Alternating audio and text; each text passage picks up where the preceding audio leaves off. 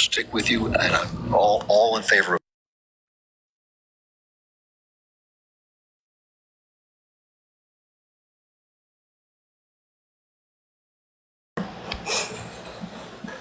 Yo, what's the deal? We're trying to smash this food. Is there an echo or no? Nah, you good? We're good. Hey, so I've already hit these questions, so I'm just gonna basically be modding unless you want me to get out of the box for someone else. Oh, it's all right, man. Whatever you want to add to, whatever you're chilling. Oh, you know I always got something to say about what people say. You know that. Right. I don't really care what people say. Yo, Kevin, I'm losing my mind right now. I need y'all help, man. Uh-oh. All right, Print, how old are you? 36. All right, Kev, how old are you? How old am I, honey? I'm 35. All right, so we all the same age, right? I'm Did 37. Richard Simmons wear a headband, or did he not wear a headband? Who? Richard Simmons, the workout guy? Yeah, he wore a headband. Print, you know he didn't wear a headband? I find that hard to believe. Print, I'm losing my mind right now, dog. They're talking about we changed timelines. And even if you Google it, he's not wearing a headband. Wow. Print, I'm losing my mind right now. Please. Bro, I've done his workout videos like with my aunt and shit, like back in the late 90s. I thought you were Dog, about to bring up Tybo. I know about him from the Nutty Professor. You know, I'm sweating like a pony, and he's wearing a headband. That's not his thing. I don't know why, but it's not on the internet. I mean, I know he had a like a Jerry curl basically, or like a perm, you know, and it just would make sense to wear a headband, wouldn't it?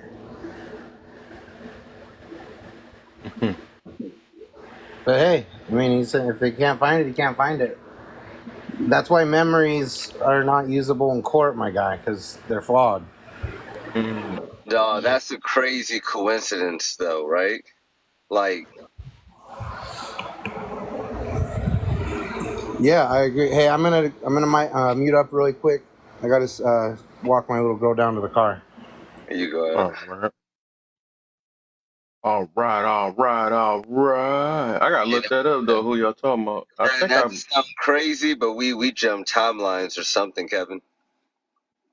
Dog, like this, I promise, I thought he died before already. Like, I promise he passed away before. So, dog, I'm not going crazy. I swear I'm not. But he wore a headband. It was his look. I'm bugging, man. I'm about to. Phew, I need to get off the internet.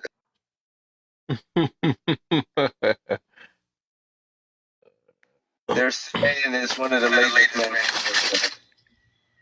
Hey, Tansy, Who's addressing me? it's Ellie. I have a question. You ever really like I'll come back. minimize back up?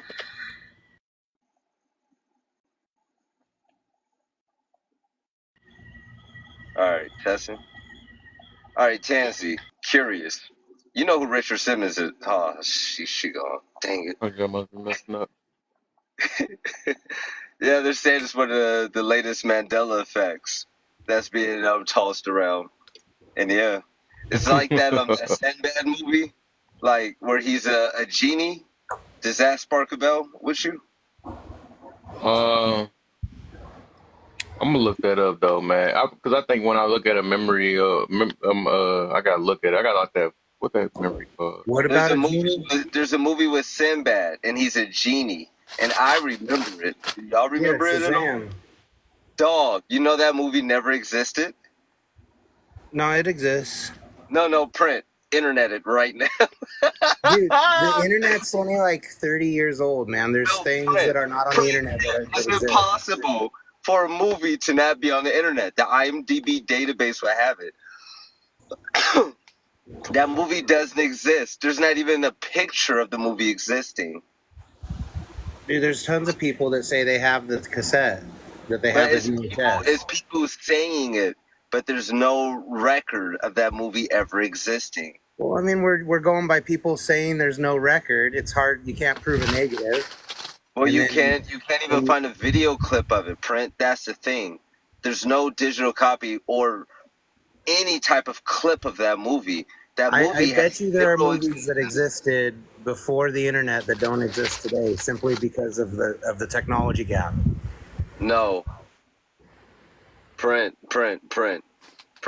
There's no existence of that movie. There's no digital footprint. There's no log of that Dude, movie ever. they reference no, it in Print. they reference it in Scary Movie. No, print. You have to listen. You have to listen to what I'm saying. Even Sinbad himself says the movie never existed. Like, Yeah, of course he's gonna say. If I were Sinbad, I'd say it don't exist either.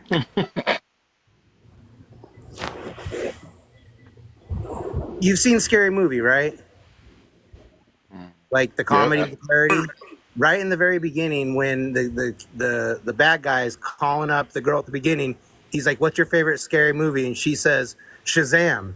And he's like, "That's not a scary movie." And she's like, "You've never seen Shaq act." Like there's proof that the movie existed and Print. written into a movie as a Wait, joke. print. You're talking about the wrong movie. All right. Shazam So is wait a different minute. You said you wanted to ask me a question, and Nee, don't tell me to don't start. Wait, what? Huh? I'm talking to the girl in the comment. You said you wanted to ask me a question. What's the question? Tansy, do you know who Richard Simmons is? What does that have any relevance to my life? The workout dude with the Oh headband. my goodness. I know he Oh passed Not my, an away. attack. It's I just know he a passed oh away. my goodness. I am know he leaving. passed away. What's up? Oh What's up with him? goodness. What are you saying? Oh Oh my my- goodness, for like a girl. Oh my I'm leaving. goodness. That's what Are girls you would say. kidding? What about him? Why are you angry? He passed having a away. No, good that's time what you having white a tea say discussion. to women like me, melanated women that we're always angry. Why are you guys so angry? I say that to women who are Why are you guys so actually- passive aggressive? Huh? Yeah, why are you so passive aggressive? Why do you always think melanated women are angry? What are you Do you not talking hear about? yourself? Do you not hear yourself? Yeah, This I is hear the way I myself talk, perfectly fine. stupid. Wait, Hey, wait, wait, bro, wait, wait, wait, be wait. Hey, respectful, bro. Print, I'm gonna leave. She is Nah, angry you for some you don't need reason. to We're you don't talking need to about get out of here women. because she's here. She likes to stir the shit. That's who she is. That's all she's I got. know, but she's up here, so I'm going to leave. I'm not Why are gonna you be in. gonna leave? You said you wanted to ask me a question. That's why I came back. You're unpleasant, so I'm leaving. You're No, rude. why We're having would a good you time. leave? Why would you be a coward and leave? Hey, I'm getting Print, ready you to be leave. good. Gemini, you be good. I'm Kevin. getting ready to Bro, leave. wait, So hold up, what hold up about before you Richard go. Simmons? He passed away. What's up? He's the step aerobics. He was just trying to point out that there's a Mandela effect thing. People remember him wearing a headband, and they can't find any video or pictures of him wearing a headband. So they're saying we're in the timeline reset, and that's one of the changes. That's all. That was he just was talking about something interesting he read. That's it. He wanted to see if you remembered the headband or if you remembered Of him course, not wearing the headband. everybody knows the headband. That was what he was. One of the things that he was known for. Man, it's kind of Yeah, late. and he was saying that you can't find pictures with a headband. They're saying he never wore it. That wasn't his image, and everybody's saying bullshit. I said I remembered the headband. Um, so that's all he was trying to get at was just an interesting thing he read. That's all. But I thought he wanted to know if his life, if his passing was mysterious, because that's what they're saying. Oh, wrong. Well, I haven't heard that. Do you want to elaborate on that? I only wanted. He said that someone threatened his life at one point, and no one believed him. And then on his birthday, he said happy birthday to everybody, and he was gonna have a good time on his birthday, and then he passed away. So I think that's pretty mysterious, don't you?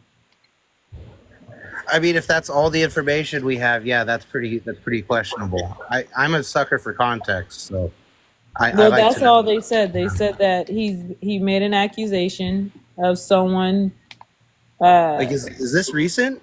Yeah, that when they talked about his passing, they talked about that. They So also, I must not have known. My bad. but I just didn't know what oh my gosh meant when I started talking. Like, See right now you're talking very nice and very pleasant. You just come in with so much steam sometimes it's hard for some people well, to that's my quickly nature. grasp themselves. That's That's all. my nature. You know. But if I talked about how you sound, then I'll be wrong, wouldn't I? But this is just I my wouldn't nature. necessarily say you're Do I wrong. need to? I'd be I willing don't to need to. admit that I I sound a don't certain need way. to. I don't need to sound like a Karen. I'm just saying I'm willing to admit that people hear me a certain way that I don't hear myself. I get told that on the regular. Excuse me, So Nee. If you don't know what I am, then I question who you are. I'm not upset with how I'm you not are. I talking to don't care. I you. can I'm handle talking it. about the So person in a comment who wants to know my nationality and my race. Like, if you don't know who I am, girl, then you don't know who you are.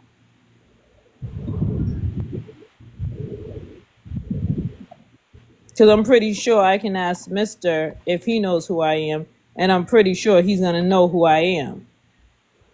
I mean, I can make a guess. I don't know that I've seen you on camera. It doesn't Right. matter if you see me on camera. You hear my friggin' voice. Stop playing games like you don't know. I'm just saying I could make a You good know I have a guess. stereotypical voice. You know you guys stereotype. So why wouldn't you know who the hell I am? You said I was aggressive. So you already know Yeah, that. and my mom is aggressive too. Yeah, So but you women know can be how you aggressive. guys mean it when you talk Like, about us. I don't So talk stop about fucking playing specific games groups. with me. So See, the thing is, if you were a straight shooter and you just said what you had to say, then I would be able to just be cool with that. But because now you want to gaslight and act like you don't know what the fuck I'm talking about, that's what gets me pissed off. no, what I was saying was that I have pattern recognition skills and that I could make a good guess, and my guess would most likely Listen, you be don't have no correct. pattern But I can't say recognition, something with nothing, 100% because all certainty you because I guys don't know do it it. for a You fact. don't have pattern So that's a recognition. very straightforward answer You don't have to what pattern you're trying to say that I recognition. don't get right to it. I just got right to it. I can't know for certain, but I No, can but guess you know how pretty you damn guys well. like to stereotype. So So just use your Well, stereotypical you're the one trait. stereotyping by saying you I guys never because even you don't questioned who know the fuck me and you you know are. me enough to say I stereotype anything. That's what you So said. You said I you came need in to here pump those aggressive. brakes, hon. You said I came in here aggressive. Then I You heard you on the do. other live say that I was a racist. No, that was not me. That did not come out of my mouth. You need to go watch the live again. I don't Yesterday call when I came people up on ists and I Kevin's don't call piano people and I isms. started doing a So dance thing. I heard what you said. you got to go back and check it. I have a rule of how I talk on these lives, and I don't You call don't have people a ists or rule. That's isms. what Yes, you I guys do. have rules for everything, don't you? I keep myself in check. So you Something never a lot of people said have a that hard time I was a doing. racist. That was, I believe that's what I know that said that, not myself. Okay, but you did say that I was aggressive when I came Yeah, in. but those are two completely different comments, and you're Okay, trying to but conflate you it as the do same know thing. So that why you don't you guys shoot straight? How about always that? say that we're being aggressive, right? You No, can I call said it you, not passionate. all women like Listen, no, you. you can call You. it passionate. What are you so passionate about? We don't always have to be aggressive.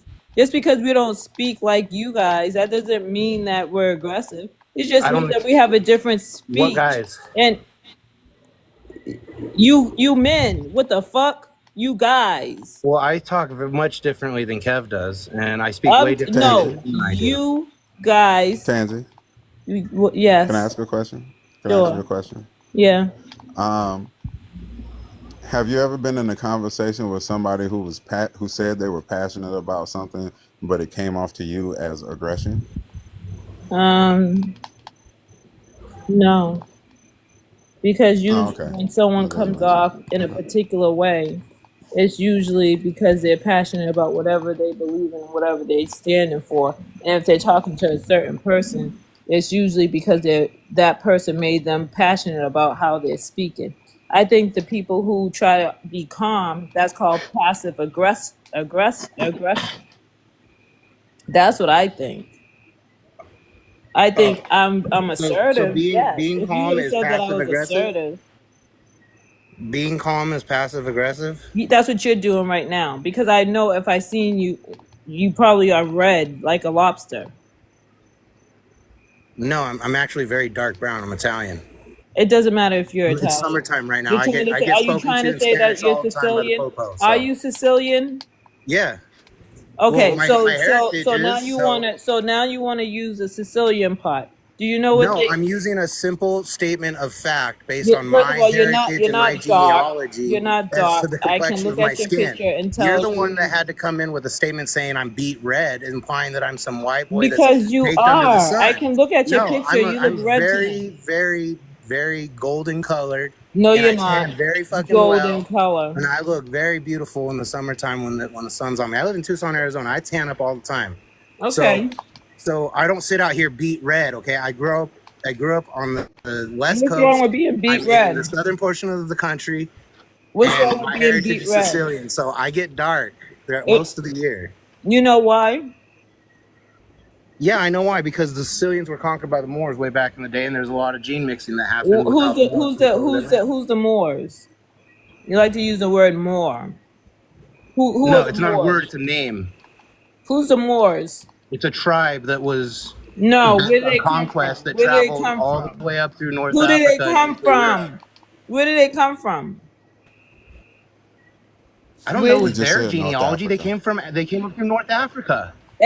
I don't exactly. So have a. why I'm don't you not a just say? historian Why of don't you just say? world peoples Why don't you just say Africa? You were conquered by the Africans. because I don't know specifically where. I said they It came up doesn't through North matter. Africa, which is the Africa is implication that they came from it's a where? continent. You were conquered Okay, by the and continent of Africa.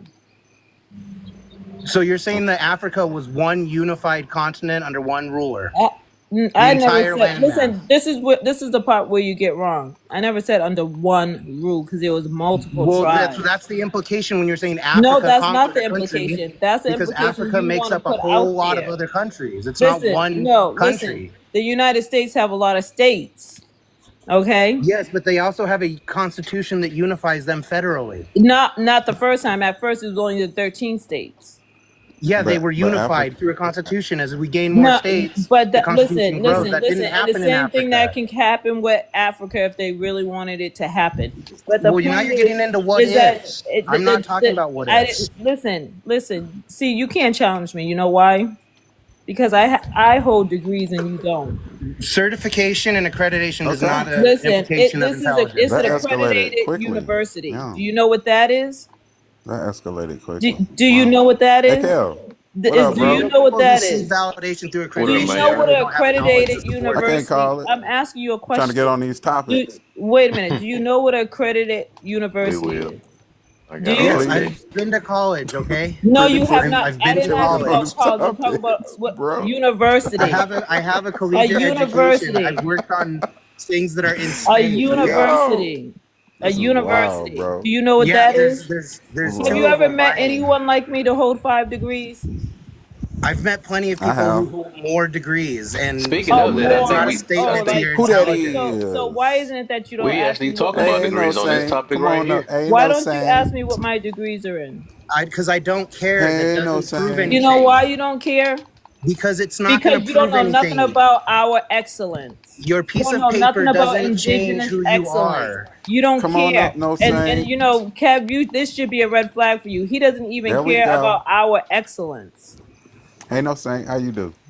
I'm just pointing out that accreditation is not You going to coming up label too, you man? as Accreditation is you got to everything have to more than us. that. You got to have more than a degree. No, accreditation is You no, got to you have don't. In intelligence, order in to my book, survive which Can you you come in up, think you have. America, or can you not deal with it? you have to Then have a okay, degree. there we go. You have to Hey, have you have to have you have to have Cozy, please a be quiet. legitimate degree, and you have to be No, better you than don't. your opposition. No, you don't.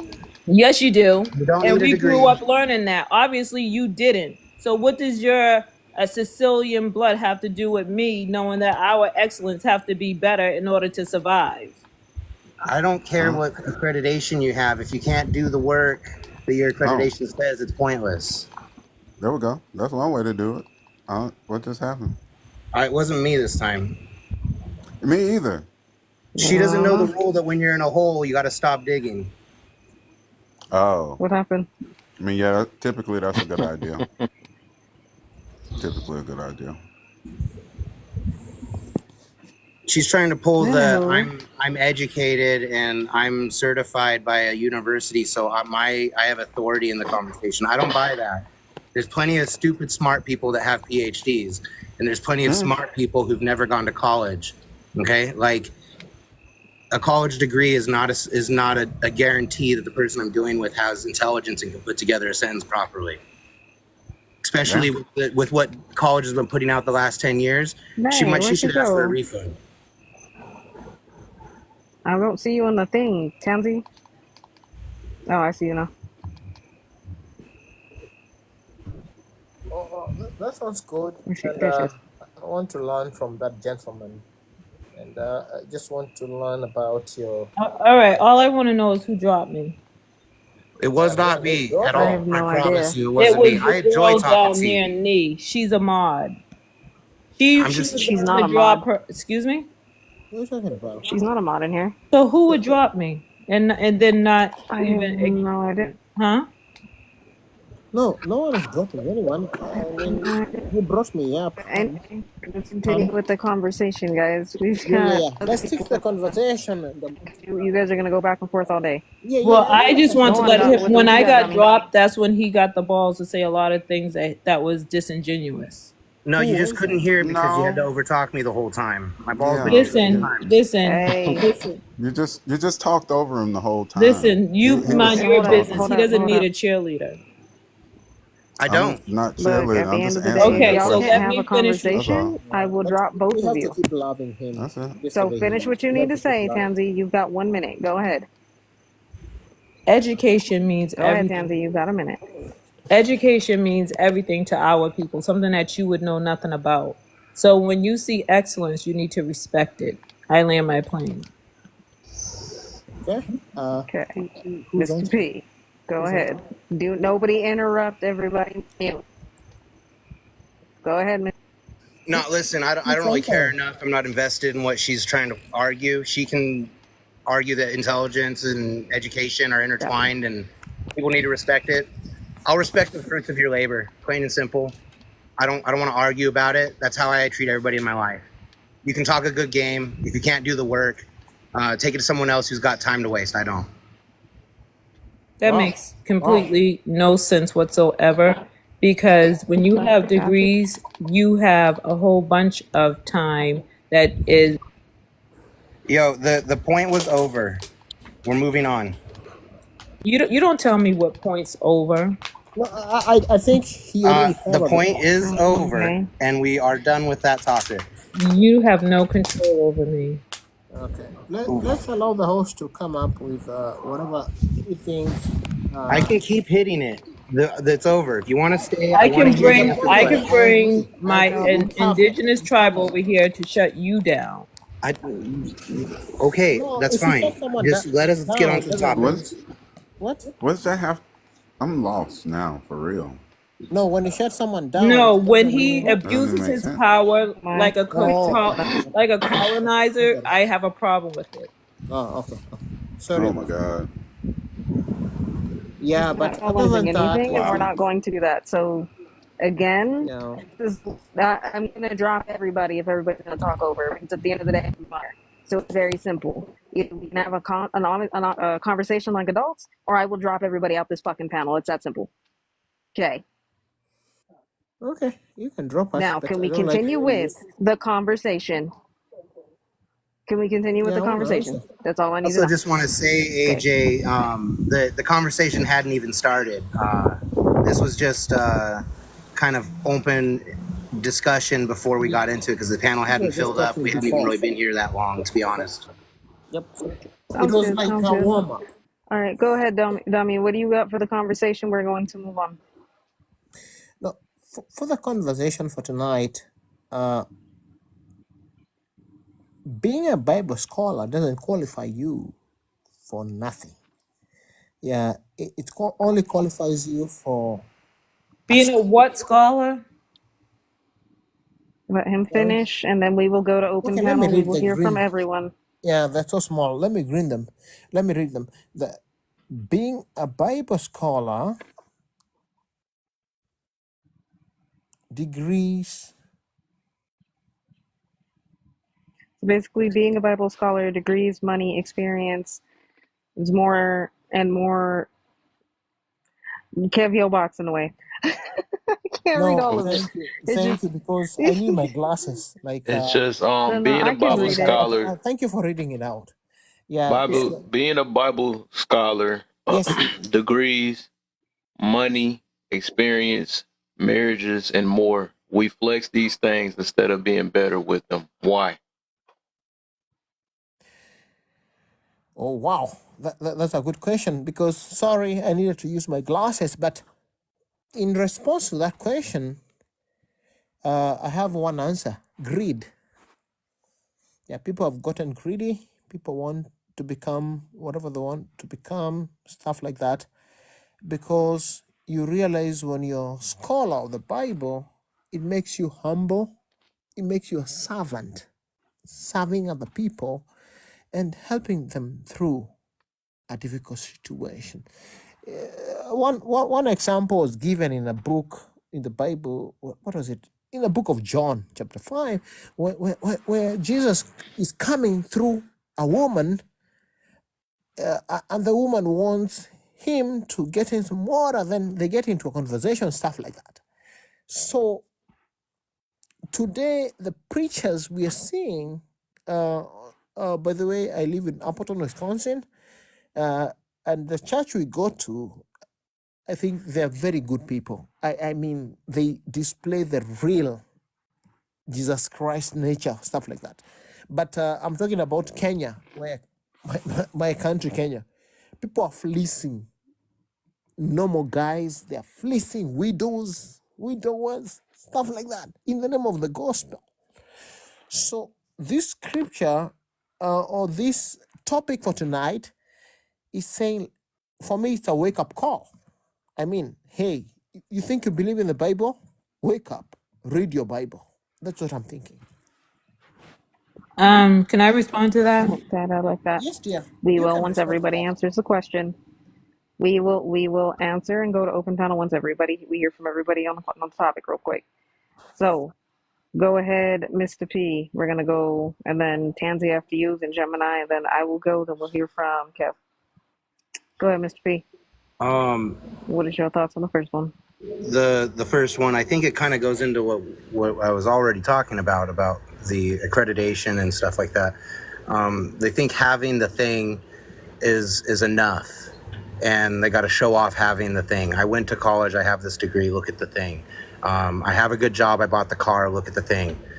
I have a marriage. I have the kids. I have the house. Look at the thing. When in reality, you shouldn't even really be concerned with what other people are observing of you. You should just be focused on doing the best you can with the things you have. If you have all these accreditations and these degrees, put them to work. Don't tell everybody about it. Go put them to work and benefit you and your family. There you go. If you have a good marriage, don't go and brag about it to everybody, looking for affirmation. Go and be a good spouse. Be a good father. Be a good leader. Be a good wife. Oh, you get The it. thing that you need to do that's good for your marriage. Instead of putting the energy and saying, I want everybody else to see how good I am, when in reality, the energy you're taking away by doing that is causing damage to the things that you're apparently bragging about. So that would be my input. I like it. I like it. Go ahead, Tansy. People with no education always think that people with an education is bragging. That's not called bragging. That's called encouraging. That means if you don't have it, you need to earn it. How is And that the a reason why you need to earn it is because we have been oppressed for so many Tansy? years. Tansy, where do Education. you see that question up there? I'm responding to what this man say. You're No, taking answer back the question. heaven. We ain't doing responses. Not even It's open talking about panel. scholar and degrees. So I'm We're talking not about doing that. We're degrees. not doing that yet. You could do that after, but say your input on there first, and then Then say why it. could he talk about accreditation and he's saying Because if that's you what have his it? point of Because view it's talk. was. So So you this got is to say your not point of my view. point of view.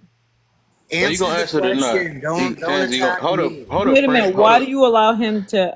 Tansy, is you gonna answer the question or not, man? For once, at least once, I or you thought I gonna keep was coming with answering your the own? question. Huh? Bring in a Bible scholar, degrees, money, experience, marriage, and more. We flex these things instead of being better with them. No, we don't flex these things. These are our accolades. And why is because African people of African descent and indigenous descent, we have to show our excellence because we are underrepresented. And every time you look at the news, all you see is someone that doesn't look like us achieving all these things as if we're not achieving anything. Then we're being told that we're lazy and all this stuff. But that's only because you don't hear about our excellence. And I land my plane. Okay. Who ain't say nothing yet? Gemini, And and don't. I'll answer. Then you, Kev. Okay. Nay, if anybody wants to jump up in the boxes, feel free to jump up in the boxes, guys. Let's have a conversation here. Go ahead, Gemini. It's a superiority complex, like Mm. because they've accomplished things. Um, it is because it's not really an accolade; it's an accomplishment, a personal accomplishment, and because they've personally accomplished things, they feel as though they are better than people who haven't, or people that they feel haven't accomplished things as great as they have.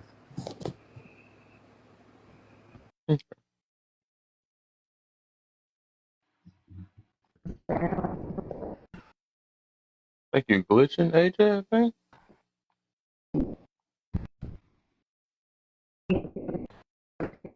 Eh, AJ, you glitching. Travion, bro, this dude keep coming in with that same stuff. I don't go that way, man.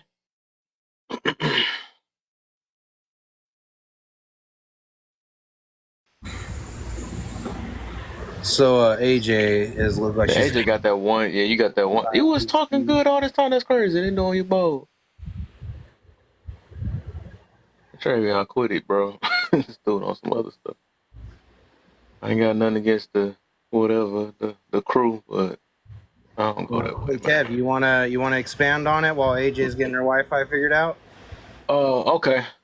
Hey, I Yes, know sir. that we got 11 people. Everybody on the panel can tap the screen as well. I'm tapping it right now. So if I'm doing it and talking with my uneducated, uncertified ass, I think everybody else on the panel can Your do the fault two that you things didn't at go to once. school and get an education. Oh, I was I making a would joke. say, They don't got to take it so hard. I wasn't joking. Please take it hard. whoa. All right. All right. I can.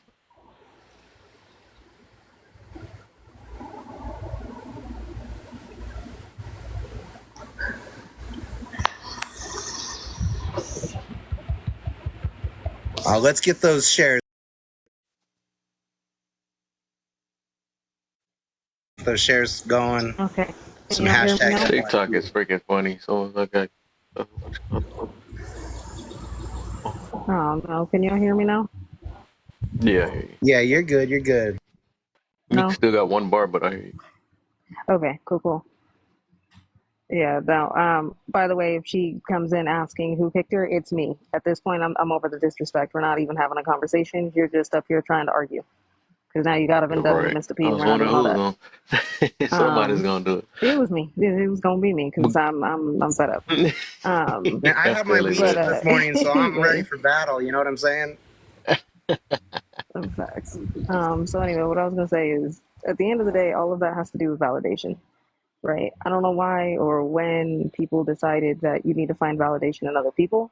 When you do that, you're essentially making your foundation out of paper mache. Because the moment those people's views shift, or they no longer care about the thing or champion the thing that you're talking about, it will fall apart 1,000%. So a lot of the time, a lot of people are just doing what they're getting validated to do, right? So yes, I may need to go get that degree because I feel like I have to. No, you don't have to get that degree. Okay, no, it doesn't make you a better person because you've gotten a degree. It doesn't make you a better person because you're a Bible scholar. It doesn't make you a better person because you're married. At the end of the day, just be about it. Stop talking about it and be about it. I 100% agree with Mr. P. So that is where I'm at. Proverbs, how are you doing? Get I'm him in real fine. quick and then we'll go to Kev. All right, Proverbs. What do you feel about the very first prompt in green there? Well, I can't really see it. It says being a Bible scholar, degrees, money, experience, marriage, and more. Are you guys asking, are those things like a flex? Just It's keep kind of, reading, then you'll be able to get your answer. Just Essentially, keep reading through the whole thing. it's kind of cut off. So, being a Bible scholar, degrees, money, experience, marriage, and more. We flex these things instead of being better with them. Why? Okay, I couldn't see it. It was cut off on my screen. Gotcha. I think people flex those things because they don't really have anything else going for them. They don't have any perspectives or good morals, so they have to flex these things. I don't think those particular things make you a good person. I think it's how you conduct yourself, how you treat other people. And I think your perspectives have to be both biblical and honorable. And if they're not, I mean, your degrees and stuff don't matter. Interesting. All right, man. Bags, how are you doing? Hey Jay, what's I'm good? What's back good, in y'all? the building. Cav, what's good? How you feeling? I can't complain. I kind of feel Here's like what he how says. y'all feel. Like, none of these things mean anything without action. Degrees. I be feeling like a lot of people who feel like they educated really don't pay attention to who they're trying to educate. And when you're trying to educate certain people, you need to learn how to educate them. That's Really one. quick, Bags, could you move a little bit closer to your mic? I can barely hear you. I don't know if anyone else is having that issue. Could you just move a little closer? I want to hear everything you're saying, buddy. I hear a muffle. I do hear a muffle. Y'all hear me now? Dang, dude, what the heck did you? I took the headphones off. My bad. Oh, that's what it is. The headphones. That was loud and clear. Nah, there you go. Yeah, I was saying that I agree with y'all. Like, if you're not putting no actions towards a few of these things, it's not worth anything. Like, especially with the degrees, I feel like a lot of educated people be trying to educate, and they're not really paying attention to who they're trying to put their message through to. Yeah, it makes no sense to flex any of these things when you're not doing the right thing, I should say. I pretty much disagree with y'all. Mm-hmm. Okay. So, what you got, Kev? My bad, my bad. I shouldn't have bought this thing on TikTok. This thing, I bought one of them little game things. They got like 40,000 games on it. I'm playing one of them classes called Herc's Adventures. I was playing Fighting Force yesterday. So I say, dang, somebody got the boot. Oh, he already know who was getting the boot. That's why he sat there on purpose. So I do a little bit because I can get deep on this whole first green one because I can talk about this for some couple days. So with the Bible scholars, why I mentioned that when I see so many people, and I feel like they necessary, right? But my thing is that what they do, for what I notice, is like they only use it like kind of brag. Oh, I know that scripture. You don't read the book and all this other stuff, right? But they don't never they Back don't up. I never sent kind you of, an invite. huh? You said what? Okay, there you go. I was telling him to come back up. I sent him an invite. Oh. What the hell just happened? You was in my box. What? You were in my box, and I hit the ejector seat. Box, yeah. He always sit right there. You know what? You're lucky I love you, Mir. You're lucky I love you, Mir. Because we be going back You and lucky. forth right now. You lucky. I love you too, bro. I love you too. I'm sorry. I don't know who I do about interrupted, it, but I'm Mirror. sorry. Nothing you can do about it, Mirror. Not one damn thing. Not one damn thing.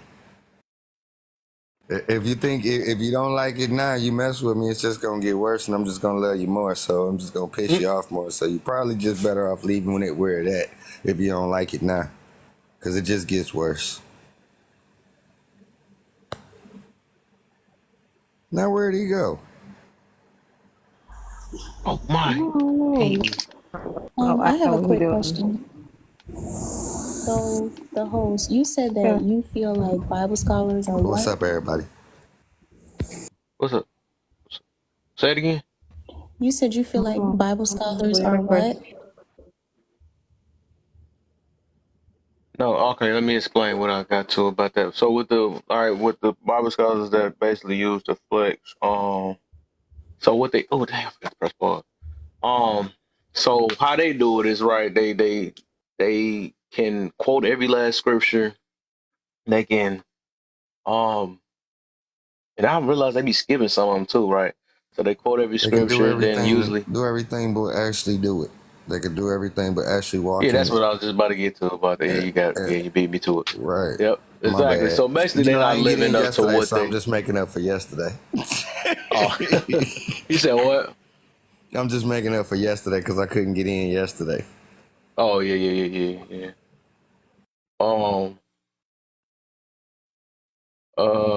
What is about this?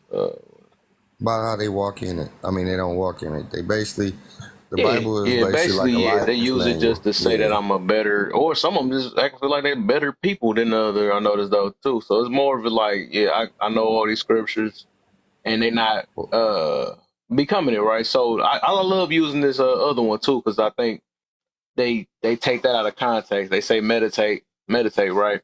So people say, yeah, you meditate on the word and all that. So basically, The meditation, how I Bible look said at that it, you're supposed to submit to me. huh? Tell them women that the Bible say you're supposed to submit to me. Oh, you're right. I don't want to hear that part. Let's skip that one. Yeah, on that. Well, that part too, right? But I'm talking about the meditation, right? So they say meditate, and people say, "Oh, I meditate on my word and all this stuff," but they think it is like keep reading it over. Tell how many times I read a day, and people use that. Well, I read it this much a day and stuff. You need to get into it and all that stuff. But meditation, I look at it as it's just like what's that other thing called? It's what's that called? Like manifesting or whatever. So basically, it's like keep repeating it. Basically like studying and keeping it in your mind. That way, you get to the point that you start living it. Back to what we was talking about before, right? But a lot of them just use it just to say, I know this, but they rather not be better with it. You know what I'm saying? Just like all the rest of these things on here. They say, I know this scripture. I know that I should forgive, but you don't know anything about. So somebody make you mad, that's all out the door, right? So you say you can quote all these things and put it on every last other person, or use it to say, like I said, that this is in here. I found this here. You use it as a bragging thing, but you don't live it. So you know what I'm saying. So that's what I'm getting to about that. And I noticed that with a lot of them though. A lot of them like skipping different things. So that's what I mean about that part though. But Well, yeah, I hear you. yeah. I mean, me personally, I tend to stay away from Bible scholars, just because Bible scholars, they're people who have gone to seminary school. And I mean, you can correct me if I'm wrong, but those are the people who go and get Bible degrees and stuff like that. And if you read the actual scriptures, it says to beware lest any man spoil you through philosophy, vain deceit, after the rudiments and the traditions of the world and not after Christ. So what I've known, and that's Colossians, the 2nd chapter, the 8th verse, for anybody who wanted to go back and read that. But yeah, I tend to stay away from them because a lot of Bible scholars, you're correct, they don't live by what they quote. A lot of times they don't even believe what they quote. They just do it just to do it, just to, Yeah. Oh, that's the point of it. Well, a lot of these I can really get deep with, but I'm gonna let a lot of y'all. We're gonna expand on this though, because I'm gonna talk about this for a few days. But yeah, that's my point of view on that part. Marriage is right. I see people use that. I low-key, I don't know. I don't want to say this, but it be seeming like, or maybe I don't know. Lately, like even the people that's the people that I'm not gonna say support, but the people that actually know about marriages and all that stuff, right? And then the ones that I guess claim they married, I be feeling like that. Some of them be thinking they better and better human beings. I don't know. That's something I just kind of experienced. It's like I be hearing, and as I talk to a lot of them, I just or listening to them, it just sound like they just because they married, right? They just acting like they don't mess up, or I don't know. It's just something I just kind of noticed or something like that. And it's like they just, I don't know. It's weird, but. But even that, right, with the marriages, like they use that as a flex. They don't become better at their situation, right? And then that's the reason why I be where I hear different things where people say, which I kind of disagree with, when they say that like I said, I'm for marriage, right? I'm for marriage and all that. But I don't believe marriage is the goal. I just can't say that, because like once you get there, then what else you supposed to do in life? It should be something else. Me myself, I believe the goal is, because of what I believe in, is to be best use for what God used you for. You know what I'm saying? I don't think it's just about being married only. You know what I'm saying? Because that's how I look at it when you say that's the goal in life. I look at it as, well, marriage is just, that's all you got to worry about. And then from there, like, what else do you do to contribute to, society or get used in God's way and stuff like that. So I can't say that it's the goal. It should be a goal if you're dating, right? Huh? Right. I said that it's one of the goals. It's the starting line. It's the to finish the marriage is part of is actual goal, not to actually get married. It's like that's what happens. People get married and they think they've made it, and it's like, no, you just started. This is the actual race. This is the actual event. You didn't start the event when you until you said I do. And now this is where the work comes in. This is where you got to now work with this person to reach the goal, to the finish line. How do you get the trophy before the race? Mm-hmm. How do you get the reward before you've even ran the race? And that's the problem. People think that you get the trophy at I do. No, that's the starting line. I have never seen anybody win the trophy at the starting line. They had to go through the race and get back to the starting line before everybody else to win the race. And that's when you get the prize. For me, I am a married woman, and me personally, the fact that I'm married, I do think that's a flex. It's a flex for me, but however, I will say I don't think that I am better than the next person. A lot of times people, they tell me that I think I'm better. Like for example, a single woman that I know, she was telling me how she has kids and, she's not married. All of her kids were born out of wedlock, right? So she asked me if I was married, and I said yes. And then she asked me, did I have kids? And I said no. So I guess she felt like I don't even know. I guess that goes for the operation of her mind. I'm not even gonna speak for her. But I do think me being married is a flex, but I don't think that I'm better than the next person. I just think that, you know, we have different journeys. I don't think marriage is for everybody. But, you know, that's just my personal opinion. I think it's a flex for me. Yeah, Um, see, and that's how I feel. Like I'm not against marriage, but I think my ultimate goal is to unalive at an old age in my sleep. Like you understand, that's my ultimate goal after accomplishing all my real goals. Like I don't think that marriage is a goal for me. Like it's not set, not for me anyway. hey Kev, Hmm. so you said like marriage, like you're flexing that. What are you doing for society? I Or be better or something, you know. you know I think that because of where I sit and how what I look at marriage for, marriage has a very specific purpose, in my opinion, and that purpose is literally to create the next generation of humans that are going to enter the society. And maybe this is just because I'm a little bit older, but I always kind of giggle to myself when I hear someone giving marital advice and they're like, yeah, I've been married 18 months, and stuff like that. And while granted, they may have already had valid and legitimate experiences being married in a year and a half, I kind of think that before you feel the need to go and quote unquote flex your marriage, you really need to build your marriage into something that is worthy of showing to other people. Um, you know, like I've been in social media for a long time. Obviously, we all kind of have at my age. But I never spoke about my marriage until very recently, where I've hit the 15-year mark. So I feel that at 15 years, I've kind of gone through a good amount of experiences where I can say, hey, this is how we made it. And when you get to that point, at least from a male perspective, and you want to talk about marriage to other people, you've learned how to be humble, just by the nature of being in a marriage that long and it being successful. You've learned how to listen to other people and kind of meet them where they're at. And so I think that's kind of important when you want to talk about marriages. You need to have been through it, and it has to have been survived. And what did you do when you maybe weren't head over heels in love with each other and stuff like that. So my biggest thing is with any of them, if you're a Bible scholar,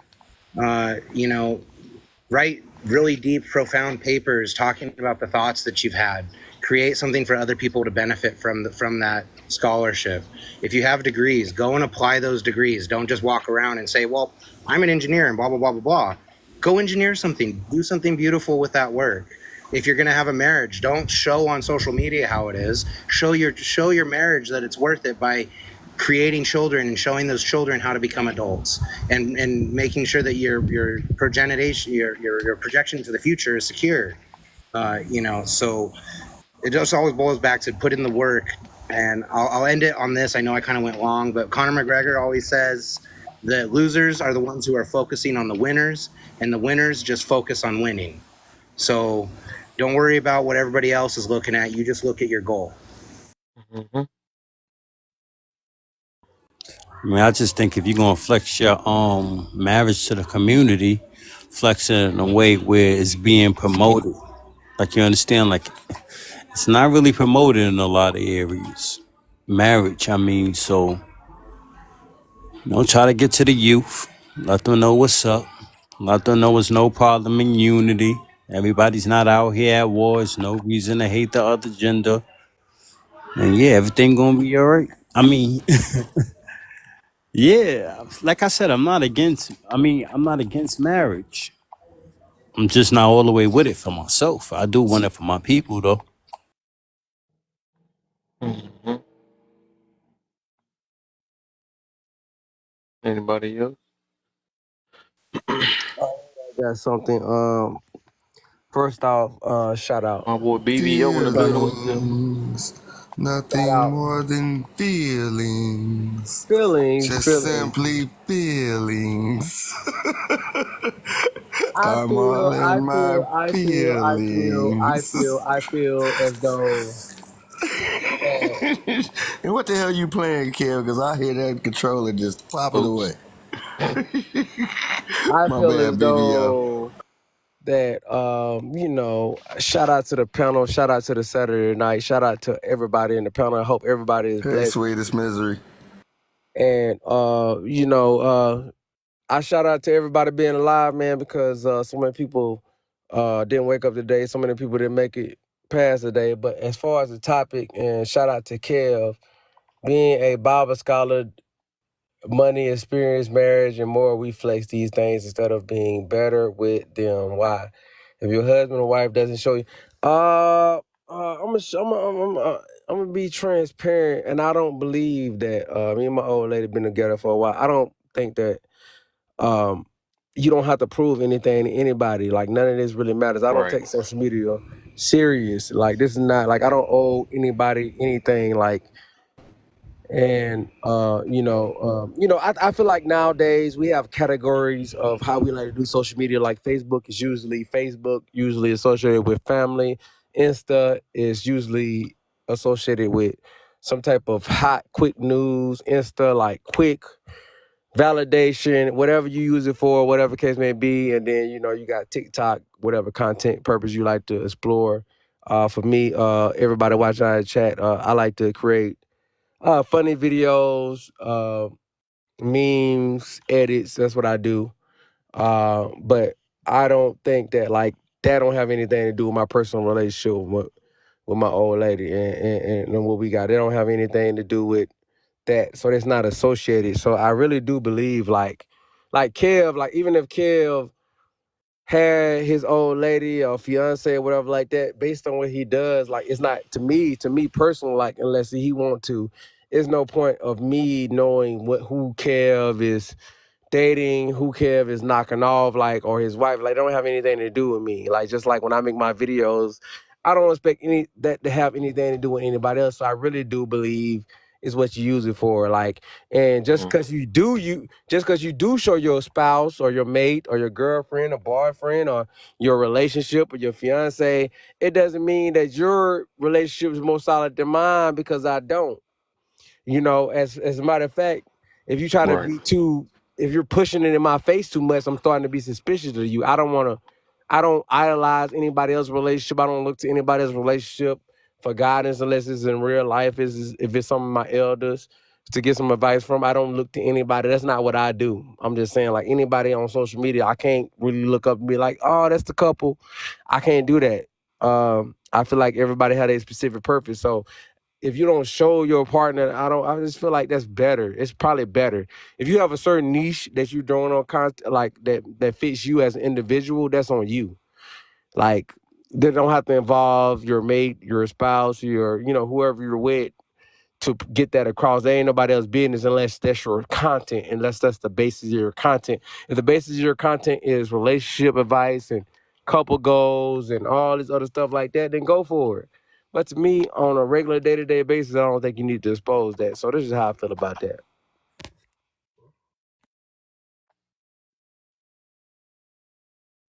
All right. Yeah. I didn't. What you got, Mir? I don't know if you said anything. I think Gemini went already. Otherwise, we can go to the next one, next prompt. I don't know. Did Gemini answer on the green one? I don't remember.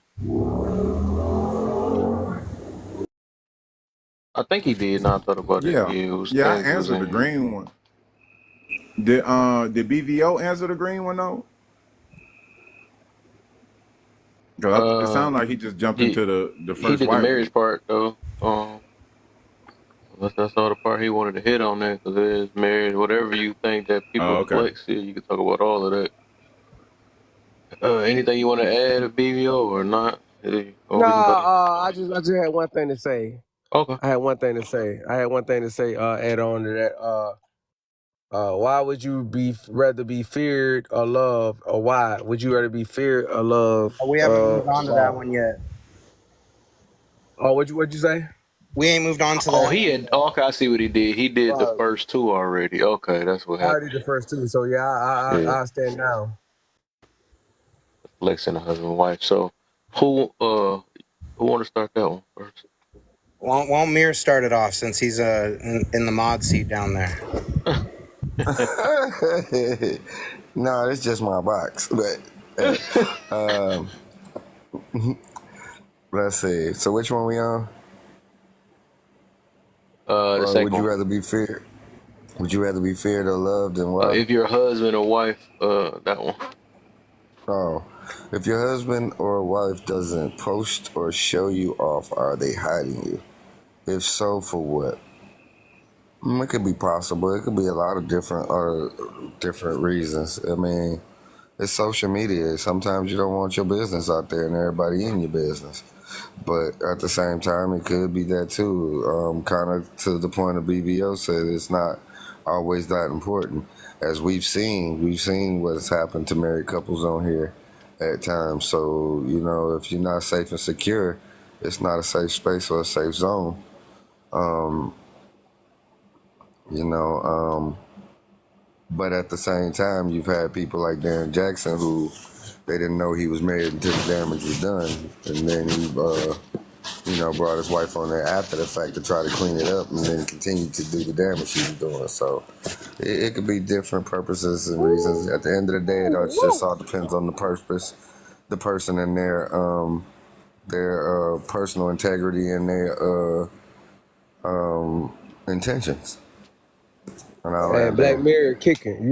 With that Derrick Jackson example is perfect, man. Like that was crazy, man. Cause like I think whenever Derrick Jackson got exposed, it's like all the heterosexual regular black men was telling women like Derrick Jackson is a fraud, he's a phony. We just didn't have any proof. And when all that stuff started coming out, and it provided where the side chick had camera video, Derrick Jackson sitting out of his truck. He was sitting out of his truck at his side chick house making videos about to women, catered towards women, about telling them what they man doing and giving them the game that he was doing. Like it was very, very clever and intelligent on his part. Like just to do that, like that whole thing came out, like it was just like perfect. Man, don't be like, to me, don't be putting yourself out there or your relationship out there with your girl or your man. If you haven't built up your relationship or your marriage enough to be secure, to put it out there, I don't think it's necessarily anything wrong with anybody creating themselves and marketing themselves as a relationship couple or somebody that's together, they're sincere to help other couples. I don't see anything wrong with that. I think there is a space for that. But don't be just like, because y'all go good together, y'all look good together, and y'all got all kind of stuff going on, but everybody following you. And then all of a sudden all this stuff come out, and Derrick Jackson type of stuff come out, and then you realize that this.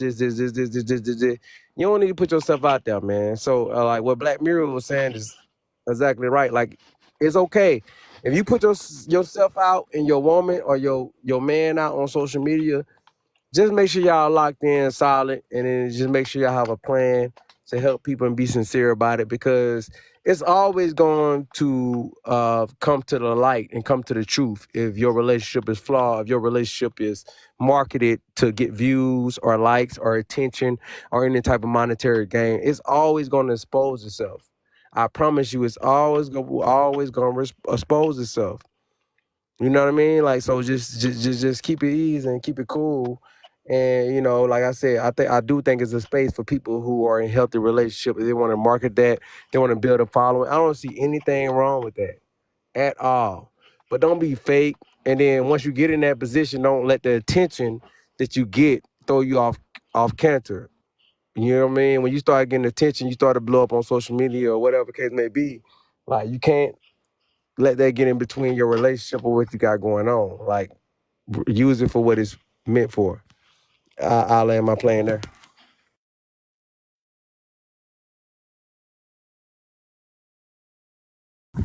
Hmm? Bags, you wanna take the next one? Yeah, I feel like it depends on the person. If they one of them people that constantly posting their life and post every attribute and every moment of it, they not posting your asses for a reason. I know some people like a private life. I ain't mad at that. Some people you don't even know that they got families unless you ask them. Yeah, I'm kind of on both sides of the fence with it, to be completely honest. If you're not a person that don't show off a lot of things, I don't find it odd. But if you showing off your car and everywhere you go and everything else, and you ain't showing your significant other off, I might have a problem with that.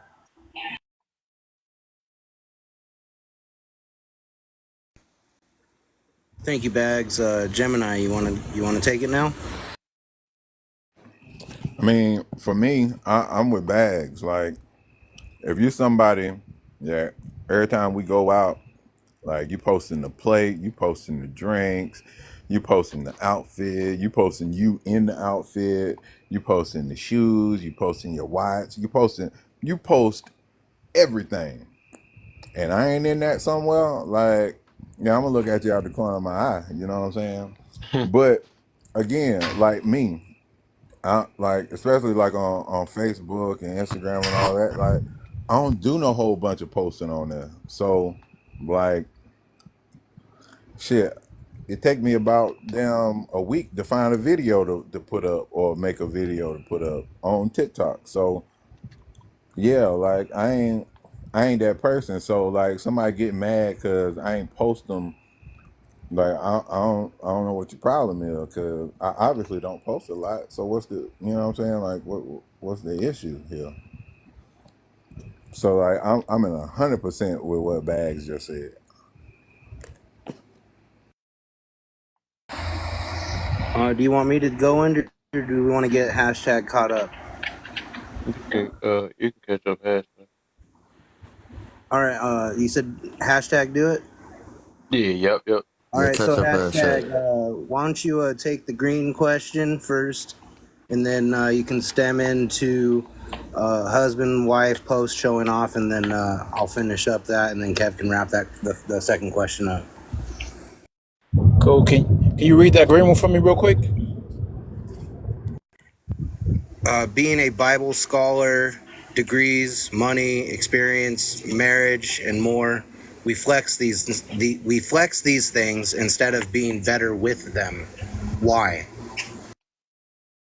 Oh man, that's crazy. It would take Kev to make this question right here. Kev does this right here.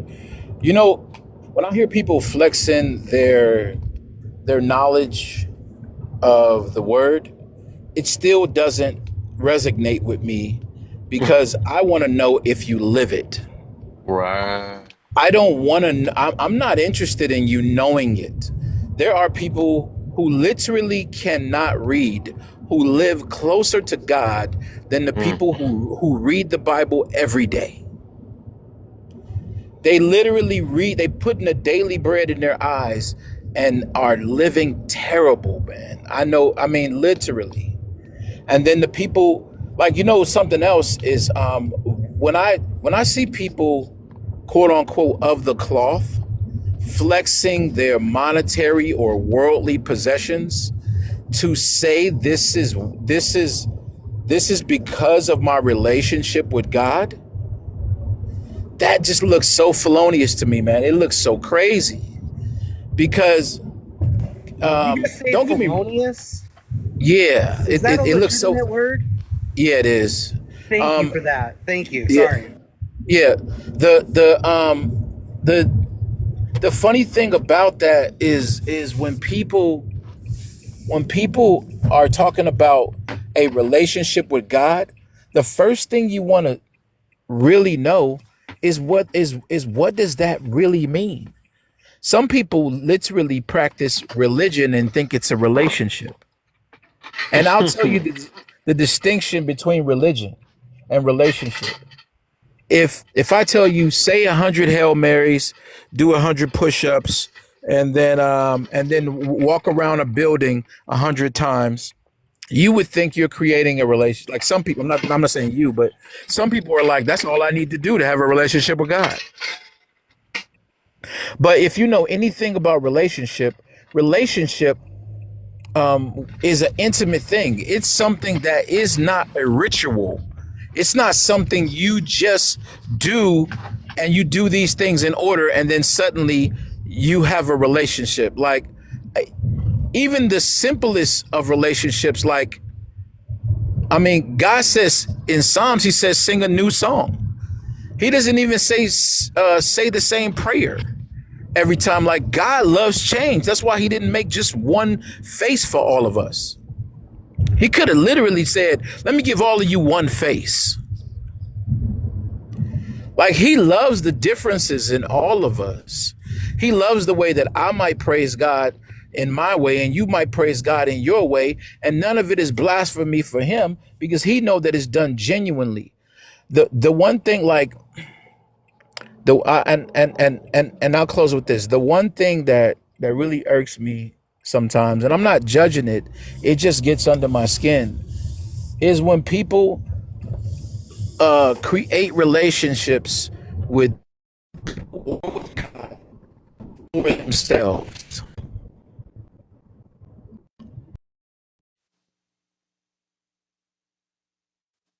And for themselves.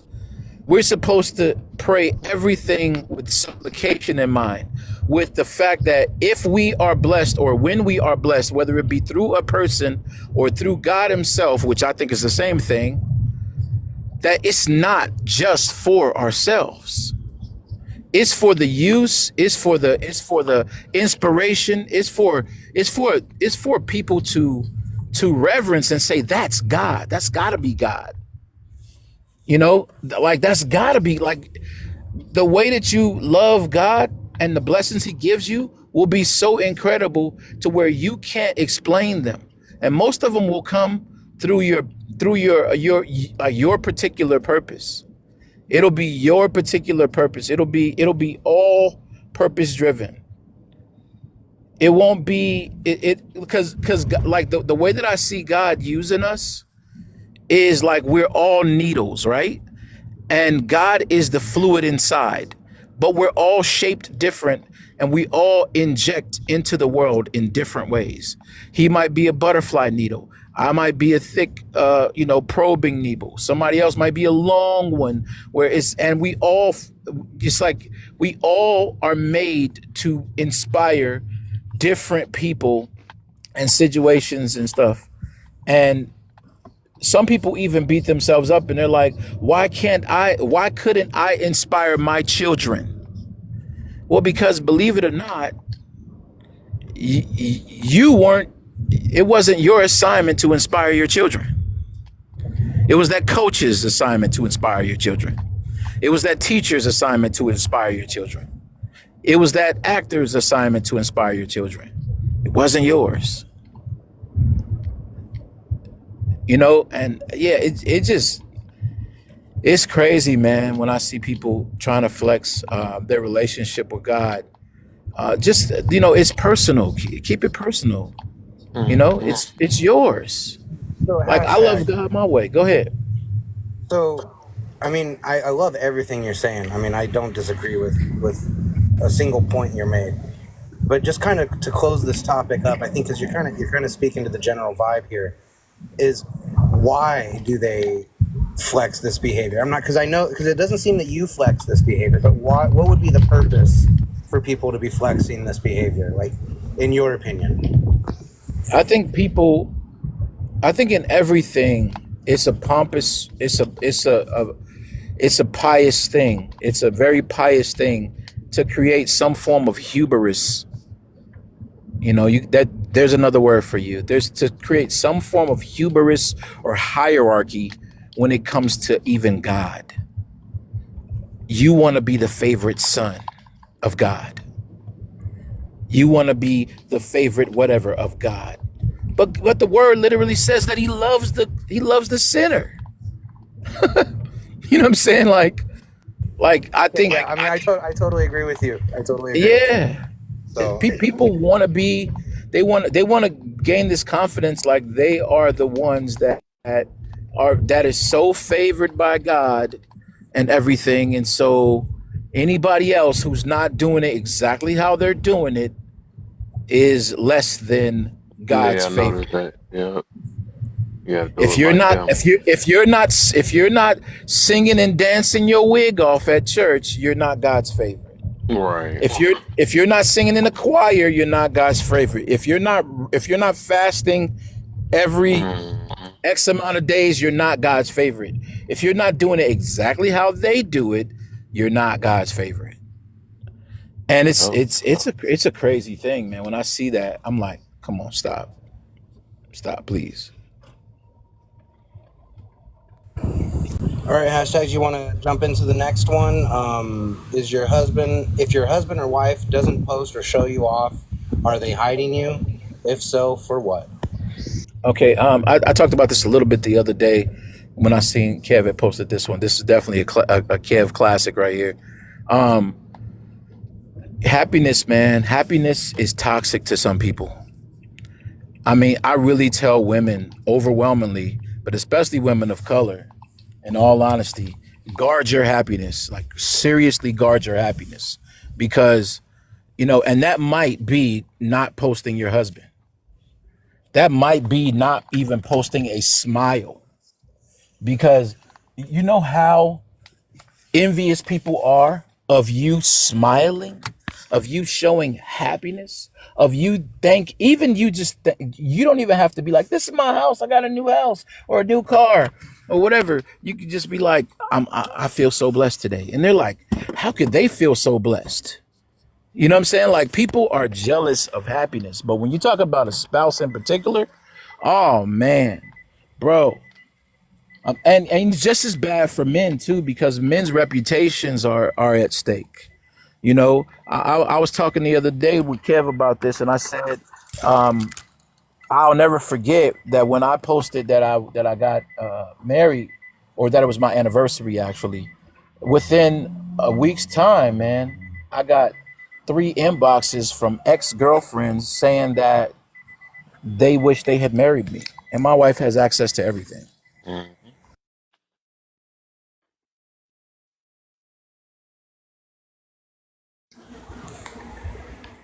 All right. Well, is that it for hashtags, or did he get cut off? Oh That's no, all. I was just talking to my wife right now. Um, yeah, no, yeah. I mean, basically that's it. So I think everybody should guard their happiness, man. Both Oh yeah, men that's and what you women were should. saying yesterday. I remember you Yeah, that. Yeah. I think it's very important. Like, and if that includes not posting a picture for the world to see, because really, there's, I mean, like, why are we really doing it? I probably have like 2 pictures total of my wife on my social media, period. Like, on all of my social medias, just 2. And I think most of those pictures, or those 2 pictures that I do have posted, are of funny moments or moments with groups, like groups of people. And people were so involved in those pictures. I mean, I was surprised at how, you can tell how many likes versus looks you get. You know what I'm saying? And I was like, what the heck? Like, and then you can Google your own picture sometime and see how many times it's been shared. And if you're really deep and you know somebody who's tech, who did it get shared to? That's the crazy part. And when I looked at that one time, because my boy is just one of those dudes, I was like, this is crazy. You'd be surprised, bro. Like, people are really stalkers.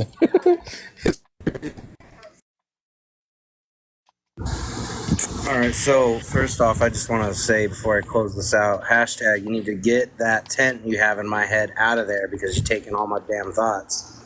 So thanks for taking that. But I come to it from a different perspective a little bit, in the sense that, like, you got to protect your happiness and whatnot. But I'm going to take a little step back and just for an analysis that I have is that I've observed that people generally lack the ability to give somebody happiness if that somebody doesn't give them something back in return, if there's no gain for giving away their Conditional. happiness. So because I observed this in life, just in my interactions with people and the path that I've had to go, I really don't like to expose the ups or the downs in my life. I don't think that that's wise to just kind of project that out there, because I think that, I don't want to sound like a hardcore Bible thumper, but, the devil is called the adversary, and he has access to all of the things in our life except our free will. So our prayers, he has access. That's a two-way call. You know what I mean? When you're making that prayer, it goes up and it also goes somewhere else. Someone else has access to it. So be careful when you make your prayers what you're asking for, because God may not be the one giving you what you necessarily think you're asking for. You really got to understand what you're doing with that. But anyways, I look at it like idle hands are the tool of the devil, and people who are on social networks generally have idle hands. And why would I want to project out into the world this vulnerability that I have, this valuable, delicate thing that requires my constant protection? Why would I want to open that up to a varying degrees of people who have their own agendas and motivations to bring and sync my life to their level instead of elevating themselves? I just think it's better to just stay away. Let the prying eyes come to you. Don't take it. Don't give all your information to them.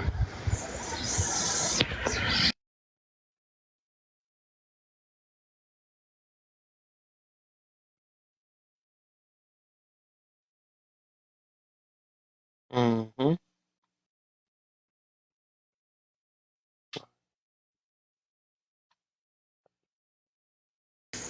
What about you, Kev? What's your thoughts on this? On that one, I would say, If your husband isn't showing you off, no Diddy. Why? What's going on? so I would say that if my so this what I was being funny with, because I see a lot of people do say this.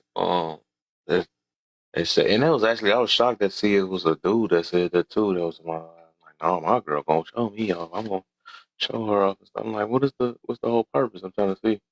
But I don't think it's that. But then as I listen to more people, it can, it do depends on that type of person. If you have been that person, and I feel like that's just a maturity thing, anyways, right? Because I still don't to this day. Or it could be just a lack of confidence within whatever you try to show off in your life. You're not comfortable, so you need outside validation to tell you, "Ooh, y'all doing it, y'all doing that, y'all did that, y'all goals," stuff like that or whatever. So I don't know. It depends. Always posting it. I Don't have a post. question for you. Yeah, So, huh. VO, he took off, but he brought up a really interesting point that the different social medias kind of have different realms in our personal lives. And, he brought up like that Facebook is generally where you're going to go for your more family oriented content, like communication with your great aunt or, pictures you share with your cousin or whatever. It's like, why simultaneously say, that I'm not actively promoting my family on social media or my marriage. In some realms, we post like milestones, like birth of a baby, 10-year birthday, 10-year anniversary. The big events, those get posted. Is that the same as a flex, and even in that realm, or is that just normal family stuff that doesn't fit in that realm?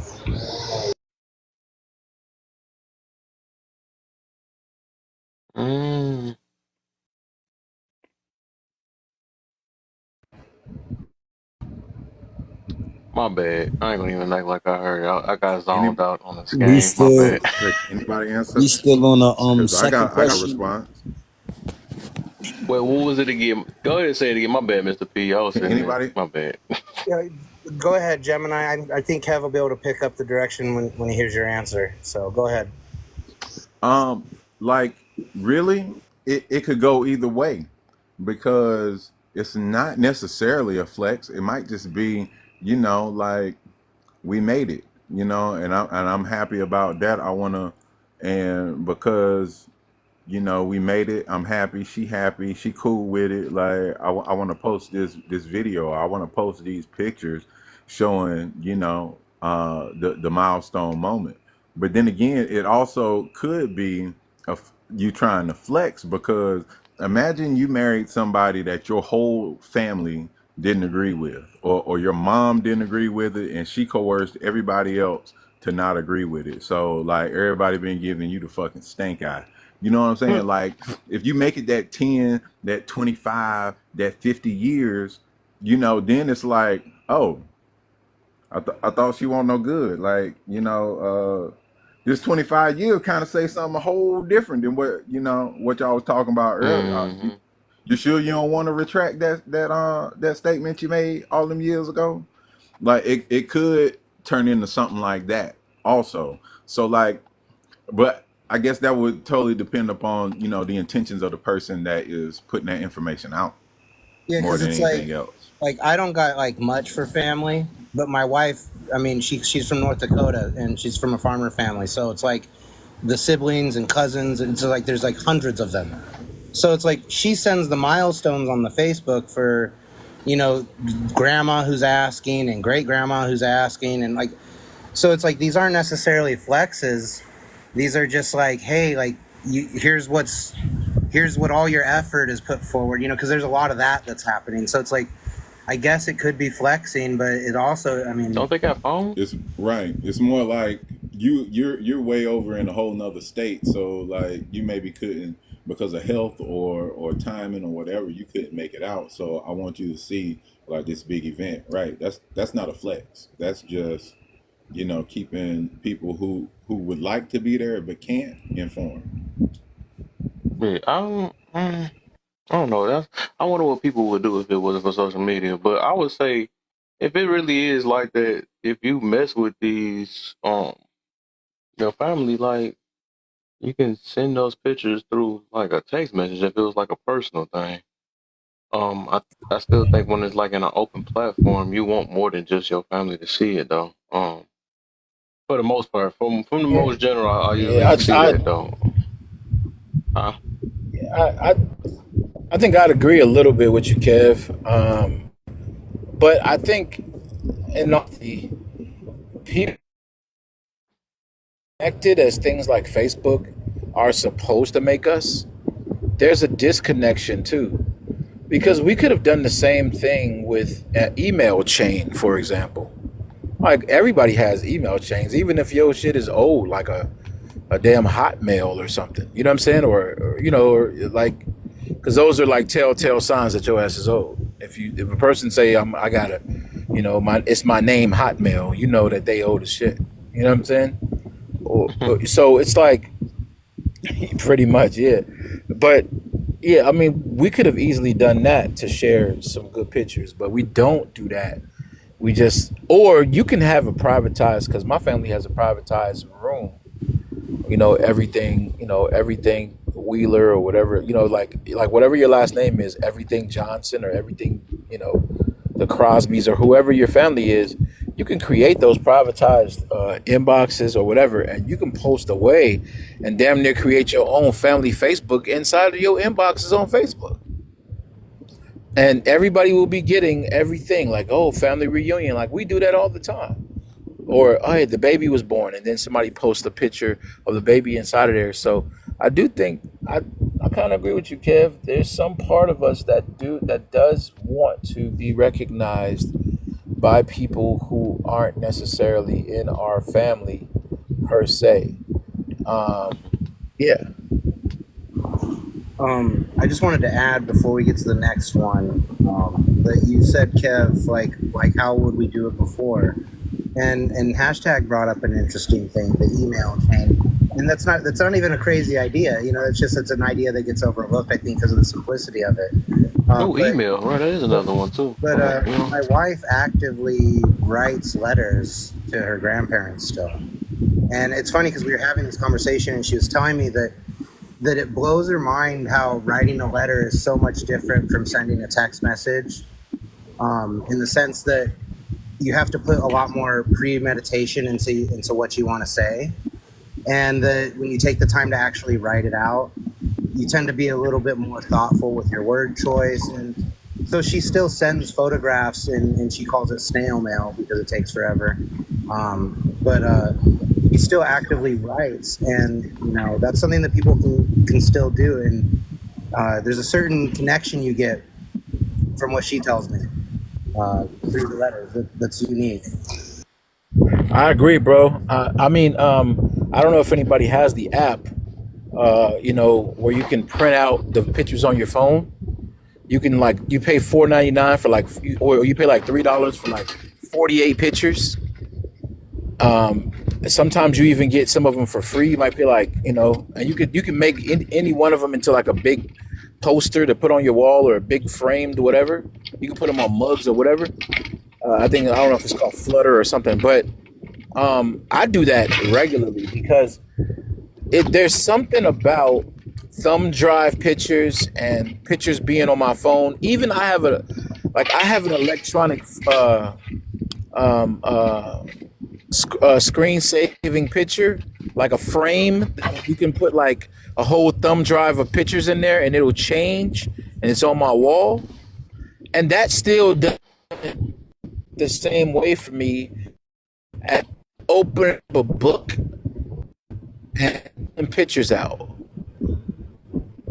Opening up a photo album and pulling pictures out is still more intimate than that digital frame I got with the thumb drive or the SIM card in it that just, rotates pictures like a billboard.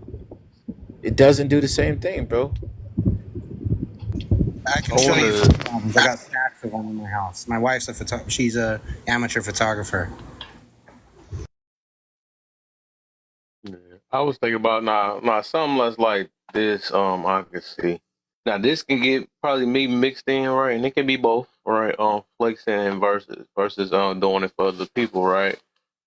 Like all right, posting like body pics, like if you're doing gym, something like that, right? Because I was thinking about that some years ago, like if I was to show my old body versus the new body, you can post that for like motivation or whatever, and it really don't have to be a flex. It can be a flex at the same time, but I think it's like now with that, you can't really read the full intention only based off of like how consistent they doing it, or I don't know, like from that point, like if you're doing it so many multiple times, then there's like flexes from that point. Look at that, I got an extra cut now, from last No time. But diddy. I can see like an old pic when you was chunky, and then you do this, and just to let people know that you can do it. Shoot, it took me 90 days, something like that. This is how my body looked from there to then, or something like that. So I can understand that. But I think this thing is that a lot of us, and that's what the whole point of this topic is. A lot of us are so used to doing it that we feel like it's just a normal thing. We will make up 100 excuses of why we do it, because we addicted to it. We love that feeling of them likes. We love that feeling of people cheering us on and all this other stuff. So people just, so we're gonna, like I said, a lot of us gonna keep making excuses. But that's what I do. I enjoy this. That's how I valid. But we about to get to that though. Go ahead, Io. Yeah, so I'll just start saying, like, I'm 23, I'm not married.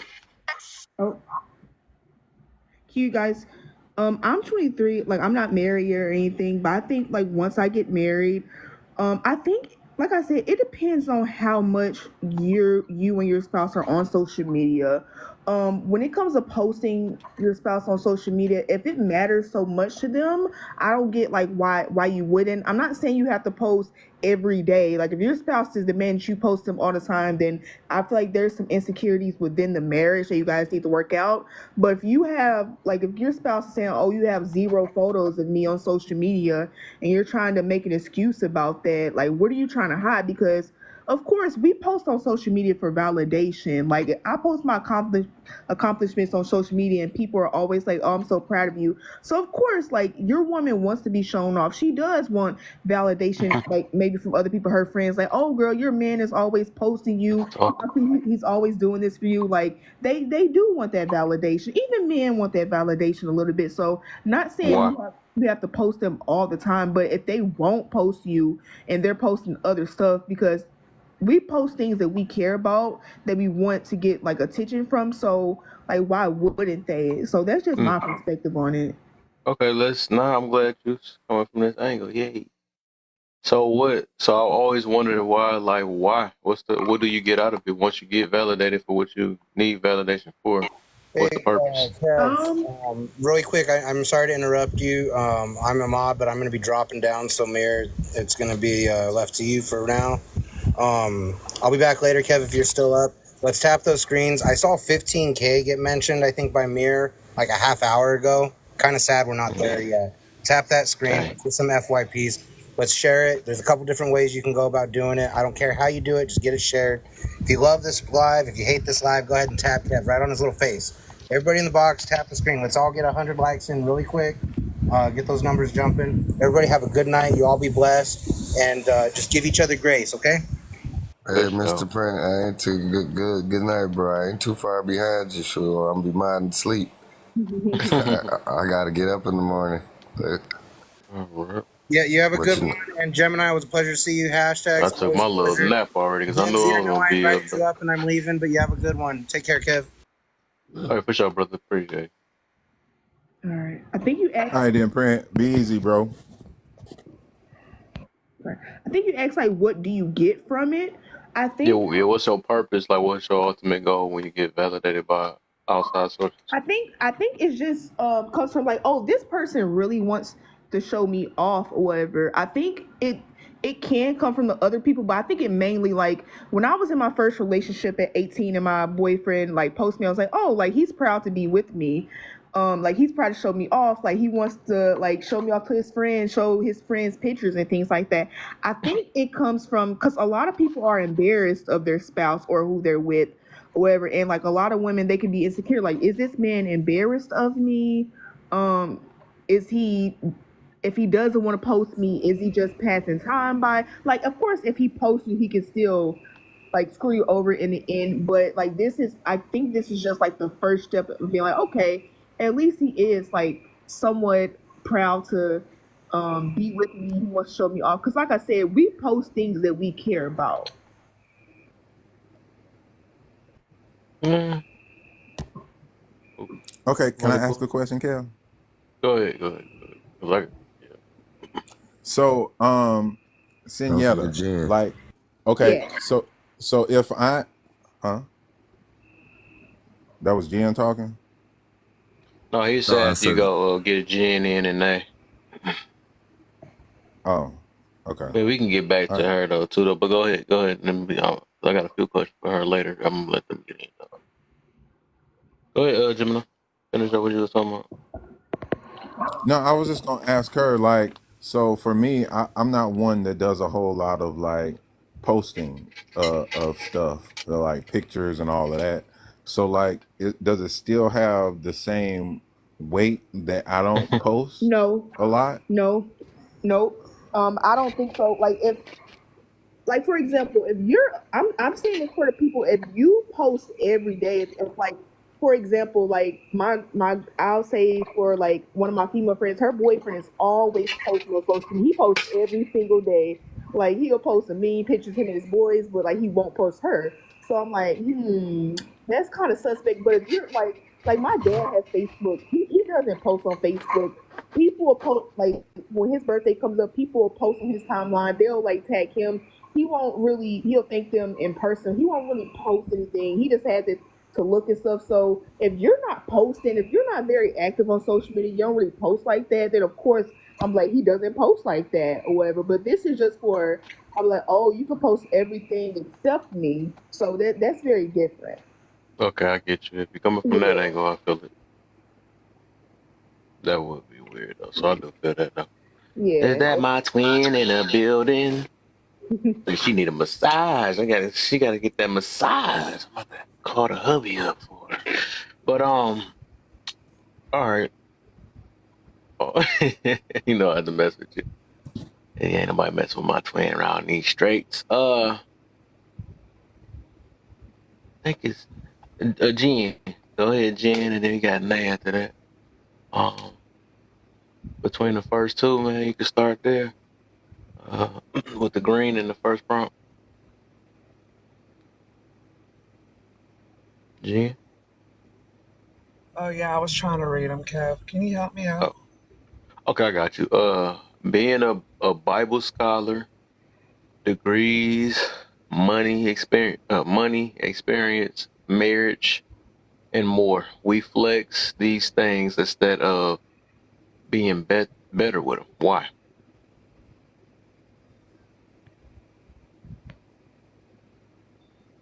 Or let's use the word show them off. Show off. But we just used that word earlier.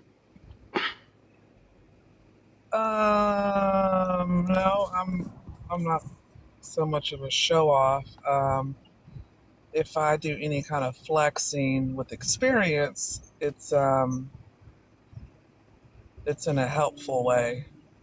It's sharing, maybe to save someone else from anything that's with a bad experience.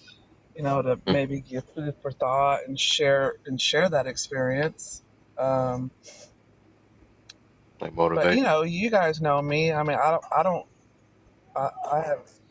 think I've ever tried to flex anything. How about our people though? Do you believe they flex more? Yeah, and I'm it's, yeah. I mean, I've seen people flex. I usually don't interject. Usually I don't. If it's, I don't know. I don't really know how to answer that. I mean, I'm not. I let people have their way. I kind of read people basically. And if they're basically what I'm looking for is, are they approachable? And if I detect any flaw, it's are they approachable for another moment that we can actually talk on any issues. So I think it's really about getting better and seeing places where you can help somebody make their situation better. I hope that I answered it. That's how I interpreted it. Okay. And then the other one. Oh, well, I guess you kind of you blended both for me and I already didn't think about it. If your husband or wife doesn't post or show you off, are they hiding you? If so, for what? I don't have an issue with that. I that is small. At my age, I'm just worried if I, tinkle if I sneeze too hard. It's it's not that serious, honestly. It really isn't. And I don't think if I had internet, at a young age, I don't think I would have cared either.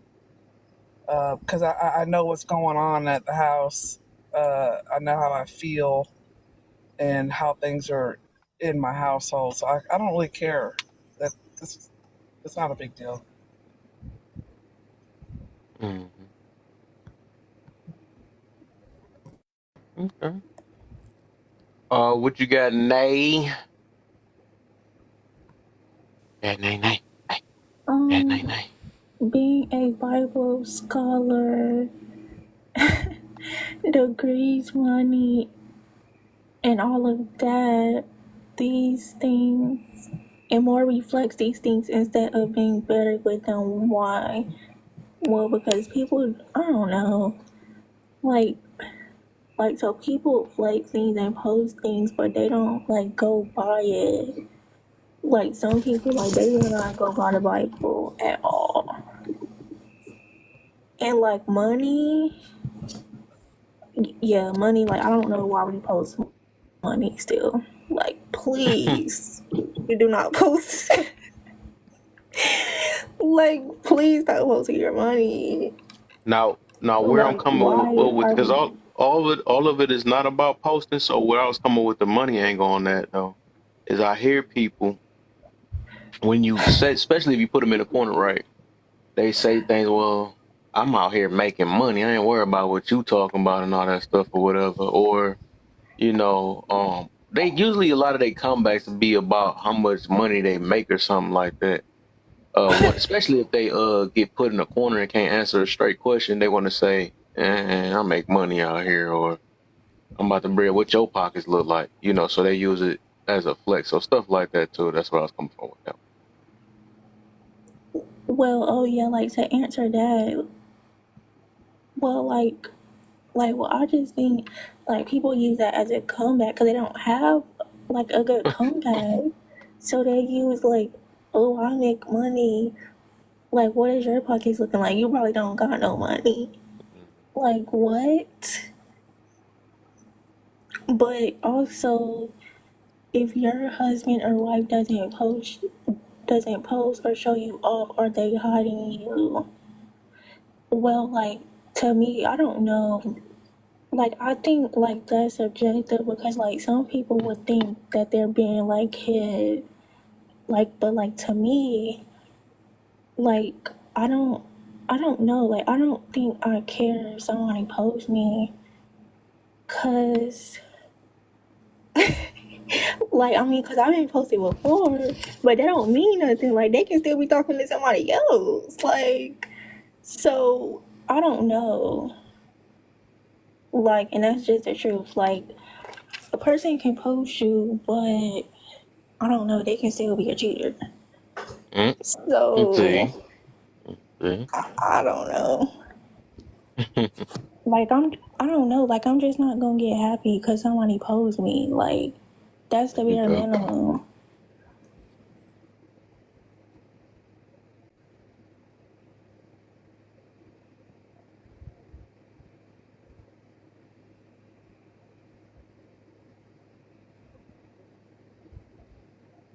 I think he froze. Who was supposed to be going next?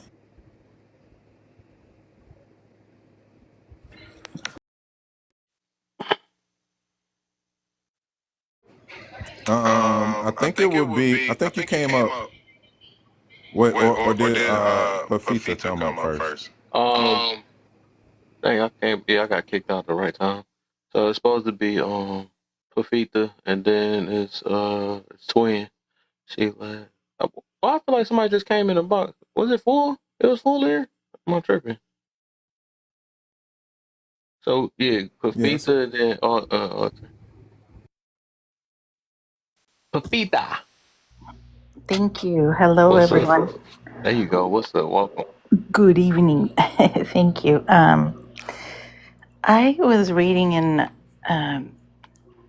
it's actually, I really like your topic because I have, like you said, a lot of people flex about this, but let me answer your prompts. In terms of if your husband or wife doesn't post or show you off, are they hiding you? If so, for what? I would have to say, like, it depends on if you're an extrovert or an introvert, and also if you talk to your partner about it. Because, like, for example, I would say I post things, or I used to post a lot of stuff when I was younger, and now I do it, but not as much. But it's because I have family outside of the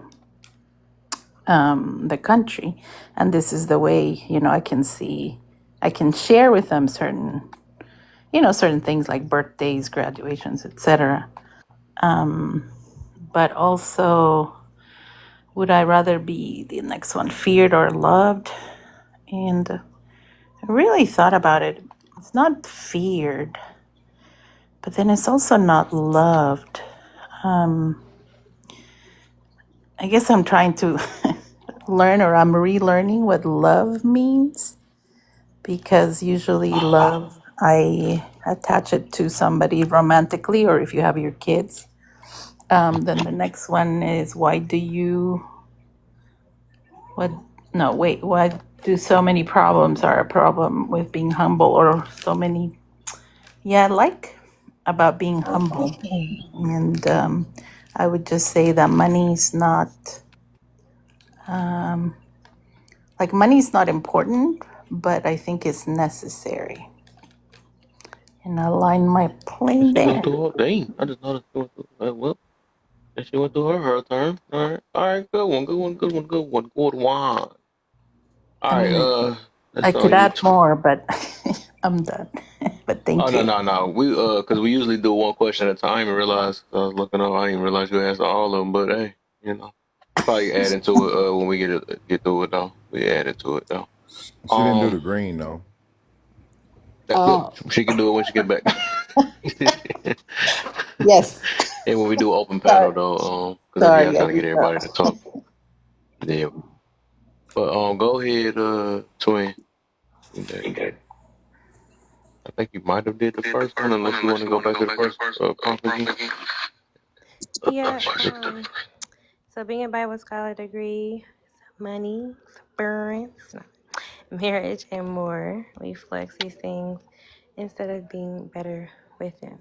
So when I heard this the other day, so I was like, okay, I wanted to put out there, like, when it comes to us expressing certain things, or I think it's fair to talk about things that we think is important to us, right? But as we're talking about things that are important to us, also understand the reason we talk about it, and that we're like we were saying yesterday, like applying these things, because it's going to be an everyday thing. These are, pretty permanent in a sense things. Your degree is something you got. Can't nobody take away from you. If you're a Bible scholar, if you're very well versed in the Word, all these things are beneficial. They're very beneficial. They're necessary to be spoken about or expressed or celebrated, whatever case is. But yes, sometimes people can boast about it. They can flex, and I think a lot of times you can know the difference of such, in a sense. But at the same time, being better with them, because people can talk about a marriage all day, and one of them hate each other for sure, and they all know they should be talking about how great it is, not realizing that it's not probably great, because sometimes we're more focused on it looking like something in front of everybody. That's why I like that what Pafita said, like, even with posting, like I would post like my kids sometimes on like other social media where I have like family and friends. I'm like, oh, I gotta post, this is my son's birthday, or like it didn't happen, or people wouldn't know. I'm like, I don't have to post it, like I don't have to post certain things, or your anniversary, or all these different things. People feel like you gotta post for the sake of posting, or for them, or just say, hey, this shows me that you're still good with this person, or whatever case is. I'm like, a lot of things people do for other people's acceptance.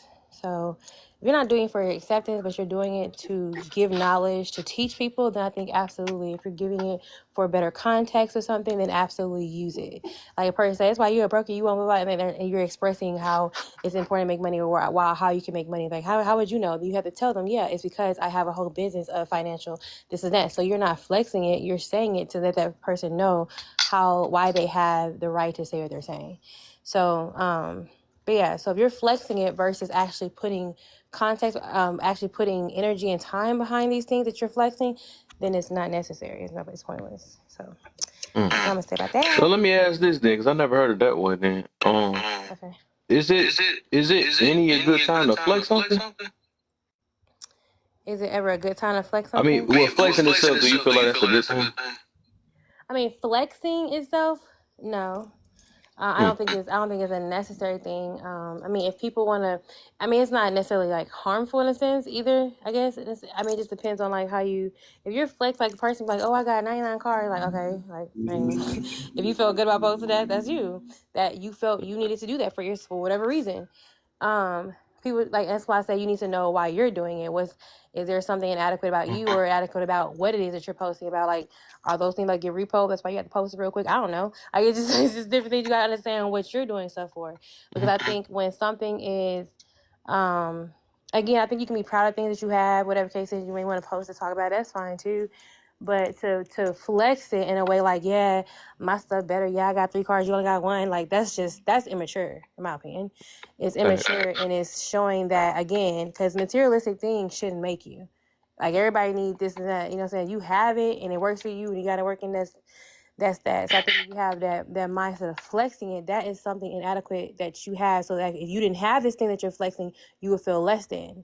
Now, granted, you can feel less than if you don't have shelter, if you don't have a car, if you don't have, you can feel that because you know you need these things, in a sense. But if it makes you who you are, outside of it, I think that's something internally that people need to discuss and figure out. I think you said it, and I think about this now. I think flexing has a lot to do with maturity and insecurity. That's what I'm listening to. Because I think about it, and I was thinking about this earlier today. Because I still was thinking about everything we was talking about yesterday. Of course, that's what I do all the time because I just want to be better and I want to learn. So I was thinking about like, I think like even with the like we be talking about words of affirmation, all that stuff, right? Like I feel like all that stuff was like something we depended on or we might did as kids. You know what I'm saying? We had to, come to mama and daddy. Oh, look what I did. Look what I did, So we needed that affirmation, right? That we was doing and we own to something. Of course, as kids, we not gonna be secure in a lot of things so we keep looking for outside sources. I think the ultimate goal is to not flex, to end up to get to a position in life where you don't have to flex. You know what I'm saying? Even though, we're going to have our time. We humans, sometimes people going to say I'm the best at a video game. When you're competitive, when you're playing, sports and whatever, of course, that's going to happen. We know it's going to happen. We can't say, that's just, that's part of having fun or whatever.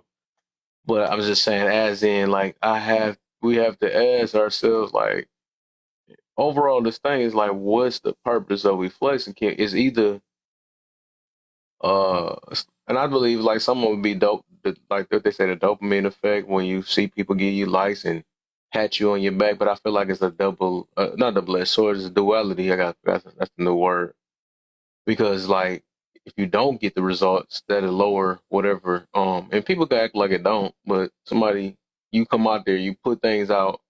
And somebody say something negative about it, then you're gonna feel a certain way. Because if you feel a way when somebody say something positive, of course you're gonna feel a way. That's why I say people so funny to me where they be acting like they have got the feelings and stuff. Oh, I have a filter against negative. Only the positive I can just feel better. So that I don't think that's human possible, but I'll let people rock with that. But what I was getting to is that it's like that I think, yes, it's the maturity thing. That's what I believe. I think the more you mature you get, and I think that's what I did myself, right? I had to realize when I was posting like crazy when I was younger and got to tell every last thing about me or whatever, that was just pointless. I got to ask is what's the point at the end, right? Just like anything we post, right? I post, every day. And like I said, I post every day, but it's either but I can tell you the reasons why behind it. Even the validations I'm looking for behind it, right? Some people look at validation for their self-esteem, which I wouldn't say I wouldn't use the internet for that. I just wouldn't. Because that can go either way. But just like the validation I look for, right? And then also it ain't even just validation. Only is more of a awareness, right? Build awareness. So I post things like motivational videos.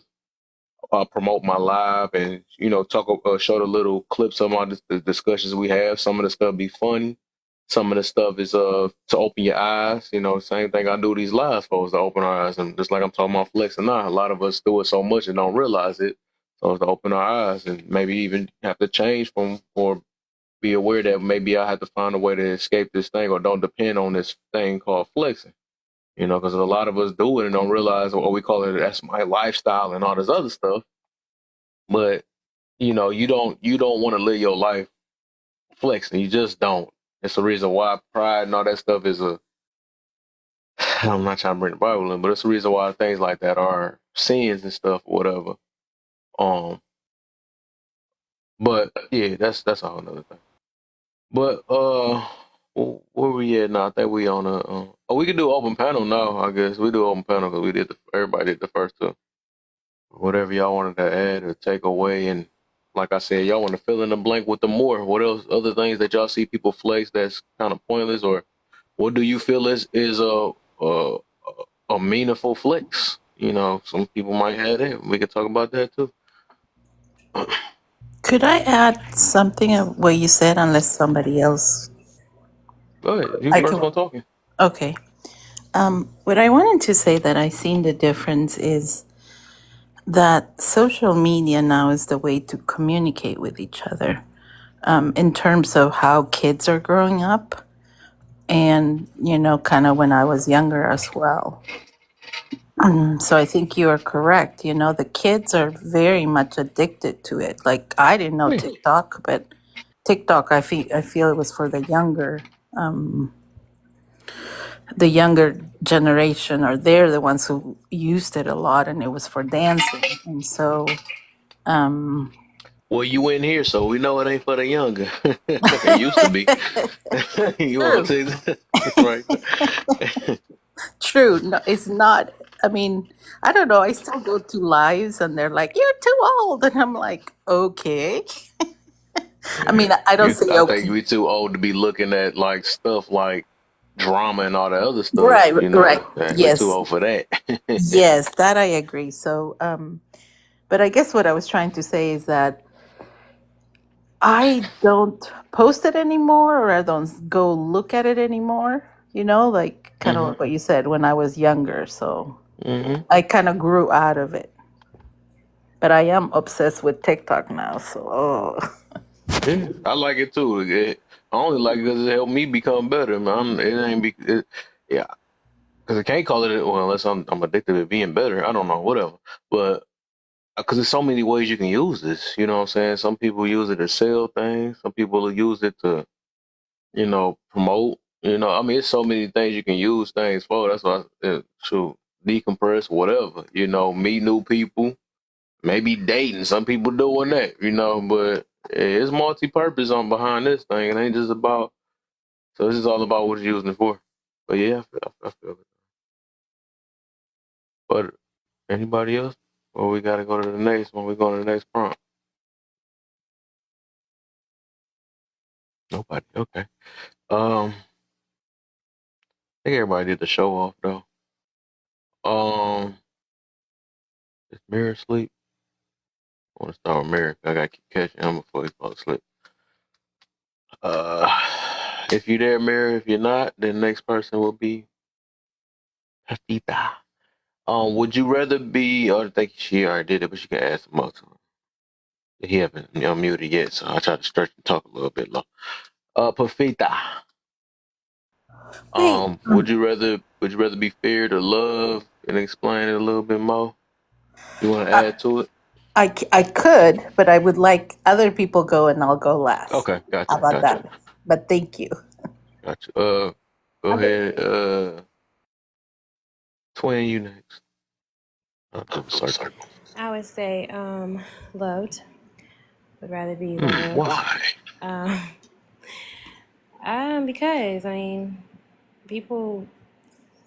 I don't know, like when I'm not. I don't know, but it's like I don't want people to just fear me. Like I don't want you to. If you say I care, but I don't want you to fear me. Um, so in this realm of things, I'd rather it be loved. But the kicker with that, because I know you got to pick one. But it's like if you're thinking about like the like just people, because it does say like, would you rather be like? Now if you're saying family, yeah, definitely loved. I don't necessarily want to be feared by anyone. To be honest with you, I don't want you to just fear me. That's just crazy. Because if you have purpose in life, my purpose is not for you to be afraid. For me, at least, for sure. So if my purpose don't relate to that, then I don't need to. That needs to not be something that I want from you or should accept from you. So ultimately, I would say love, because if I'm loving, you're giving love. Love should be the purpose. Love should be the end goal. That should be the end goal. How we get there sometimes, I don't know. But it should definitely be the end goal. So I'd definitely rather be loved for sure, because I want to have those type of interactions. You want to have pleasant interactions. And if we're called to love people, and now how love looks to everybody is different. Love may look like fear to some people. It's like when it says to fear the Lord, it's like it's just an irreverence, a respect too. So it depends on how. But if we're saying fear is like you're being afraid of me, no, because that's not. Neither one of us can get through to each other. Neither one of us can really have a genuine conversation, like you mentioned before. If you fear me, then I will be stagnant because you're gonna fear to tell me something that I may need to know. Or this person gonna flip out, this person gonna act, not, I'm scared. So if I have people around me that's afraid of me, and I know that, and I would rather be around people that fear me, then I know that you don't like truth for yourself, you don't like progress, and you don't like growth. Because again, if I'm scared of you, I'm not gonna tell you authentically something, or and it may cost you your life because can't nobody tell you something genuine. You take it in. So I think it's just ultimately love. Love speaks the truth. Love tells because you care, because I love you, I care. So I'm going to tell you something that may be hurtful in a sense, or, but I'm still going to say it because I know on the lines it's going to help you. So if somebody cares enough about you, like if I walk out the house and I got toothpaste down my face and you don't tell me, that is mean. That's not nice. But you're afraid I'm going to say something, so you don't say nothing. Like, I'd rather you love me enough to tell me something that's going to benefit me, that's going to help me, and vice versa. So I'd rather have people like that around me too. So that's my answer. Answer. Trash at these people. Hill, you next. What you got for us? You rather be feared or loved? I would rather be feared. When I think about fear, I think about respect, not necessarily like someone's afraid of me, like I'm going to beat them up. I use fear and respect anonymously when we talk about would you rather be feared or loved, because to be honest, people can love you. Like parents can love their kids, but I think most parents love their kids. Most parents don't respect their kids though. That's why they do idiot everything. Like people can love you, they can adore you, but how many times have you been loved but walked over by people? Like for example, I'm from the South, so everyone has always talked about like how sweet, how kind I am, how caring I am.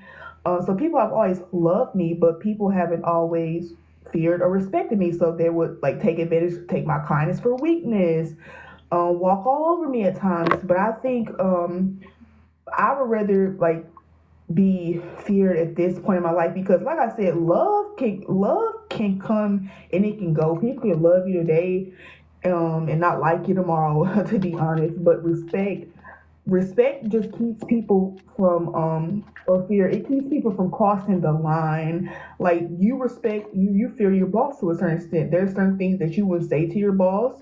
You may curse your man out, your best friend out, your mom out, but you curse your boss out or people you respect, you know you'll get fired. So I think respect keeps people in line, in my opinion, and you need fear, respect to be safe. It's the most safe option.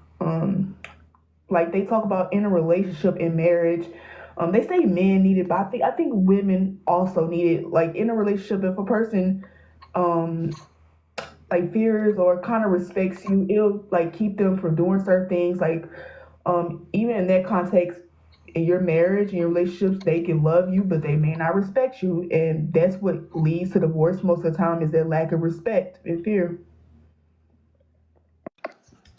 Hold on, cause Wait. Before you do it, yeah. Before you do it, I'm gonna let everybody go because I want this to be an interesting open. I'll go ahead, hashtag. She started off with the hold on. I knew this was about to be interesting. Silence, I lift. Go ahead, hashtag. Would you rather be feared or loved? It's tough, man, because I know love sometimes doesn't come with respect, but fear always does. Interesting. Wait, say that But which slow. one? Sorry, say it slow. Sorry. Say it I again. said, hold on. It's some ambulance in my neighborhood. Hold on. I said it's tough because I know love doesn't oftentimes come with respect, but fear always does. So which one he picked? You picking respect? I mean fear. Well, I'm gonna say I'm gonna say fear. Fear. Okay. For sure. All right, go ahead, Nay. Fear or love? Fear because okay, so fear because like they won't say anything like um okay, yeah, because they won't say anything like out of the side of their neck. Like they're not gonna say anything crazy. That's why. Mm. So basically what everybody was saying, like that mainly comes with fear. Like, cause somebody can love you, but it's like weird because they do everything under the sun, but they love you, but they will walk all over you, literally. So, yeah. Mm. And last and not least, Chin, what you got? Would you rather be feared or loved? I would rather be loved. Okay. Um, because I have, been able to love myself, and and it's always a work in progress. Um, it you with that, when you love yourself, you come with standards and you come with boundaries, and so somebody that may be disrespectful, um, and you've established those boundaries and those standards, you garner respect. And so I think they go hand in hand if you love yourself. Now, if you're a pushover and you don't love all aspects of yourself and you're not working on those, and yeah, you would be afraid to be disrespected. But Mm. yeah, that's my take on it, and just what I've learned through life. And I have never um, thought somebody that I was afraid of at any point in my life that I would ever approach them with anything substantial. I mean, they're not helpful to me. They've never been helpful to me. Um, I can dislike, like bosses. I've disliked certain things that they do, and they present themselves as people being afraid of them. And I can stand off and still do my job and still have respect for them if they're knowledgeable about what they're in leadership of. I won't ever take that away from anybody, but I won't ever fear anybody and have them be a part of my life. I just don't buy that. Mm. Uh, open panel. Let's get it, baby. Turn up. No, it's like.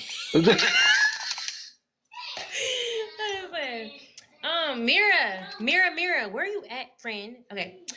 Guys, that was some great answers.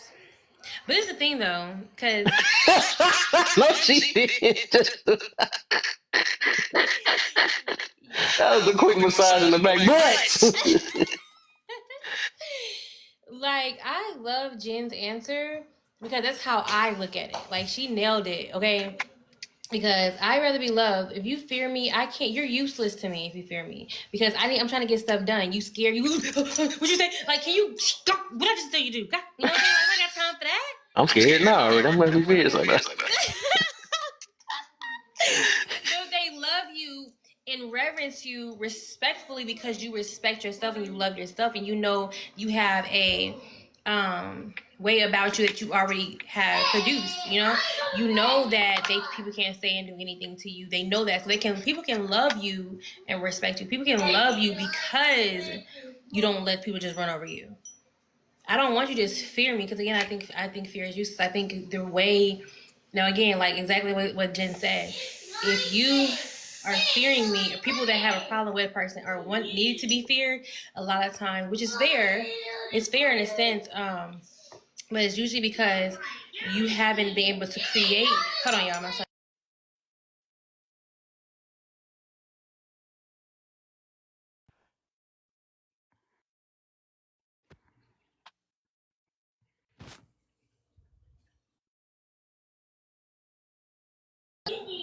Okay, I don't know, I can't, it's like, I can't unmute me again. But, what was I saying? Oh, yeah, so just like you said, though, when it comes to, like, the fearing, if you have a problem with creating barriers and boundaries and you feel like, because I can understand as a kid, like, as a very young kid, like 6 and 7, you know, I had to mind you, you know, you have to be really respectful to adults. And it's like, I don't know what to say to them. I don't want them to feel like, I want to feel like I gotta say something to them, you know. Well, when you step into yourself and understand how you present yourself, the boundaries that you create, because I was learning how to create boundaries, and do I have to say this? Do I have to act like this with a person? Things like that. And when you understand that, then you can live in a life where being loved is what I require, what I would want.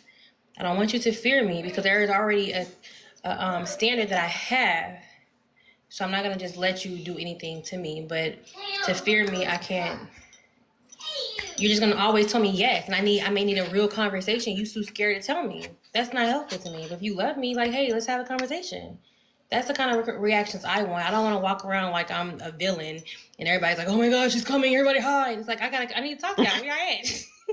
So I don't know, but I see how y'all put that with the fear, because I don't know like how Kev was doing it, because fear, like you said, could be afraid, or fear can have the reverence of respect. I think that's what Pafita was asking, like how you have the fear, like a respect, reverence. And I always equate that to again, like when it says to fear the Lord, it's not saying be trembling behind, like afraid of him, although some fear can come with that because this is a great God, you know. Some things you're like, oh crap, I don't want to do this, you know, and he'd be upset, like whatever. But when it comes to the fear, the reverence, the respect that I have for this person comes with that. But the points are really good though, I'm not gonna lie. The points that Senyetta said, I think I understand what she meant by that. But yeah, so I'm still gonna rock with love though. Mm-hmm. Anybody agree or disagree? I totally feel that, like, why people choose Go ahead. oh. Go ahead, hon. Go ahead. Yeah, You're like fine. at the end of the day, like we all want love or whatever. I was thinking about it from like a ideal place. Like I said, like people, like a lot of people can love me, but a lot of people not gonna respect you. Like kind of going back to kids. Most people don't respect kids. Most people think that kids are just supposed to shut up, sit down, and do what we think they're supposed to do. We love them. We think they're cute. Like people say, "Oh, I pay for this. I do this for you." But like, do you respect your kid? You tell them like, "Shut up," like when they're crying and stuff. So I think, like of course, like you want love, but I think like respect. Like when you're an adult, you really you want. I think, with me personally, I want respect more than anything. I can get love. I can get love anytime. I have a beautiful personality. Like I'm gonna get love, but am I gonna do it? Especially as a woman, like I have to think about the field that I'm going to be in one day. Like I really have to demand respect. I can't think about who likes me, who loves me, and things like that. So, but yeah, I see y'all's point of view on love.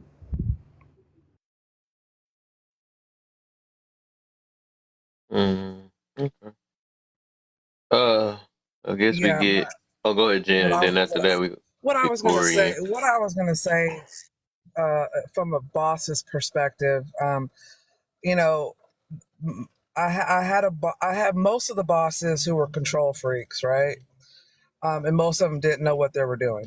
You had to bear with it. But anyway, but when I came across the best boss in the world, he was always cool, calm, and collected, even when there were several fires going off at one time. He didn't raise his voice. He was very cool, calm, and collected. And he knew his stuff. And I learned a lot from his approach. And,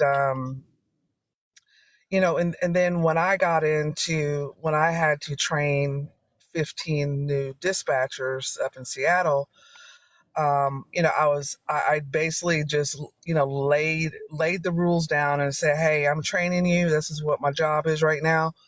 And just you know, basically what I'm telling you, just go after that, do what I'm telling you, and then we'll ask questions later, right? And you know, and then I had this one lady say, you know, when I was standing next to her, I'm like, you all right? And she's like, oh, you're just kind of scaring me, standing over me, you know, and you know, and I just told her, I said, hey, I want to make you the very best dispatcher. If this is what you want, I want to make you the best dispatcher. I said, however you need me to stand, wherever you need me to stand, I'm all game, right? And and so I think just that one statement, and she came back later and told me, like, you trained me, it was easy to understand. But she thanked me, for paying attention, to how she learns, right? And she thanked me for that. So I think I think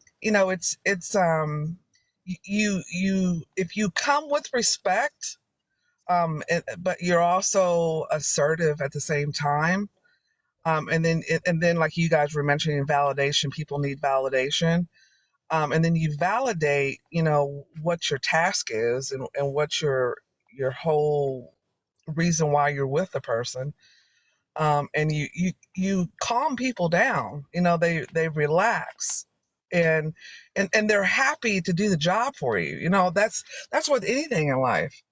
And I may have gone long-winded on that, but also what I learned from my children, my daughters. I came from the Gen X, and we're pretty crude, I guess, with our approaches. We're matter of fact, and right off the cuff. And my kids and the millennial generation, they're a little different. And so I learned from my kids, like, hey mom, well, if you change it like this, and so they helped me kind of fine tune it.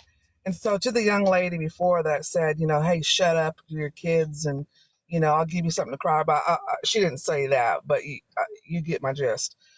It is that kids do have a voice, but I also believe there's a time and a place.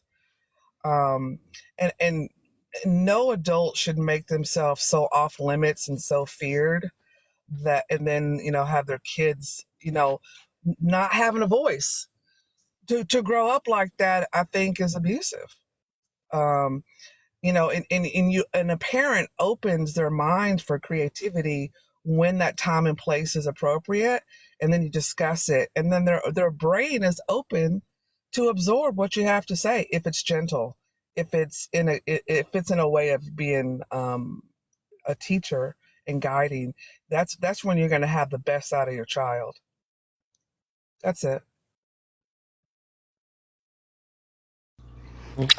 Oh, can I go or may I go? Or moving What you on? was adding to that? Yeah, I wanted to add. Yeah, and after that we're gonna get Corey in so we can get him caught up. Oh, okay. Did he go? Because then, or I don't know if He he hasn't did. went yet. No, he Oh, haven't no, did no, nothing. no. Then I'll wait. All right. Hey, thanks for letting me come in, man. So you know me, I deal with men's mental health and things.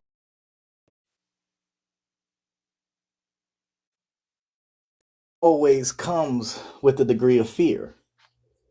The fear that you have is usually reverent fear, like the one lady was speaking of earlier.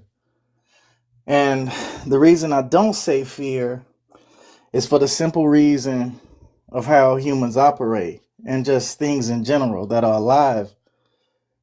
When we fear things, we remove it Mm-hmm. I was about to get to that one. or we get away from it. And by removing it, that's by any means necessary to get it away from us. You fear a spider, you don't care how it goes, get rid of it. Snake, whatever. Mm-hmm. So it's a reverent fear that we should have with love, to know that we can lose it. And that's what makes love stronger. So that's my case on that. Thank you guys. Mm-hmm. So to get caught up on the first two, because I want to do that fear one too. I'm gonna explain that one too, because most of y'all agree with most of y'all. So with the topic itself, and the topic itself can expand on anything. That's why I put more in there. So basically about flexing. So being a Bible scholar, basically having degrees, flexing how much money you got, experience, marriages, and more. We flex these things instead of being better with them. Why? You want me to answer that? Yeah, it is you. What's on you? Yeah, I'm getting you caught up. It's two. Because we're not self-aware. Mm-hmm. I mean, and the reason I say that is, it took me a long time to figure out that when I was younger, I was doing so many things for other people, Mm-hmm. and I didn't know it. I didn't know I bought my car for other people to see and enjoy. Mm. I didn't know I bought my house for other people to see and enjoy. I didn't even know that the way I chose my wife, I chose that for other people to see and enjoy. So we tend to do things outside of that, not knowing ourselves, and I think that's more of your reason why. I like that. I like how you did that. That was good. Oh, that's like an ouch. Sorry. I mean, an ouch in terms of, because I think when you're younger, I wouldn't say that that's what I did, but I did a lot of things because I wanted to please everybody around me. So that was like on the dot target.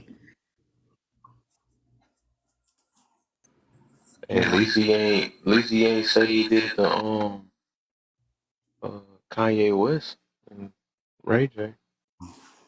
He didn't do that because of that. Chose his wife off of that, and not been bad, but nah. You gonna hit me with another one? I can't see the questions. I don't have my glasses on.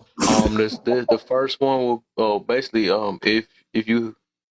if your wife doesn't post you or show you off, are they hiding you? If so, for what? I saw somebody ask this before. It's really, and people don't. You gotta stop looking at this midstream relationship BS, right? That's not something you're compatible with. So why didn't you go over those compatibility issues before you went out and purchased your vehicle? If you knew that you needed a truck because you were hauling lawn equipment, why did you buy a smart car? So these compatibility things, that's an issue. That's where you screw it all up, man. And you don't have to show off your treasure. Like you don't see people, just the super rich people don't walk around showing their bank accounts. You hide your treasure because when people know that it's treasure, they will seek and find it because they get to exploit it and use it for their purposes. But you have to find the compatibility within that person, because if that's what they do, that's what they do. You can't change that. And that's the difference between standards and boundaries. Is that's a standard because it will cost you and make you lose. Then, hey, don't choose that.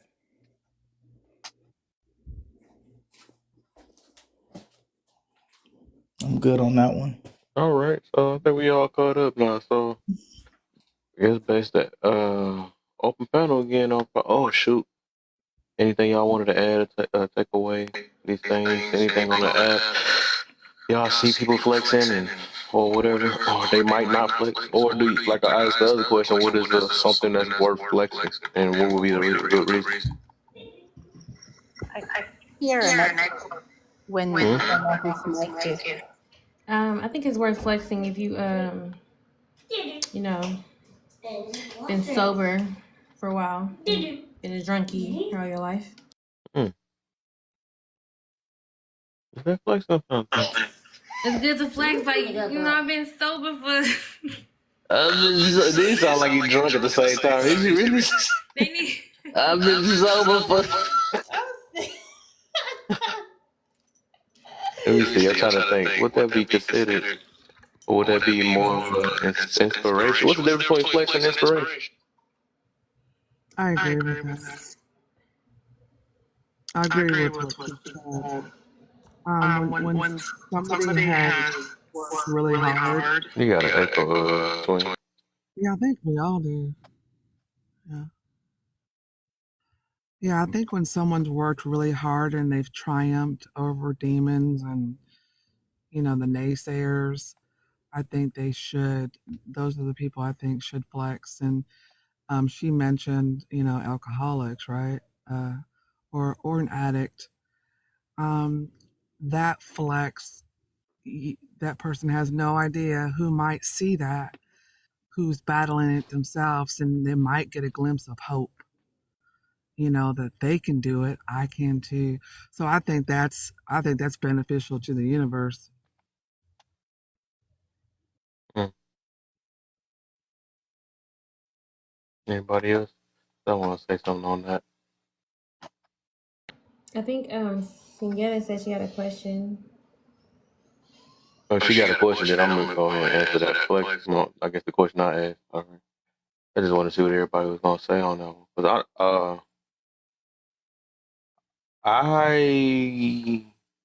I do think that's the reason why I was asking in the midst of y'all saying that. I think it's a difference between trying to motivate, inspire, and flexing. Flexing, I believe that's more of self reasons. It's a self thing, to boost yourself up in some type of form or make yourself look more important. So, motivating or inspire, that's more of just pushing out, and both of them are intentions, but I believe, like, give it some, depending on how it's presented, you could tell the difference between flexing and trying to motivate. Just like, okay, let's say weights, right? You can, say your new PR and you update, right? I guess you're keeping it updated, letting people know, like, I couldn't do this, now I can do that or whatever. So I guess let me see. I don't know, that almost sounds like flexing a little bit. Hold up. Trying to think of something. I feel like it's a gap though. There's a certain extent that dudes start turning to like flexing and stuff. Like, okay, man, we get it. You can push 3,000 now. Dang, what the heck? When you gonna stop? But I think it's like, I think it's like a time gap. Like I was saying before, when you show your, what we want to call it, show off, or so they say. When you went from looking like super big, then you end up getting slim or something like that. Now I can see you posting that for like a motivation thing. I think it depends on the caption and stuff, but I also could say, like, when you show before and after, it's just you can show it as a motivation. So I guess that would be kind of hard though. That would be hard. The more I keep thinking about that, because it's like, dang, how can you tell somebody using it to flex or they using it just to show off or something like that? Because you just wouldn't know. Some people. Kev, So I guess what about if you put it that Shikari? way, you can't get motivated off some people's flex, huh? What about Shikari? Shikari. That's the fast girl. Our lady that's going to the Olympics. Yeah. What do you think about her flexing? I thought it was awesome. What she flex? I thought don't it even pay was. attention to her. Her videos. She's flexing her What made her comeback. so special? I wondered though, because I'm trying to get. Because I feel like I got something that's in my mind why she. I ain't gonna say it, but I trying to see what make her so special. Her comeback when the media and people, just chastised her, for her choice of, participation of the grass. And she did away with that and really won up to everybody. And now she's not hardly being talked about because she made a comeback and she's clean. Yep. She worked hard for it. Mm-hmm.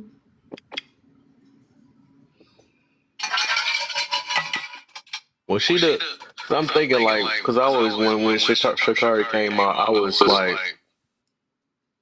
I was trying to see like, was she the only? We hear echo again. So I don't know. It's hard to hear you. Sorry. Oh, What happened to everybody? I just looked away the screen. Everybody gone. But I just wanted to know, like, was she the only fast? Because I know there's a lot of people start. I guess they looked up to her or something like that because of. I don't know. I don't know. I really don't know. But Yeah, she had lost her mom just before she raced and she got beat out, by the Jamaican team, and then the whole thing when she got tested. Yeah.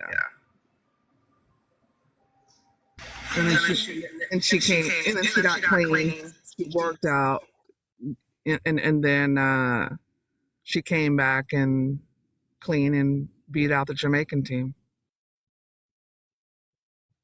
Okay. All right. But yeah, she's got her videos and she is somewhat cocky with it, I guess would be the best I term. feel like But it's me myself. I feel like it's another reason why she ended up being like the image, because there's so many black women, right? It's so many black women that is made it far in the Olympics in some type of way, like Simone Biles and all them or whatever. But it's just like somehow she just got popular that one year. It was, I don't know, it was weird. It's because I don't know what media be doing sometimes. It's just like they be selective on. Mm, mm. And then she like wear a wig too. I think she had like a wig on and took it off in the middle of the thing. Cause I don't know, some things I be feeling like they put out just to put us to like set a certain image on us. That's what I don't know. That's my little personal thing. That's what I was getting to about that. I feel like they just try to, just like how they doing like Sexy Red and stuff, and they like they make certain people popular for, I don't know, for a reason. Cause that's why they got on her head when they found out she was on that green and stuff, right? They got on her head with that. I mean, there was a word that she was trying to mimic FloJo, who they considered classy, and FloJo was classy. But No echo. What? FloJo was, with the hair and the nails and all that kind of stuff, and so with her doing Sha'Carri doing it, people were saying, "Oh, you're trying to." There's only one FloJo. So yeah, she wasn't well received. Interesting. Okay.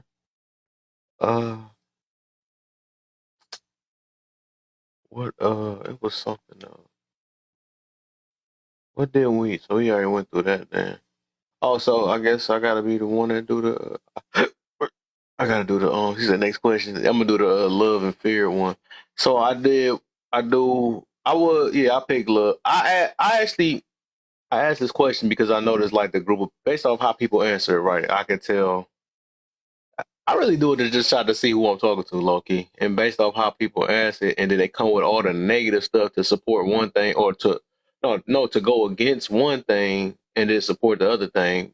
I noticed something. Like I said, I pay attention to people. I ain't gonna even lie, but every reason the love is that and these things and negative behind love.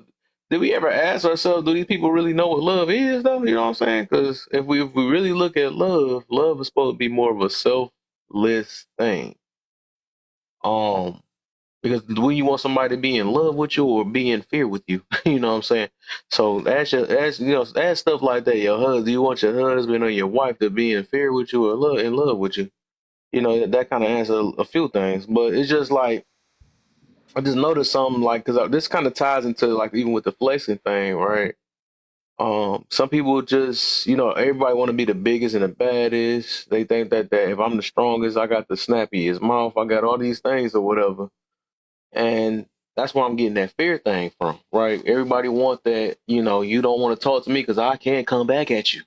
I want you to be scared of me type situation. And I can feel it. All of us got raised in that way in some type of form. And I get it, though.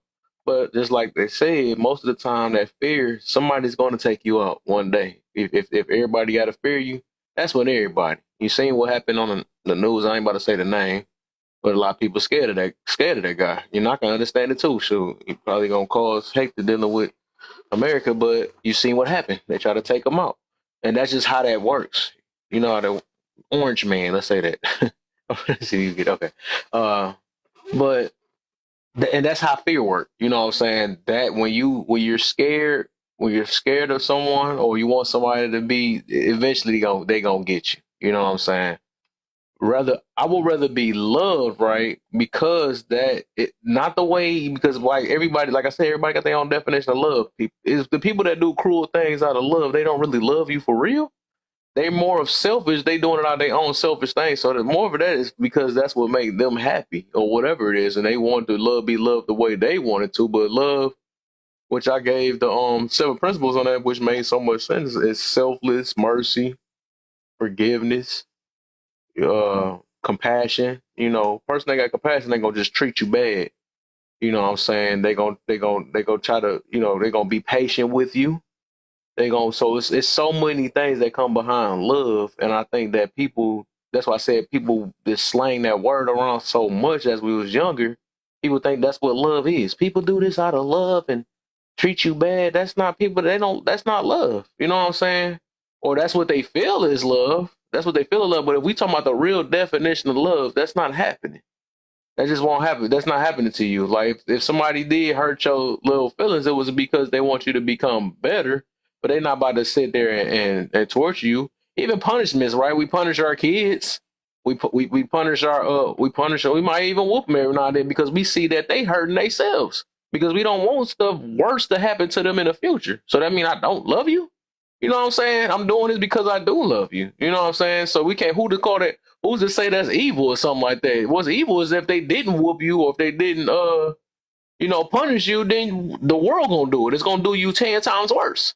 So what's really love? So if I have to get whooped up one day because I'm hurting myself or, whatever, I do that. I'm not about to get mad about it. It's obvious they doing it out of love because they don't want anything worse to happen to me. That's all I'm getting to. So that can happen as an adult or as a kid. You get whooped, punished. You know what I'm saying? So the real definition of love, yes, I would choose that over everything. And I would rather that, and because I want the same thing back. I think about vice versa. I don't want to sit here and be fearing everybody. You know what I'm saying? And I don't want people to fear me either, because I know all that come behind it though. So yeah, that'd be my choice. I think a lot of people just don't know what love is, and that's the reason why. And like I said, I could tell by the way people answer their questions, because I do meet more people on this thing though. It don't happen to everybody, dang. But we'll see. But I think somebody said they had. So was that Hugh Hill? Yeah, you said you had something to for me. So when it comes to love, so I can give a few examples actually, but I'll start a relationship, or even me with my mom. I don't always, I guess, depending on how you see love. I know people, like, if you've been in a relationship for 20 years, when you first get into a relationship, you're madly in love with that person. It feels like Disney, but as time goes on, you're not always gonna like that person. You're not all. Sometimes married couples say they don't always. You said in love. Yeah, in love. Like, right, that's different from love. In love, but a lot of married people say, there's been times where I feel like I didn't love my spouse or even like my spouse or whatever and things like that. So when you don't have those feelings for your spouse or you really just dislike your spouse, what's going to keep you in that relationship? I feel like respect or whatever. I was the main person who said I equate fear with respect. Like, respect is you won't do certain things to that person because, okay, like, I respect my vows. I made a vow to this person, like, yes, I may not like this. I may really dislike this person today because we're going through a rough path or whatever. Like, my feelings for them are starting to fade.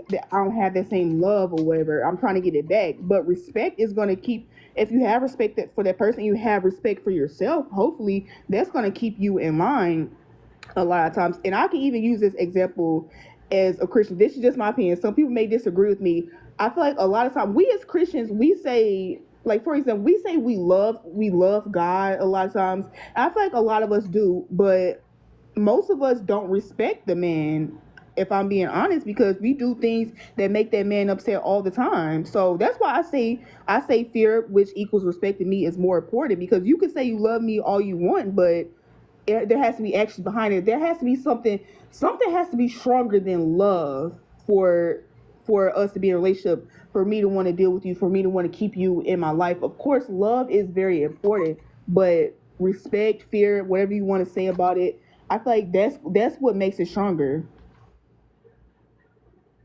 Mm. But could I ask a question? You a question? Yeah. You're saying something stronger than love, like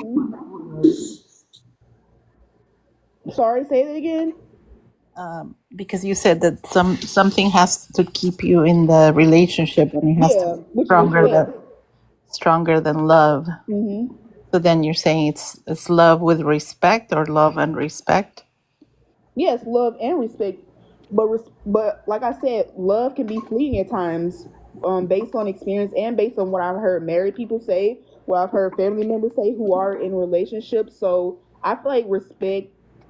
I feel like I prefer respect over love more. I want both, but I prefer respect because that's what's gonna keep us going. Like I'm not like I love this man, of course, but I respect this man so much. I made a vow to this man. I'm not gonna go out and disrespect him when I don't like him today or when my feelings are very fleeting. So, and like you said, it depends on how you see love. Or how you experience love growing up, or what you were taught what love is. Some people see love and respect as the same, as they're like the same thing. I see them working together, to be honest. I'm gonna put it this way then. Let's say this now, right? Mm-hmm.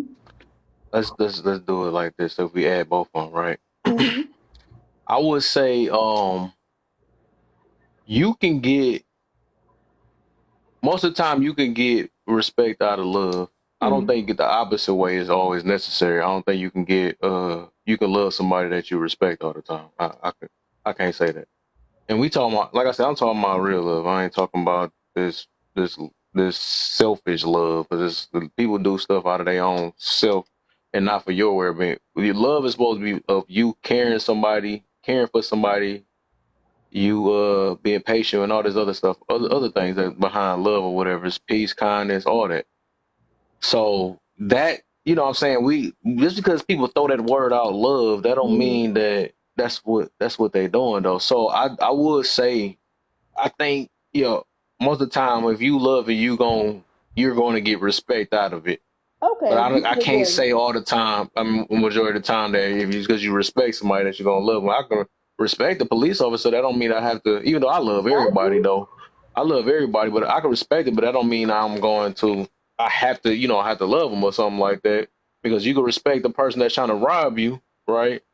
But that don't mean you love them, you know. So, but that's just for the people. Because me myself, I have love for everybody though. So, but it ain't got nothing to do with respect. Just because I love myself, I got love for myself first, and I understand myself, and I understand I could be any of these other people that think different from me. So that's why I developed my love, and mine came through even with like forgiveness and stuff. But a lot of people don't even know how to forgive. They don't even know the definition of that either. That's a whole nother thing. But yeah, I do believe the opposite way. Okay, I feel you on that. But I also, you know, I think a couple of things that both of you said is the way you grow up is the way you learn love or relationships, right? Yeah, true. Like how a man. That's where they love languages come from. Exactly. So you will either imitate that, or you will go the opposite way because you thought that was not cool, and so I'm gonna do it differently. Mm-hmm. Totally true. Yeah. But yeah, I think what, somebody else was still open. Anybody say something? Nobody. All right. So made me love. Yeah, facts. With the because I think that was a good point, like with the hated part or the feared part. But Yeah. I think the love part too. Sometimes people are being so loved, they get tapped out. I mean, they get, you know, crap. Sorry, they get unalived, or you know, can be hated just because they're so loved.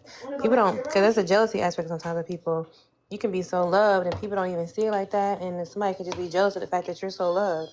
So I think no side is really safe when it comes to that concept, but I think it's a concept though, for sure. Like when it comes to like, if you have that idea, just like, people that gang bang, they be like, oh my God, I can't believe Tyreek got, like, that was coming at some point because he's wilding out. He's out there, doing all this kind of stuff. So for sure, you have that look like, I want people to fear me every time I step in a room. I want you to be scared. Like, you have to understand what comes with that. But when it comes to being overly loved or loved by many, that also comes with a negative connotation because of the hatred people have for other people for success, which is why I just don't believe in flexing. Like, if you got this and got that, some things you gotta be, somewhat quiet about in some sense, especially depending on what kind of status you do hold. Because somebody not gonna be as happy as you about it. That's all I want to say. Oh, dang, man, what did I do? I'm messing up. This one thing I noticed though, right? And I think I kind of learned this maybe a couple weeks ago. I think a lot of people mix love and happiness together too. Because when I listen to people, right? Because now that I know there's a difference between love and happiness. Love is more of a selfless, is a selfless thing. Happiness is a selfish thing. So even with that term in love, right, which is some made up stuff, anyways, because that got a lot to do with that have nothing to really do with just love in general. I think it's more of happiness than anything. Because with in love, right, just like we say, sometimes you can be in love or you can, and out of love, which is true, right? But I think that's more of liking a person or how this person make you feel, right? Which is more of that's more happiness than anything. It ain't about you you loving that, because I think love is more something how you express to somebody else, right? How much you want to do for that person or whatever. But also, it's not, waiting to be happy to do something for that person, because that's another thing. Everybody's stuff is be conditional. So and I don't even think that's real love. You know what I'm saying? Because I actually think real love is unconditional. When you don't do it to look. I mean, you don't just express it just because something has been given to you or because you happy. Stuff like that, which I think I made a clip about that too or whatever. But I think a lot of us do mix happiness and call it love. Because I'm happy, that means I'm in love or whatever. And then as soon as you don't feel that way, I don't like you no more, that means I don't love you no more. Nah. Because it's like, I look at it just like with your brother, sister, and all them, you still love them, even though they be doing some off the wall stuff and make you mad and stuff. You still love them because it's a care. It's a care, but it's not I'm caring about you because you care about me or because you make me happy. It's a care. That's just all it really is. So I think love, when you have that feeling of love, that means it's something you want to do for somebody else, because maybe it might be because of stuff you like about them or whatever, or just because the type of care they is, so you want to do for them. But it's not because they did something for you, but it's just you like something about them or whatever it is. The reason why, I don't see what. Yeah. Something that you whatever, or they're human because they're human or whatever. But and happiness is based off how somebody, I would say, both of them emotion though. Both of them emotion. But I think I'm talking about the expressing part. I guess the expressing part. And I think that's more of a selfless thing though. Anybody? I mean, that's true. Like in some contexts, when it comes to like relationships, where like a lot of I think the breakdown comes from in relationships, like because if a woman doesn't feel happy, then she doesn't feel loved. If she's happy, Yep. she feels extremely loved. When it's like the man's like, I've been loving you the same exact time, same exact way, but since you got what you wanted, like now you feel like you're more loved. Like you should feel loved regardless. But I mean, I know that's how, in a sense, that's how how us women have. That's kind of how we're made in a sense. But I mean, I think that it can all be worked on for sure, because we have to be able to see love for what it is and not for what we created to be.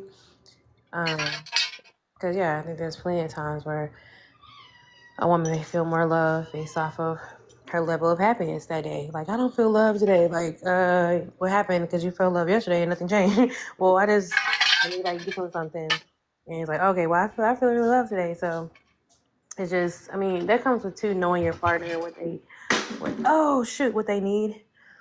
Um, they need as well, but I mean, a lot of things we have to understand. We have to work that thing out and understand what love actually looks like. So don't feel like you're less loved because you're not always in a happy state. It's different ways you have to look at that. So I agree to that. I agree with that. That entirely.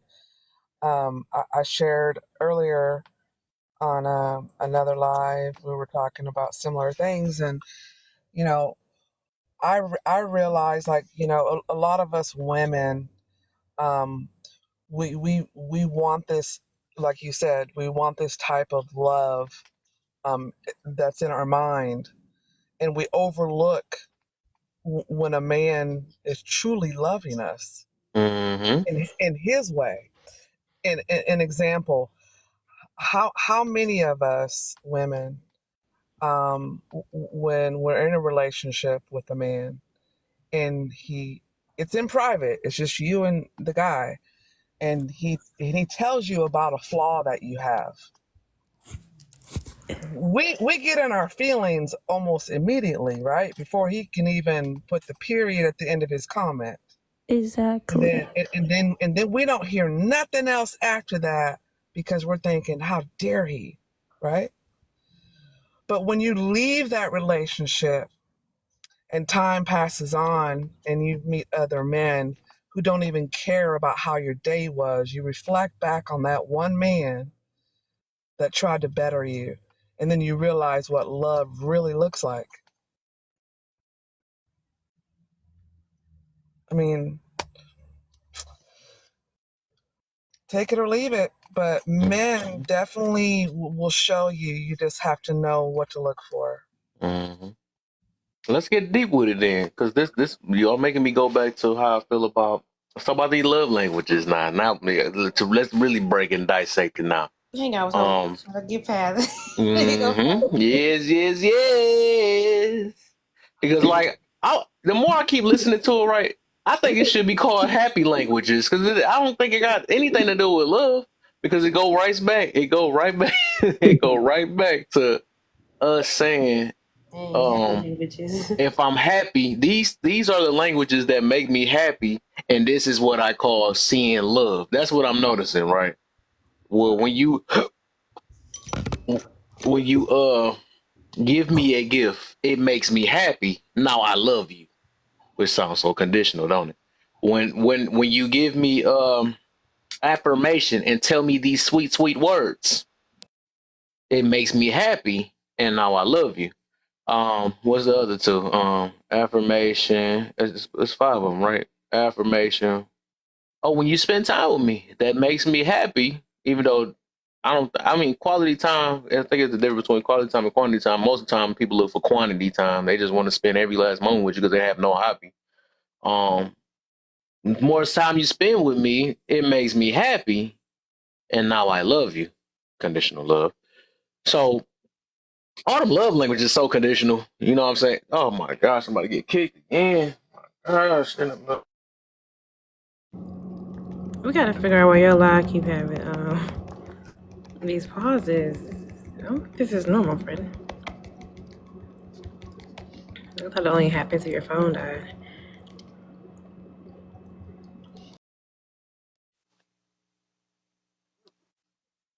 I need to bring that up, guys. You know it. That's interesting. TikTok some haters. I'm gonna switch my little outlaw so I can stop getting kicked out. This I get irritated now.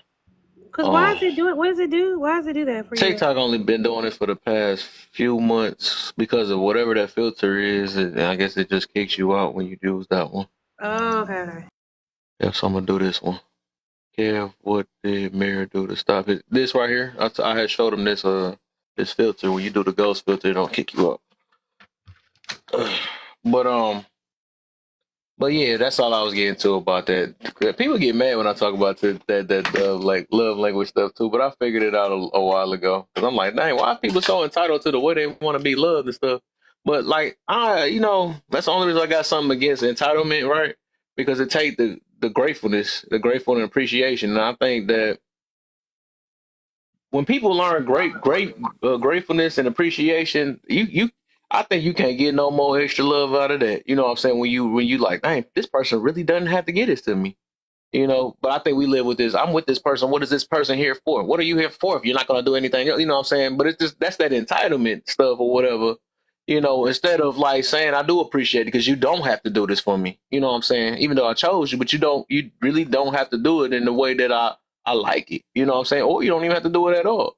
But it's more of an appreciation thing. But I think a lot of people, we sold when we get these, and I think that they do say with a title that comes with entitlement, and I think I get it more. And it's like, dang, you know, we with that thing with it. What are you here for? And then we get hurt by these things that we hold for another human being that's not us, and we expect them to be this way. And if they don't do it, then we get mad at the world. You know what I'm saying? But you're not doing every last thing that this person says. Sometimes some people make sacrifices for you and your entitled head. You know what I'm saying? And don't, you know what I'm saying? You might not be doing everything this person wants. So it's like it's a two-sided thing. So I will always want the same thing I would do for somebody else. I want them to do the same thing for me. You know what I'm saying? Be grateful or whatever. And it ain't trying to say that, I'm not trying to say that I'm giving this to you, but if you see the effort that somebody's trying, right? Because I'm pretty sure sometimes we could tell the difference if somebody's putting in effort or not.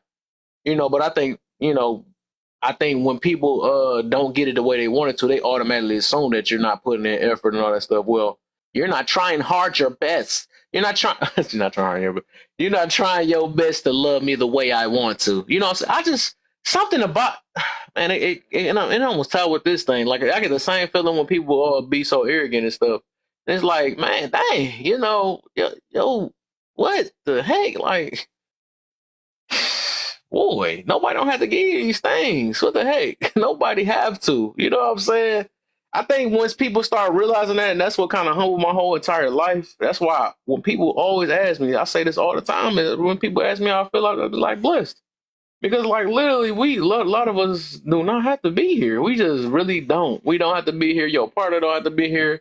Your parents didn't have to be your parents. Like none of this stuff. Shoot, God didn't have to even create us. You know, that's one of the biggest things I be thinking about. We didn't have to exist. You know, and I be thinking about like everybody's so fixed on that cruel stuff. Oh man, how they gonna let a kid pass away and all this stuff? Like the kid didn't even have to exist either. The kid didn't have to come out of you. But I'm pretty sure they at least they got to exist and be in a better place. So I'm pretty sure. You know what I'm saying? They didn't have to go through the cruel world. They get to go straight to, you know, what we probably working to. You feel me? So, you know, I think about stuff like that. Like the simple fact of existing, it ain't about living, it's just existing. Just be grateful for that. You know what I'm saying? And then from that point, you know, I think then we would be more happy in life and be more loving and all these things that we always put it on everything else, but the stuff that every day that we blinded to and don't see, you know, stuff like that. So, but entitlement, man, you're gonna hear that all the time, man. That's what's tearing us up so much. That's tearing us up. So, what was we about to? I think did we went through all that, or anybody wanted to add, take away before we get to the next part? Yeah, I wanted to add to that. I agree with you that like a lot of people like are selfish and like sometimes they can't ask for some too much, but like sometimes when you think about this, like I wholeheartedly believe like love, even life isn't all about happiness. It's not Disney World, it's not There you go. it's not a fairy tale movie. But don't you think like if you love someone, like wouldn't you I'll give you an example, wouldn't you try to make them happy? If I love someone, although it's not all about happiness, I wouldn't want to see them miserable. Like for example, like I have like an aunt or whatever.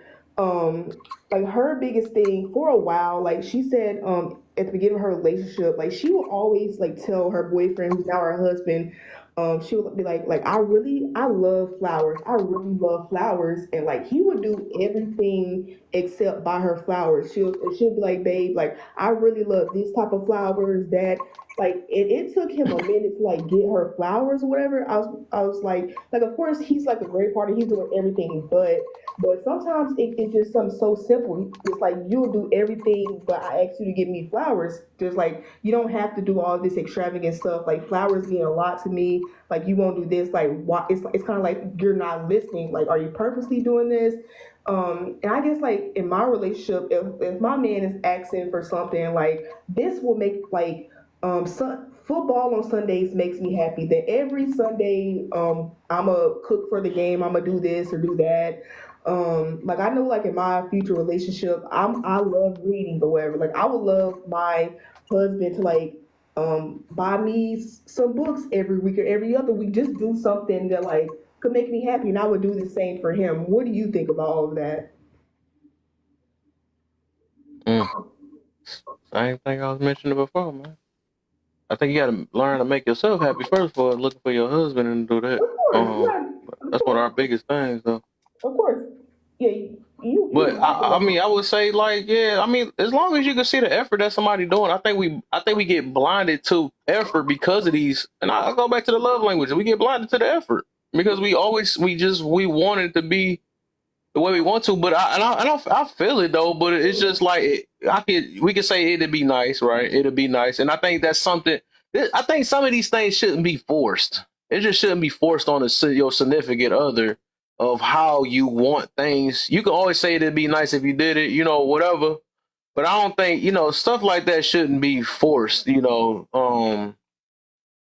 like, dang, you don't love me because you're doing that. But if they showing it in so many other ways, well, why even get with a person that ain't showing you, you know what I'm saying, some type of form of love anyways? Like some of these things I think some people should just want to do, because that's how they feel about you. But I think one of our biggest things is that we look at other people and that jealousy come in, or that envious. We envious of how other people do stuff, and then we want to be just like them. Then we get mad and then say, I want this. I want this. You only want it because you've seen it from somebody else. That's why I don't like, sometimes I don't be, I said then back then I was thinking about that. I ain't like double dates and all that other stuff, because you start looking at that, then you comparing yourself.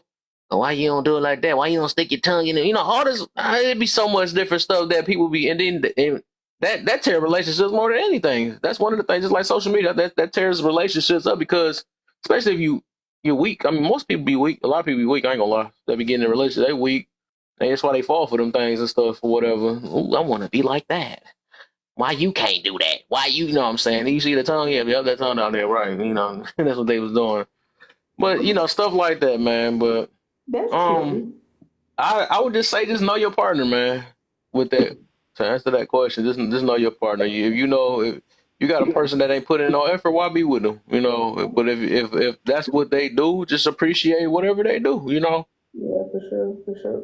But could I just add one thing, and then I know we have somebody new. I just wanted to say that the example that you I don't gave. even know she was down there. Crystal in the Yeah, Oops.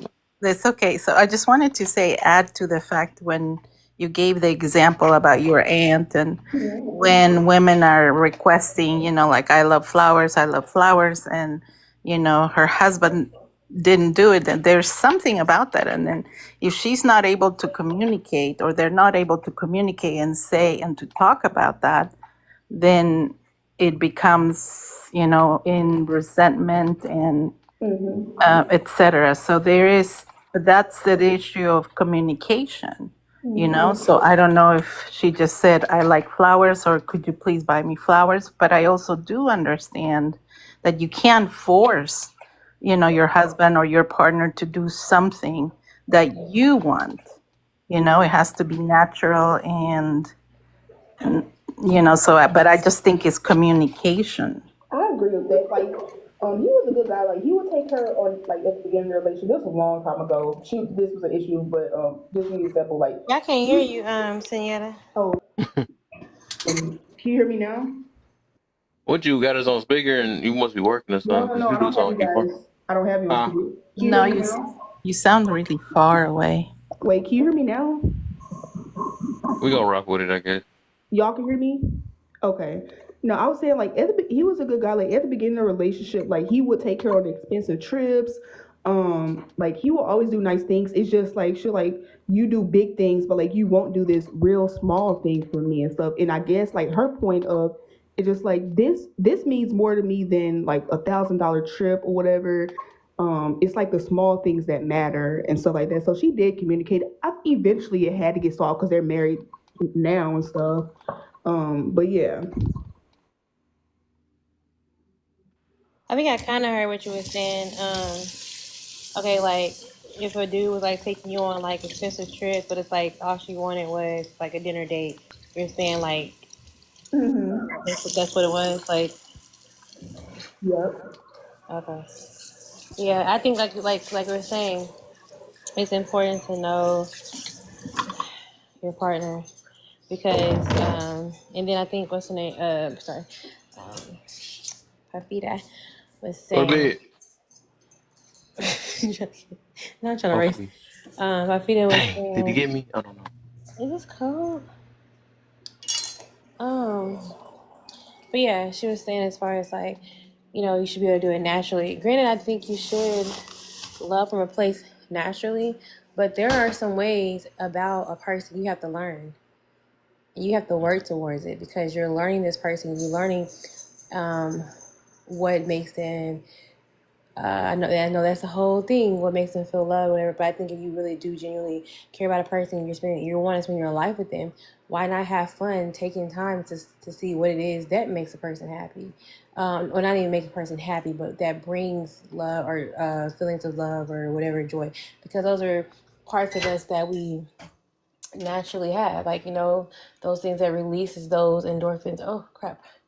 That releases those parts of us. So I think like it's okay, and I think it's good to do. Now, if a person feels like I gotta get this every day, all the time, you can't miss a beat, like all that kind of stuff, or like, oh, you didn't say it this way, like I want, like that right there. That's a little more towards what's the word I'm looking for? Not in a sense entitlement, but also like too dependent of like needing that from someone else. Like, have you given that to yourself today? Like, I mean, like, wow, if you don't get it from me, it's a problem now. Like you can't go about your day. But I think something just how you treat each other, how you love on each other, that I mean, it just adds to that it adds to what is first of all a woman needs. Because you have to know the natural state of a woman. Like that's just how there's some things about us that we just need to feel, we need to hear it, whatever case is, because that's just how we are built. Then you have men who's like, hey, I don't need all that. But you got some men who want to say, they want to hear these, they want to feel these, whatever case is. Yeah, but again, know your person. But I think genuinely, if you're with a person, you're with them, you have a life with them, it should make you feel good to make them feel good. It should make you feel happy to make you know that you're doing something that will bring them some type of pleasure or happiness. But you should not be their source of happiness. That's when it becomes a problem. I can't be your source of happiness, but I can add to it. So I think that's yeah, that's all I want to say about that. All right, Crystal. Hear from you another time. But yeah, she on point with that. Yeah, it shouldn't be the source. Shouldn't be dependence. I think people be missing that word. What you got, Mr. P? What'd you say? I was just saying what's good, just butting my nose into the circle. No, but Hey, mister. I can't be enough that she got me. Howdy, everybody. So what question are we on right now? When I left, I hadn't gotten to feared or loved yet. That's the one we Let's just ask got done him. finishing. Can we oh no, we passed that. It's okay. All right, I'm sorry.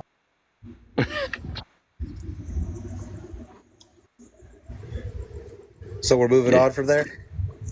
Did you do that one?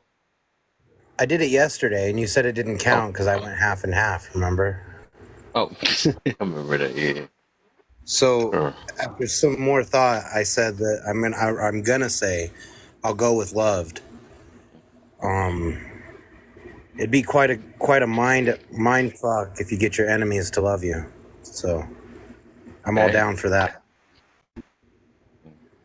But guess what, people? Your enemy gonna love you and sneak you. I done heard so much wild stuff lately because I asked this question a while ago too. I'm like, bro, Hey, I didn't everybody say keep that coming with I'd love this them hurt back. love. That's not love.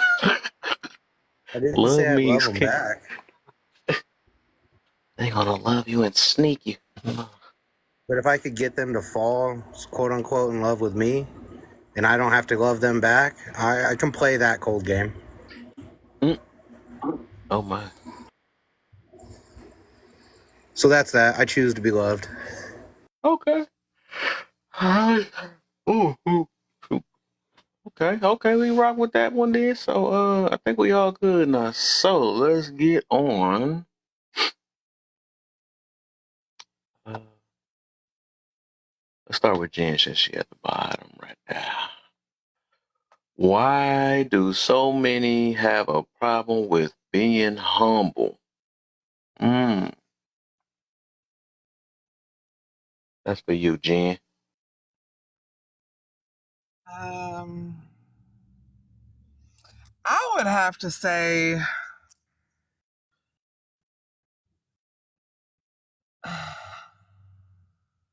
trying to think of examples, but I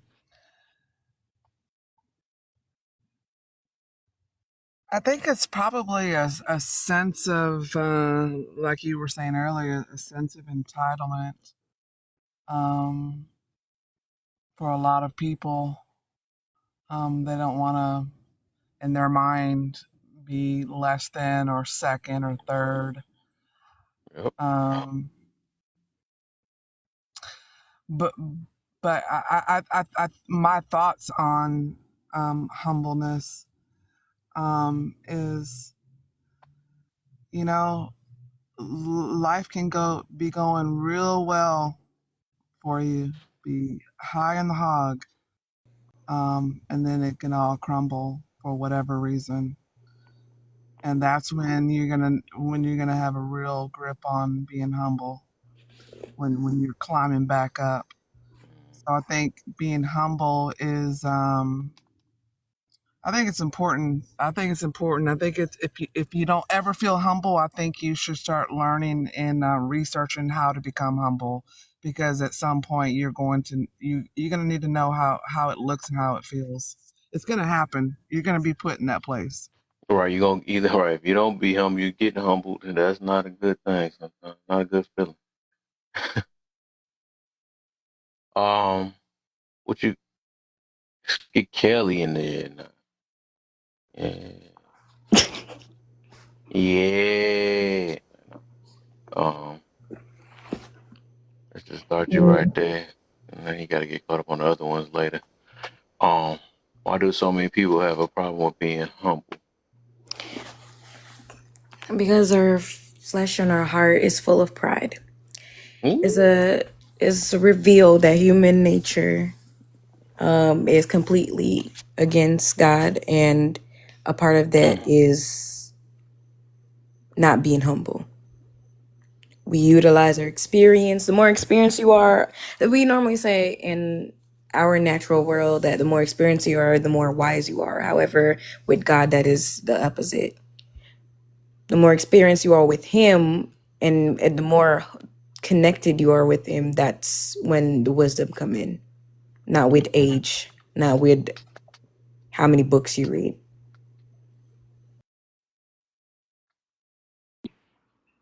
I disagree in terms of, because you do have people who are not religious. And you also, I think, as you get older, you do acquire wisdom. I'm not saying that people who are young are not, but because of what you have gone through, there's definitely wisdom. Yeah, I don't think that learning to do things better or navigate into sin a different way as wise. But that's just part of my belief. Outside of that, this is me. And alter. I do want it, because I hear that too, though. Do we think because do older always necessarily mean wiser? Freak. No.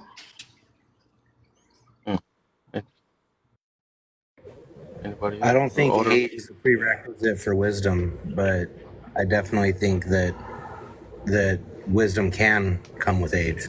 It's not guaranteed, but it can. Okay. What's the difference between wisdom and what's the word? Not wisdom. Wisdom and knowledge. Okay, here's a funny joke about it. A smart person knows that a tomato is a fruit, but a wise person knows that you don't put a tomato in a fruit salad. Mm.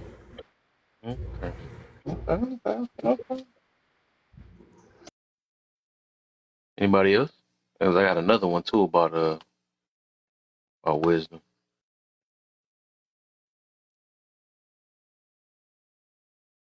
Okay, we go take one. Okay, what about this, right? In order to get wisdom, do you have to experience it? Oh, personally experience. Let me say personal. Ooh. Who's next? No. Whoever you first. Oh, so I can go. With that,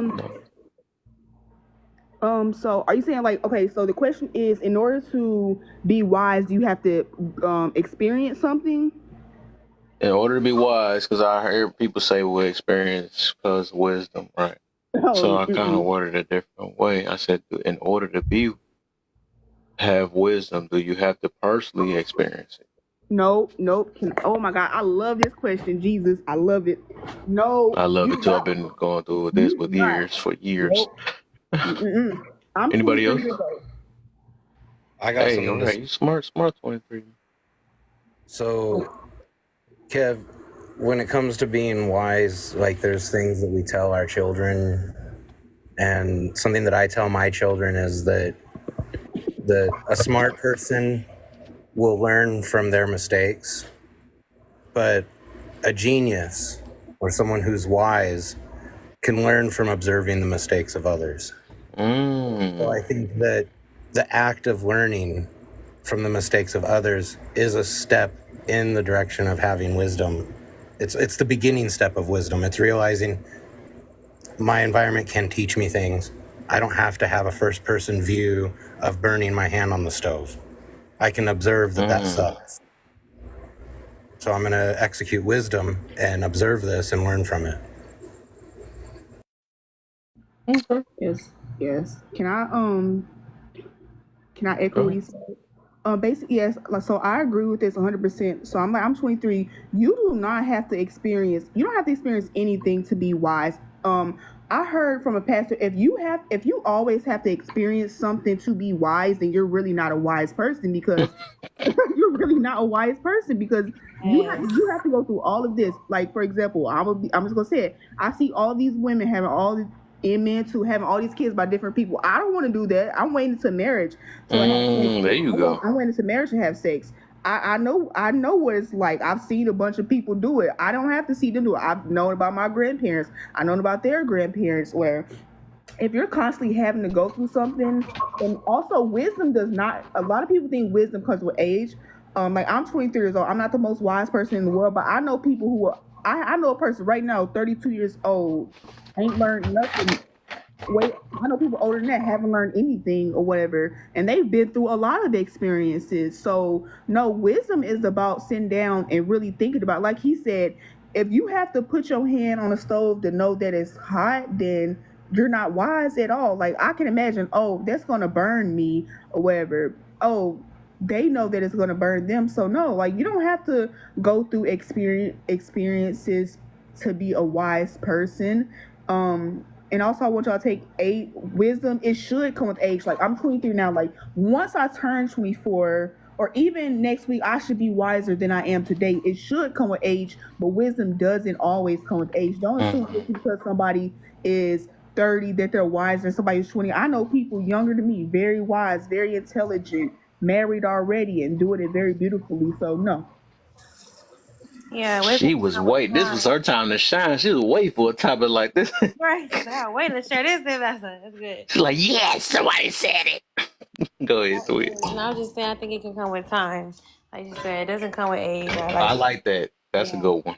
Yeah, I think it definitely comes with time, because people can learn over time. And some people, you would think because of that aspect of age, but if you're not paying attention, you haven't spent the time to really understand what you're experiencing, what you're seeing, then you getting older don't mean much of nothing. So I definitely think it's a good point. Very good point that you guys made, guys. I wanted to say, and then I'll go down because somebody else wants to come up. What I wanted to say is that if you're seeing your elders making mistakes, or what you express, that they're having so many kids, there's a lot of judgment that's going there. If you have gotten to know them, there's a reason why they were there. Because I don't think there's a woman who has lots of kids by different parents that was her goal in life. So it could be different circumstances. And I think this is kind of like where the love needs to come, because you need to understand why is it that there are, or your family members have, different kids or different parents. But if you're judging, I feel like you're judging and you're putting yourself in a different level. I mean, I don't know, it just didn't sound, it sounded condescending to me. Can Uh, I comment on that, or are you done? no, I'm done. You can, and I'll go down so Before you somebody drop will down, really quick, before you come drop up. down, Sure. don't worry. There's mods here. They'll get those people up. Don't worry. We can have a second. Okay. The connection that you're drawing immediately in your mind of judgment equals bad is where I kind of differ from you. I'm all for giving someone compassion and space and understanding, but I'm not interested in playing the blame game with anybody.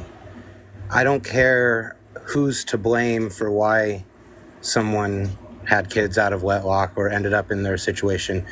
What I'm more interested in is identifying the behavior that put us there and then coming up with a solution to get out of it. And sometimes that requires examination of your own actions and the ability to be humble and say, you know what? These actions that I was taking, they weren't right. These red flags that were making themselves present that I was ignoring for my initial pleasures in the moment, that was a bad decision. And making a judgment is something that we all do every time we look at a situation. You can say that you make a judgment and your decision is to show compassion and love and understanding. My judgment is to say the blame and whatever happened in the past isn't going to do anything for us right now. I'm going to show you love by investing in your future right this moment. So we need to identify what role you played in putting yourself there. I don't care about the ether, everything else. I can't handle that, but I can handle helping you individually change your behaviors to set yourself up for success.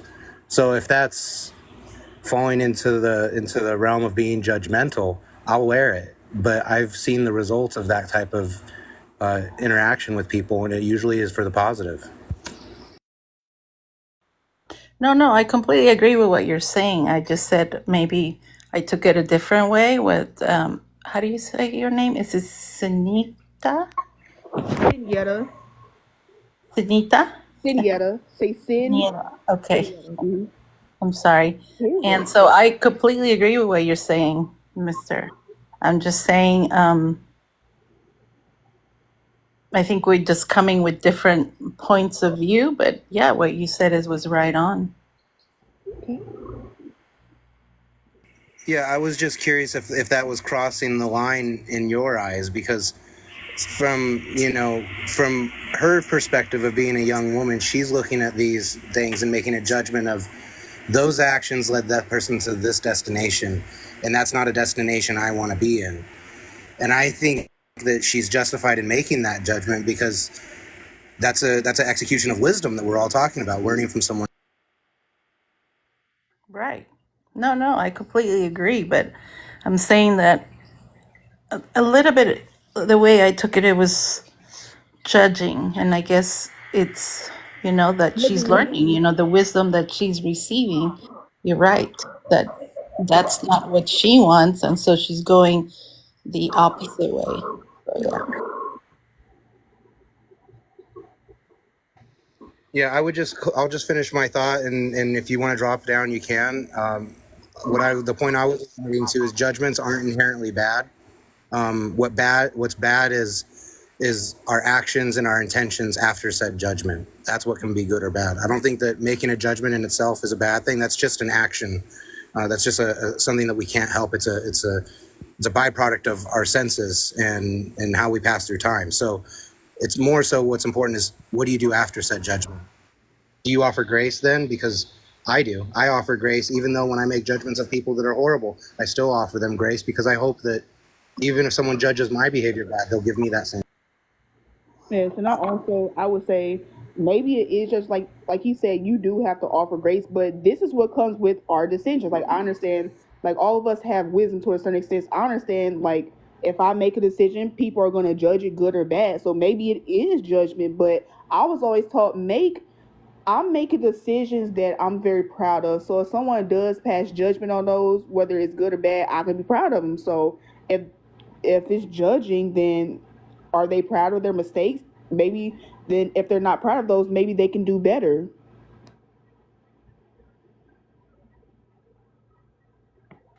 I mean, I agree in terms of giving them grace, but it's like I think when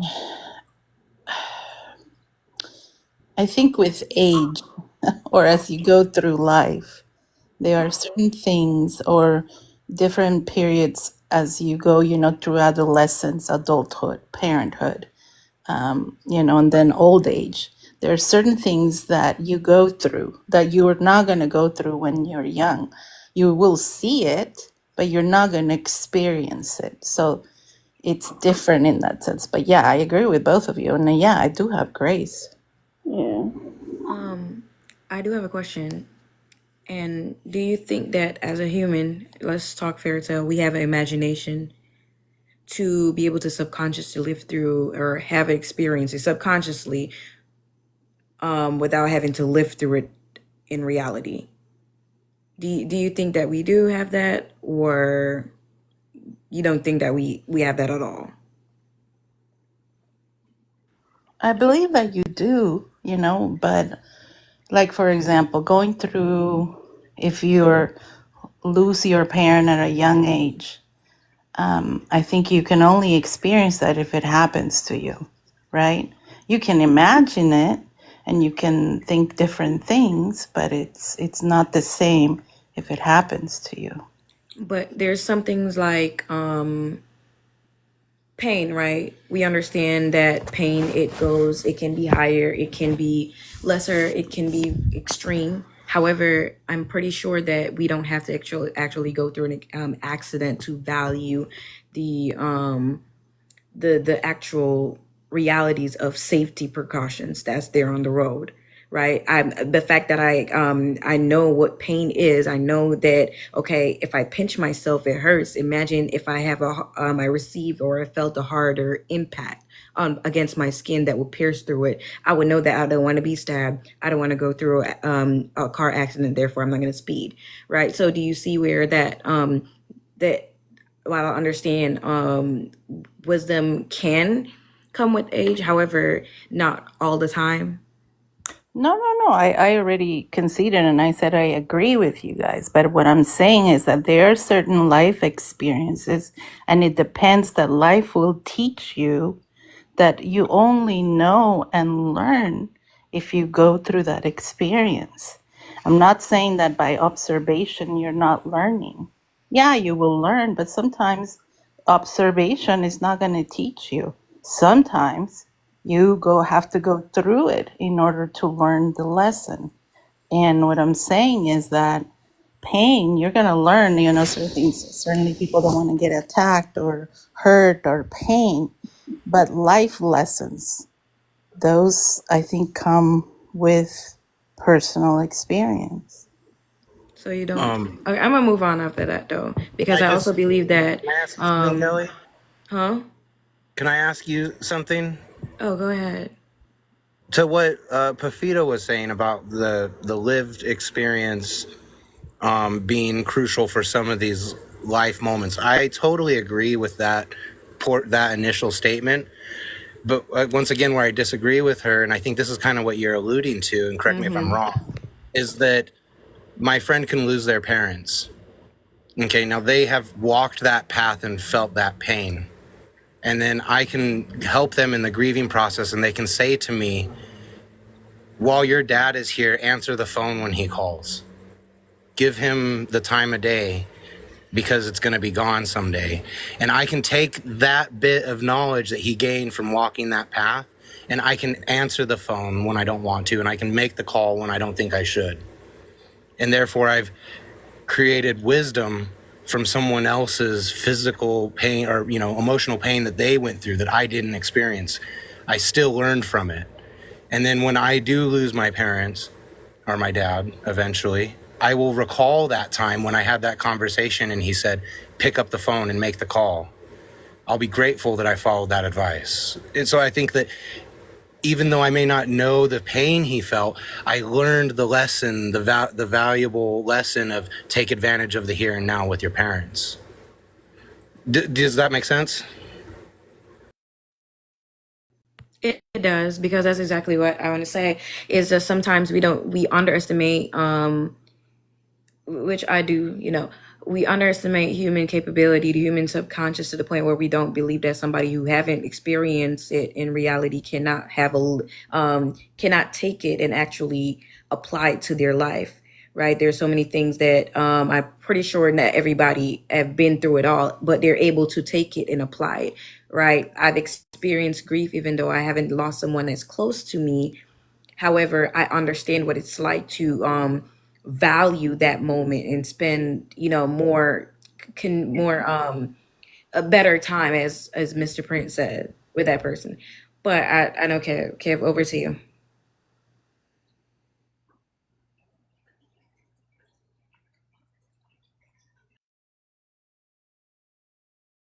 Well, I got quiet.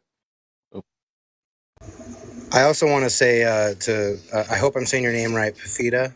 I don't want you to think that because I keep coming back to what you're saying that I want to argue with you. I just love your ideas and you get my brain ticking. So please take it as a compliment. That's it. No, I don't think you're. I don't feel picked on, and I can come back with something else, but I know we need to move on because I like to to think, and I understand, and I also want. It's like it's when we put ourselves in somebody else's shoes. There are certain experiences that we can imagine what both of you are saying. But it's different when you go through it or if you live through it, right? And maybe I can put this like, if I can think of an illegal immigrant who's crossing the border, who's coming here, I can think all the hardship and all the different things, but I am not going to know what is bringing them over here with their family or their kids. So I can only know and learn maybe wisdom because of their experience. So it's I guess that's what I was trying to say in terms of the parent, just personal experience. It adds. I do get both of your points though.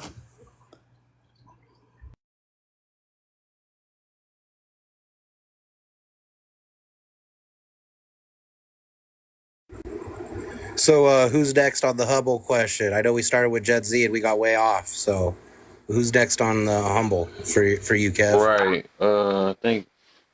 I think we did Kelly already too. Did Pafita do it? I don't think Pafita went. Go ahead, Pafita, and then it's Jimmy. Who does it? Is it exact? It's Twin up. I forget. I gotta check in on her too. I'll You go went. at the end. All right. Go ahead, Gemini. Oh, he's here. Like his class. All right, Gemini. So should I start where I stopped off at? You can. Okay. I'm gonna go. So would I rather be feared or loved, and why? Like I'm going with love, and like love or respect, but I don't want to be feared by nobody. Like cause I mean, like I think it's so much lost in being feared because somebody who's scared of you, you never know what to expect from that person. That like they're going to be so chaotic and so irrational at times because of the fear that I don't want to participate in any variety of relationship or partnership or anything with somebody like that chaotic and erratic. Because I mean, in all honesty, like I like I love my child, but at the same time, my child tells me that like she do stuff sometimes, and her initial thought is that I'm scared to tell him because I don't know how he's gonna react, you know. But I know that my child loves me, and there is fear in that.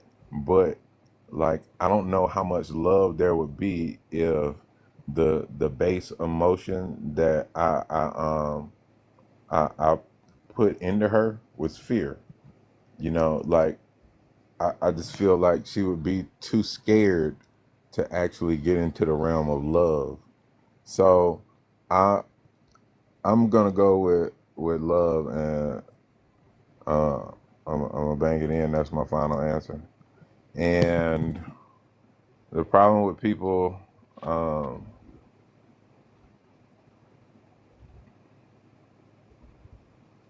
I mean, I don't really know. I can speculate, but I don't really know. I think that a lot of people, like, we're trying to be, I don't want to say keeping up with the Joneses, but like we're looking at the Joneses and how they move and how they operate, and the public version of them may be different than the behind closed doors version, but the public version of them isn't humble at all. And if we're trying to catch up to them, where is the example of humbleness coming from?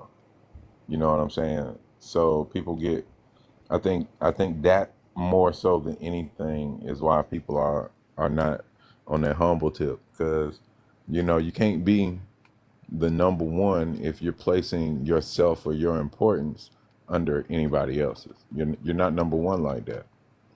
And I think that's the driving mindset behind it. And I'm a land. Mm. I thought about something though. I think the only time, and I was thinking about this earlier. I think I got such a death for this. Okay. I was thinking about this though. No, I think the one time I do want to be feared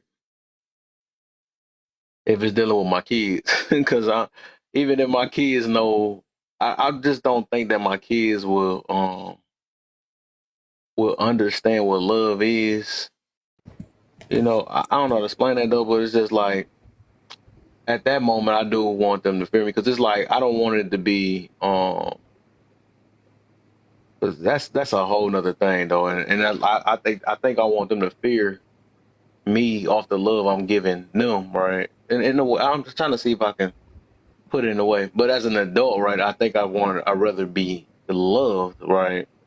Because I do believe if you mature enough and smart enough, whatever, you can get um well, I guess say respect. I don't say fear. I really don't want to say fear, but you get respect out of love. Um, and then if you are always looking to be feared, right, by as an adult, right, just like we was talking about that earlier. If somebody gonna try to take you out, this is what it is. I mean, if everybody is scared of you or fear you, if it's off human nature, they're gonna try to take you out. That's even like if you look at movies and all that stuff. Everybody that's scared of this big old monster, they gonna always try to figure a way to team up and get you. You know what I'm saying? So I just think about stuff like that. Whatever the situation is, even if it was probably God Himself. If He was walking Earth, human nature gonna find a way to get him. And that's the sad part about it. You know what I'm saying? He done created us, and if He was walking as a human, they They gonna be like, we can't have this super powerful guy, and just human nature. I believe a lot of it's just evil. Yeah, I can see that too. Because I think what would happen after that is like the top dogs that went in and did the manual labor of unaliving would use that and turn around and project that to the populace like, yo, don't be next. You know what I'm saying? You seen what we did to God. Come up here and play with it if you think it's a toy. You know what I'm saying? You'll be next. I think anybody want to add or take it with it, because I think Mr. P had a question or an add on to something. I do get what you're saying, right? There's a difference between, there's a difference to your child saying, oh yeah, I'm gonna receive pain from this person. Just see every time they see you, and all that fear within their body is like, oh yes, they're gonna cause pain and trauma in my life, versus that fear of, I actually respect this person. I disappointed them, and I know they will be disappointed. So that's where the respect aspect comes off, and something because the Bible mentioned fear, right? Love speaks on a different level of fear versus the fear of dread and terror. The word is like expandable. So I definitely get what you're saying. But the kid's gonna jump you though. Yeah, because I was thinking about stuff like that, because I always say if you don't put fear in your kids, you're going to interfere in your kids. That's why I started thinking about that a little bit. I'm like, oh my, I don't know about that when it comes to the kids. But Well, I can just tell you anecdotally with my children, from the way I looked at it is you have to really understand that a childhood is essentially just like a growing process, like your brain's developing, your body's setting itself up for adulthood, getting ready to produce certain chemicals and hormones for your lifetime. There's just a lot of things that are happening in childhood, and you have to basically civilize a wild animal, essentially. Children come out, in my opinion, very selfish, and that's by design so that they survive. It's up to us to kind of civilize them. So for me, my children didn't fear me directly. They feared that I taught them to fear that there are consequences associated with certain actions that are going to cause pain, and that I have to administer that pain. So, you're not fearing me, you're fearing the pain of getting caught. And the way I always approached it was very clinical. I was never heated, and I was never over the top or angry. I always made sure to collect myself and let them know that this is just a consequence. And I never had to get really intense physical with anything, but there was just always this line that there's going to be physical ramifications for your actions. And as they got older, because I always had a very measured approach, and I would hear them out and talk to them, and I didn't blow up in their face when they would admit wrongdoing, both of my children come to me with any of their issues, because they know that there may be a negative consequence, but dad isn't going to blow up in our face. He's going to hear us out. He's going to let us express ourselves. We're going to discuss the problem, and we're going to move forward. And sometimes there's going to be punishments associated, and that's just a part of life. If I speed and I get pulled over, and hopefully the only thing I get is a ticket out of it, then that's my ramifications. You know what I mean? That's just the way life works. So when it comes to kids, it's you kind of have to introduce things. And by introducing these things the way I did, my children love me to death. And they know that they can come to me and they can trust me to not go over the top.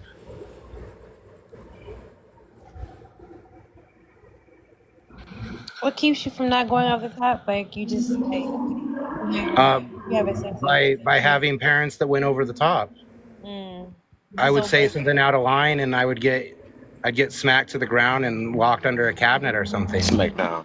So I just know that to me, that wasn't a very productive way to do anything. I felt that I deserved to be spoken to like a human. And so I just made sure to apply that to my children.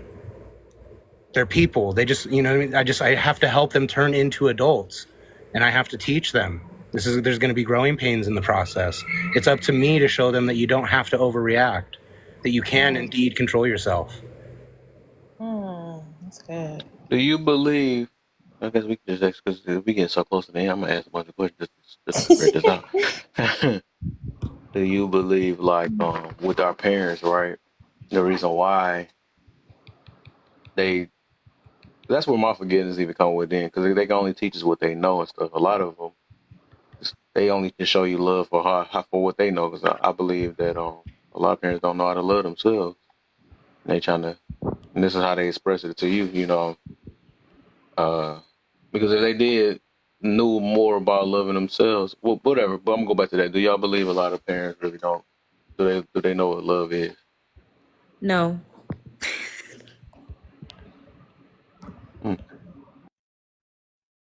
What do you say? I think Kelly said no. Or she said no, right, Kelly? Yes, immediately no. Yeah. And Why? I guess I don't All right. understand the question. Well, Kev, if you don't, a lot of people don't have a source of love. They don't have a foundation of what love looks like to them. They create that image, and a lot of time it's based off their emotions, right? And so when they create that facade, they're going based off that. They, in their mind, they think that's the right way, but they don't know that they're creating harm. And that is why I say a lot, unless your foundation is sturdy, I don't see you knowing what love is. They'd be like, well, I provide a roof over your, you know, a lot of time, right, Kev? They would say, I provide a shelter. I provide for you. I do what I'm supposed to. I didn't leave you to the dog. However, at the same breath, they're looking at their child, calling them useless, saying that they're worthless, telling their child to go, you know, unalive themselves. And it's just like, it's just at what point, what's your foundation of love? What does it look like? And at what point do you compare it to an actual structured one? Amber alert, Amber alert, Amber alert, Amber alert.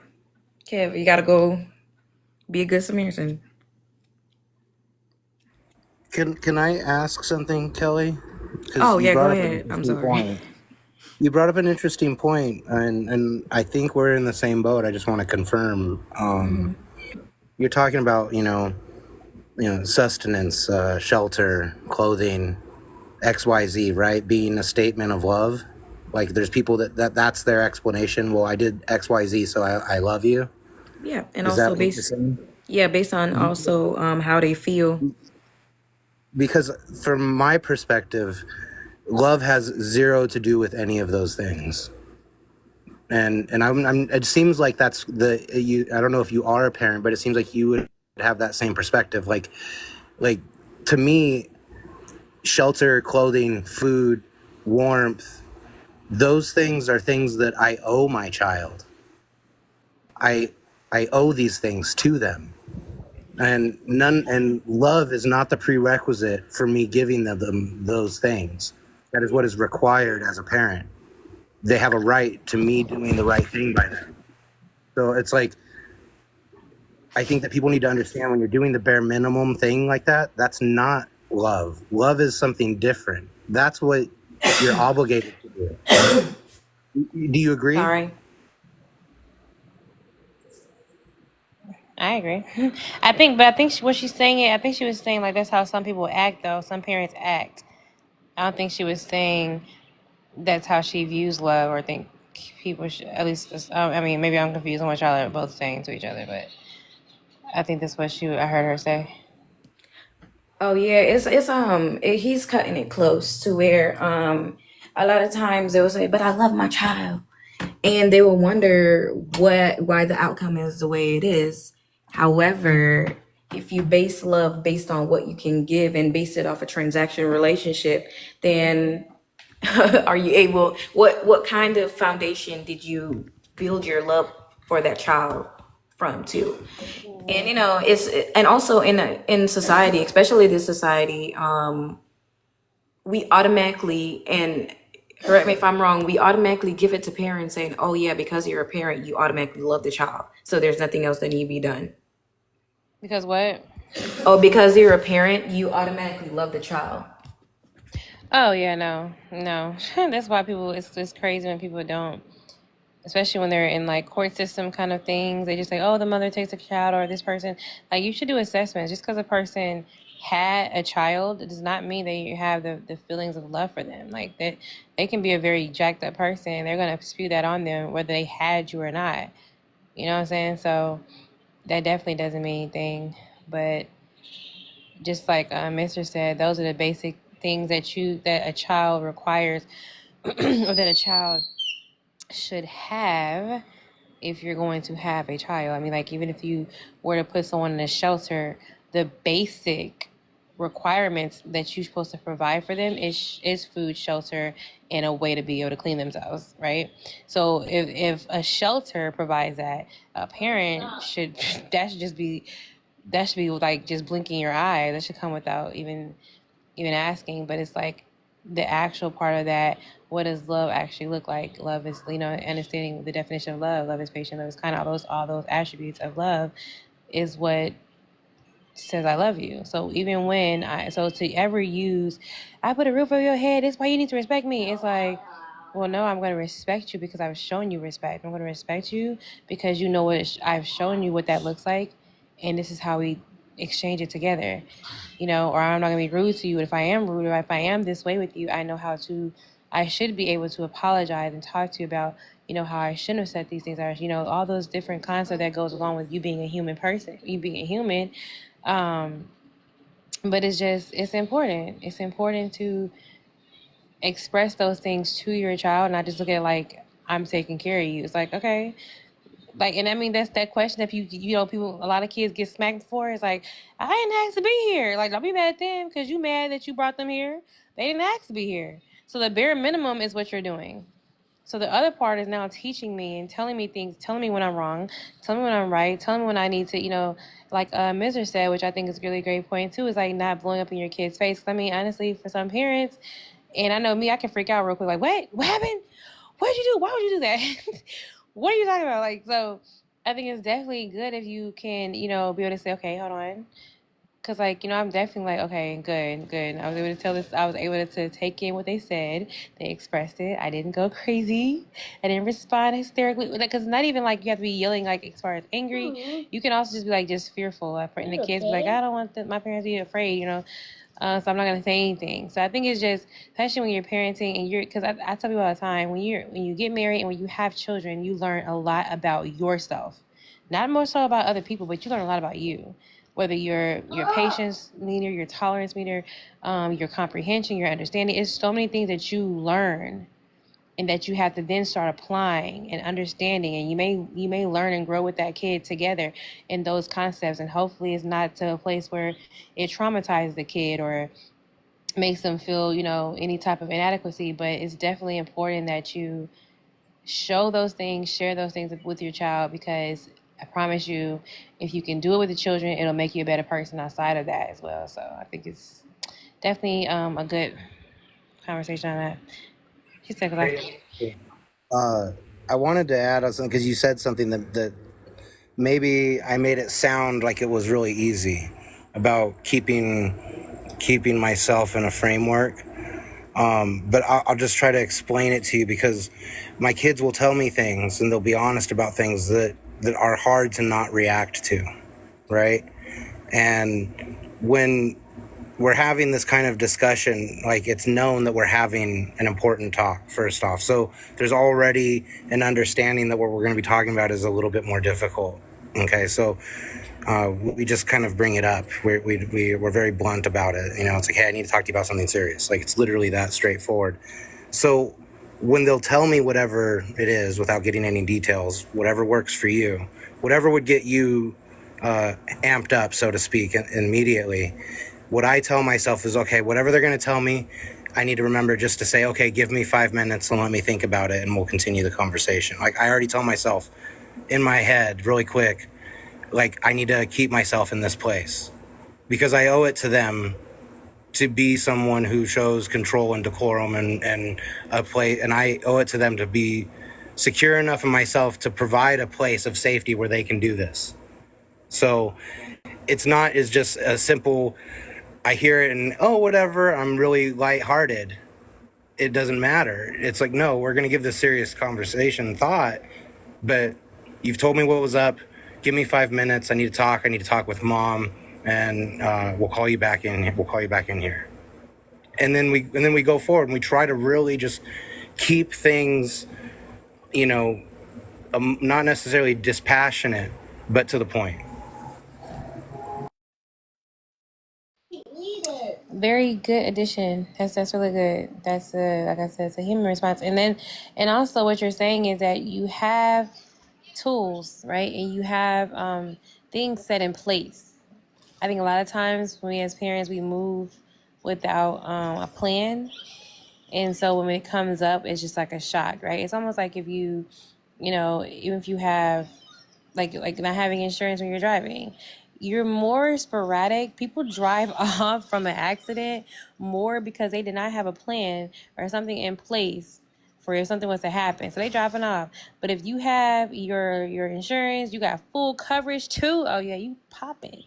Right? You ain't driving nowhere. I'm getting all the information I can, and I'm finna sit here and get all this insurance information. I'm finna make sure my people, you know what I'm saying? So you're more prepared. So when the more prepared you are, the more tools you have in your bag, and I always say this tool bag you should have with your parent, with kids, and you should also have with your significant other. But definitely when you're more prepared, you have a plan of action. Not to say that you can be fully prepared for everything that happens, clearly, but have some type of thing in place so that when something does happen, or go over certain things with yourself, learn different concepts, learn different communication skills, so that when these things come about, your first move is not to, strangle them.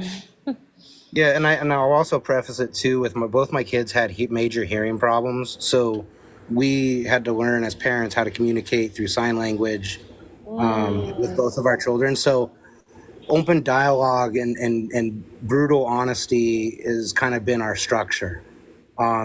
There's nothing that we can't say to each other in our household. So we've gotten over the hearing issues, but because of just this intensity on making sure that they are able to express themselves, because that was one frustration we wanted to remove from this world, is you're going to be able to express yourself. Now, you may not always get your way, but you're going to get heard. And it's been a great tool for our family. So. That's nice. I love it. And again, it's just having tools in place. And then sometimes you experience certain things and you realize, okay, I need better tools for this. I need to come up with something better for this next time.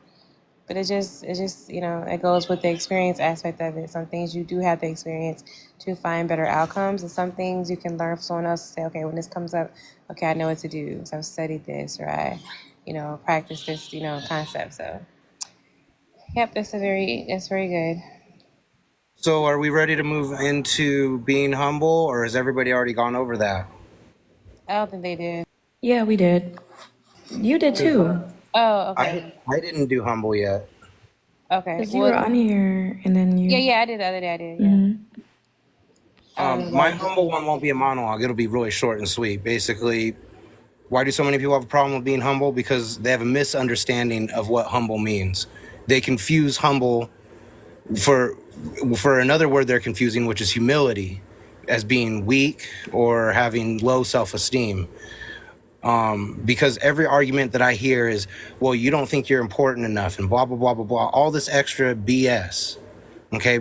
Just because you're not stating you're important doesn't mean you can't recognize the importance of other people. And that's what being humble is recognizing that other people are important as well. Not negating your own importance, but recognizing other people are important as well. And that's what it boils down to. People are all stuck up in their ego. I'm the main character. Everybody else is NPCs. And that's why they can't be humbled. That nobody else is important to them.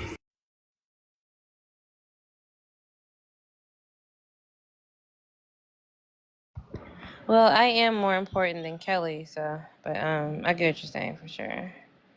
I'm a boss lady first. I'm very much important than everybody on here. You're independent. But I have a degree in psychology and engineering. I have like 5 degrees. What do you have? Because I went to Harvard, and I actually I was a part of the. I went to heaven. So what? You want me to list my credentials? I make 6 figures. Actually, now 7 figures. When I It's dressed, Harvard. I was making Where can I millions. where can I give her a gold star? How can I give her a gold star? Congratulations. Oh, thank you so much. I know. I can teach you guys. If you just buy my course, it's only $20,000, and I can be your life coach. For only $50K. Not 20,000. Bro, they better be a whole scholar by then.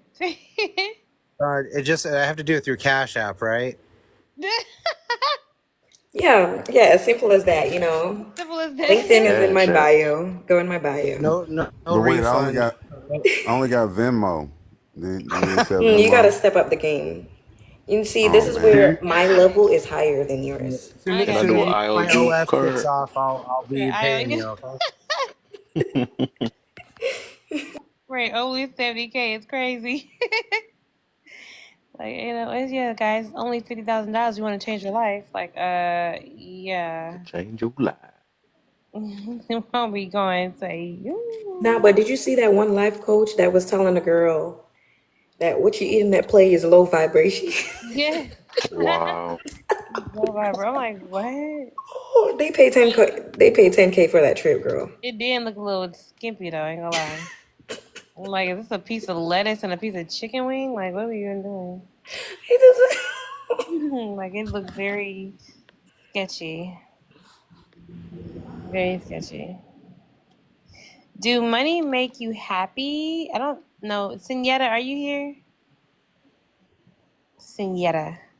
That's your real It's been a name? minute. I haven't heard from Senora Hill. Senora Hill. Oh, you giving out pillows around here? Look, I was giving out samples and people just be taking it and making other pillows. They're like, this actually do feel good. Wow. Wow. I forget one of these. Yeah, one of these. Senora. Do the A stand for? The A. Take your ass to sleep, son.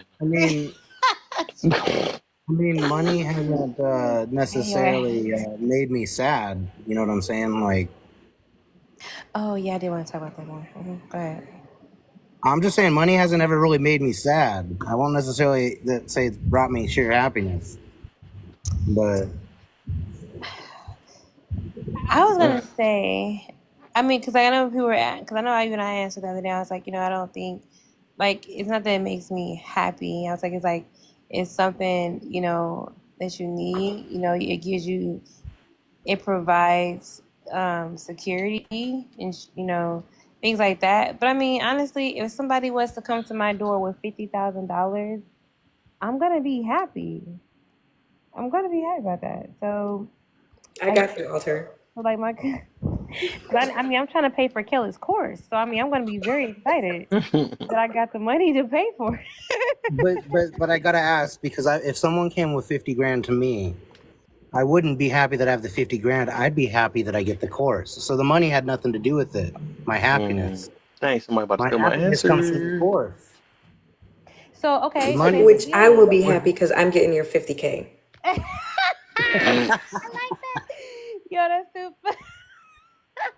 The way to bring that around. No, but that's true. Like, okay, so money, I think the concept of money is more so what you can do with it, more so itself. I mean, granted that, yeah, I mean, for sure, like, me having the money alone is not like a whole big deal to me, but it's more so if I have, what I can do with it that'll make a person happy. So sure. And I think that's probably where it goes to, like, when people are like rich and they don't have all this money and they're not happy, because really it's only, what's the point? What's the phrase you always say? It's only so much money can buy. Money can buy a lot of things, but it can't buy everything. I will say that, okay, I said money never made me sad. I guess the context of the money is what would help with the feeling. The absence of Yeah. money definitely brings sadness. Right, right. Absolutely.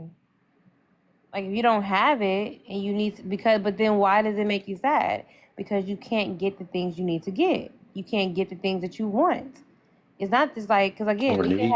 you can have millions of dollars in a bank account, and if you need if you're waiting on a list, for a heart transplant, and that money can't buy that, is literally you're on a waiting list.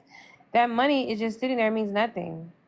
If you did something and say, hey, can I pay my way out? No, you still going down. It's like, oh shoot. So that money doesn't mean anything. So if the money can't get you anything, then really having money itself is really irrelevant. Amen? All right. Oh. Hello. Anybody else?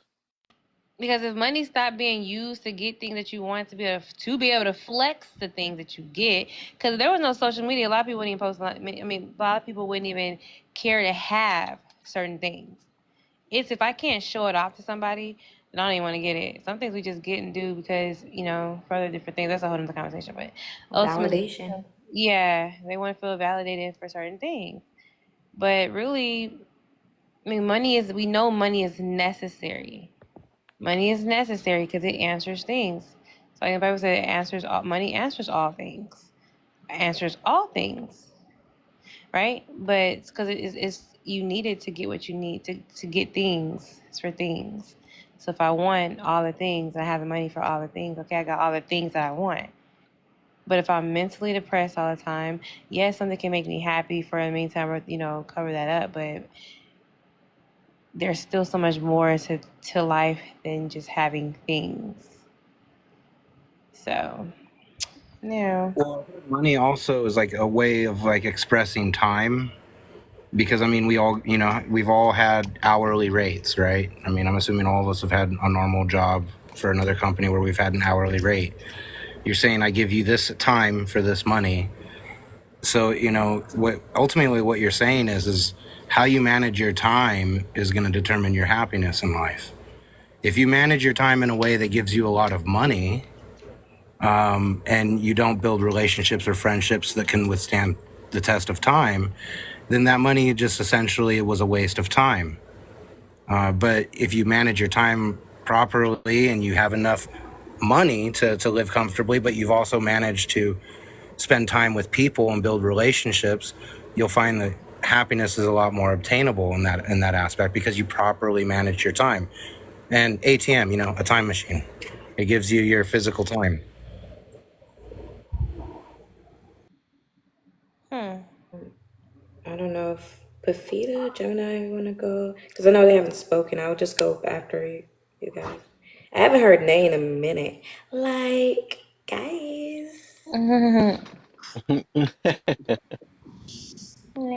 Alter, you want to hit us up for a mod break? Bring the energy up? My Oh, what the? my take and what I've witnessed a lot of people, it's a little different, but my take on the love of money for a lot of people in this country is they have to have money like an addict needs their fix. And with addicts, they are numbing their pain. And I think it stands true for people with money. They have to fill that void with stuff, and it's a temporary fix. And they're constantly chasing that dragon. That first hit, when they got that first job with that first big check, it was spent. And they keep doing that, and it's filling a void, and they don't take the time out to figure out why they're empty and trying to fill the void.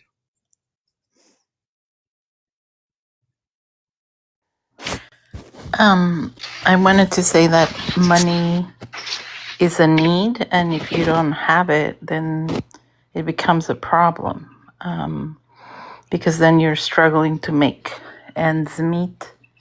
And if you were you lost your job, or you don't have any help.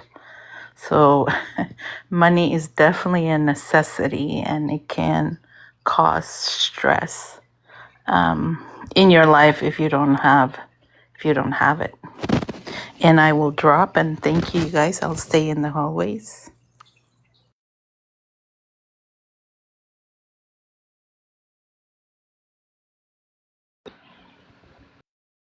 Ah, thank you, Papita. Thank you, thank you, thank you, thank you. Did you want to say something? Oh, Senora, we was looking for you earlier. Right. I'm And in the me. tub. I was my bad. My hands was wet a little bit. I'm in the tub and stuff. But I can go if you guys don't mind for a second.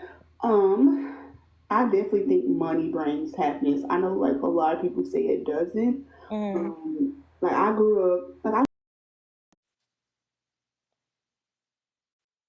money management skills and so being 20 years old money management skills and so being 20 years old money management skills and so being 20 years old money definitely brings happiness. Now can money What the alone heck? I came back and she back. Oh, you was about to get booted earlier. I literally was pressing the boot button. I was resetting my everything. It was because it kept saying disconnect failed, and you woke up out of nowhere. No, I was in I'm in the tub actually. That's why my hands was wet, but That's so funny stuff. I literally like it's like literally. I was over there setting my internet over like, no, this thing ain't letting me disconnect her. sorry. I came back, you was talking. That was so funny. Yeah. So, what was I saying? Like being 23 and like having struggle with money as a kid, because like my mom's poor money management skills still to this day. Like money definitely brings like happiness. Of course, money by itself can't keep you happy. If you're going through depression or other things, having money in your account isn't going to keep you happy either. I've been through those stressful times, but not having money, I could be homeless on the streets. I could lose my car. I could go through so many things. So money itself, I would say it does make you happy. But what money can get you, like with money, I'm able to have a car. I'm able to go travel to go see my family. I'm able to go like I walk every day to the bookstore to like buy myself books or whatever, which makes me happy. Um, it definitely makes you happy. And anybody who says that money doesn't make you happy, like see what it does when you don't have it. See,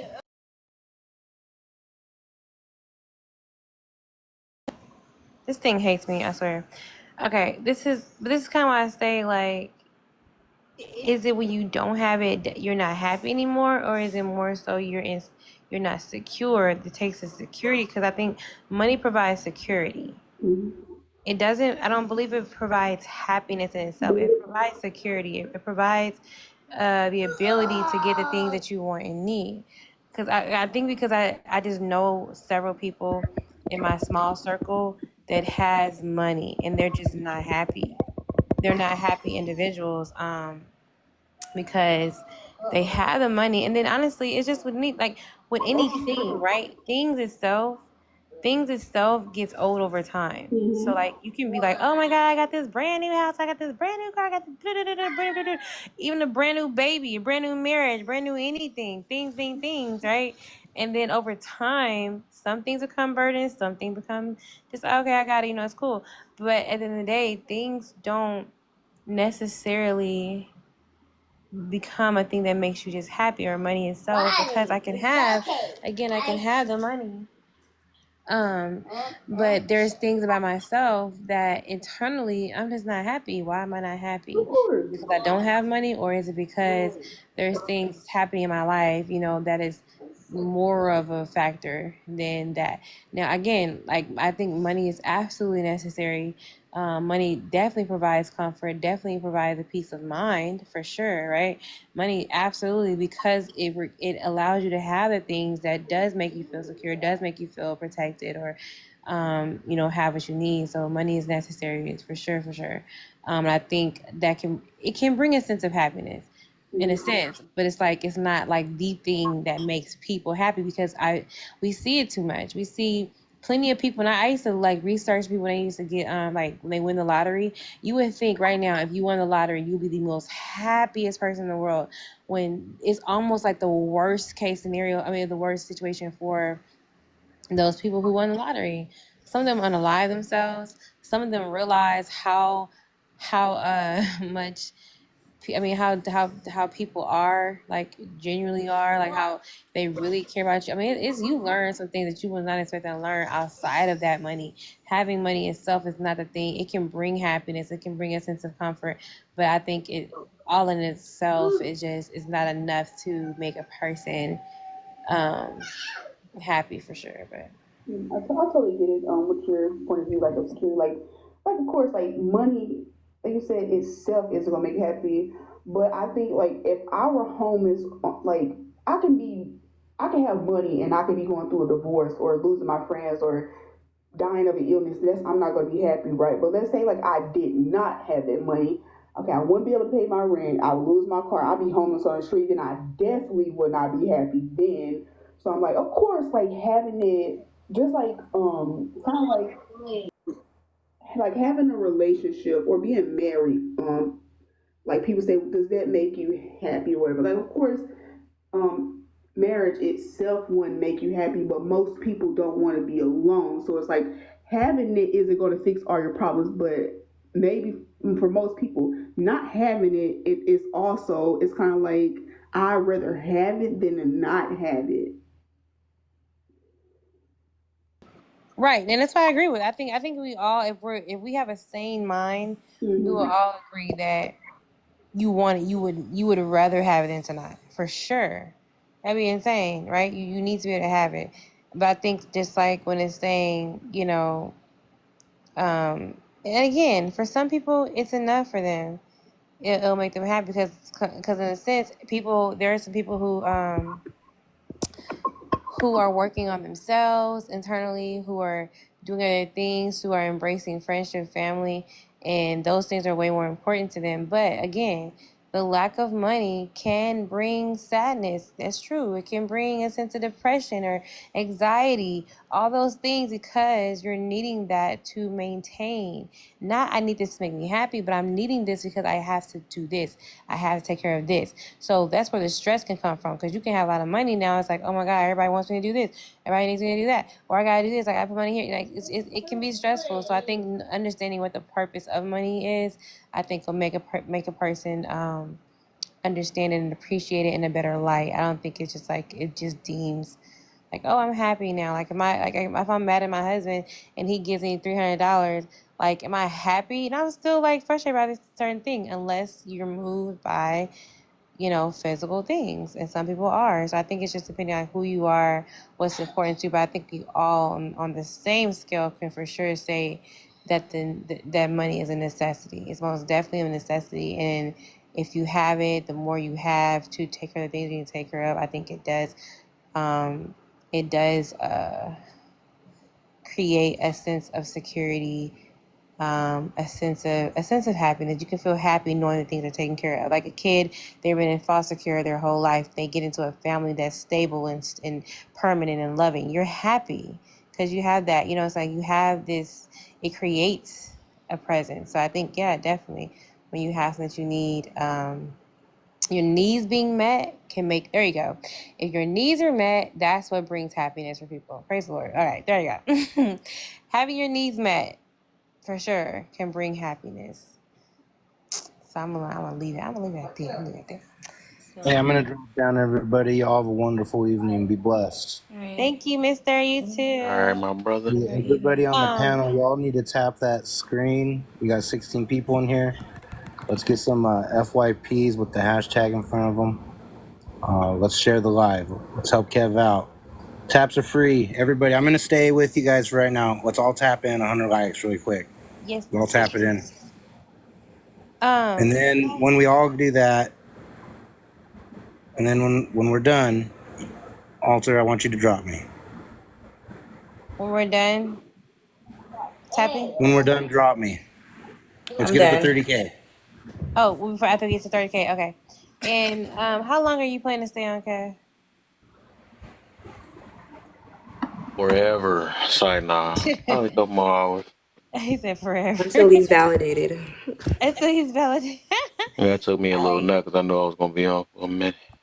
Well, yeah, okay, so definitely, guys, like Mr. said, since we got through our comments and everything, we are at 28.2K. We are around the corner from 30K. That's not hard to do. I'm gonna help you guys. Come on, I tap. want to go to bed. Get those likes in. He wants to go to bed. Okay, guys, tap That means slowly. type slower, y'all. Yeah, I but know.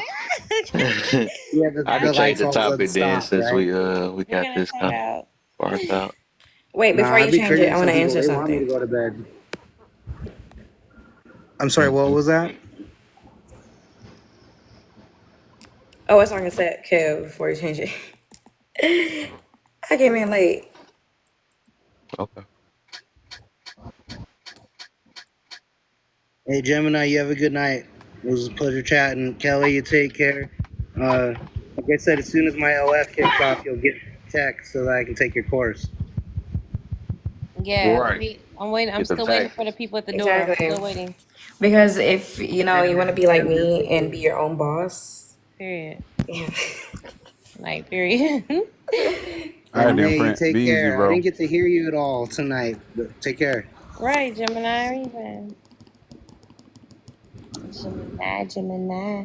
But yes, guys, it's 16 people. Make sure y'all hold the screen down, hold Kevin's eyeball, and All right. tap it. Hold it and let's Eyeball. send it, guys. I'm gonna hold it down, and you're gonna send it to people. You see how it's showing share?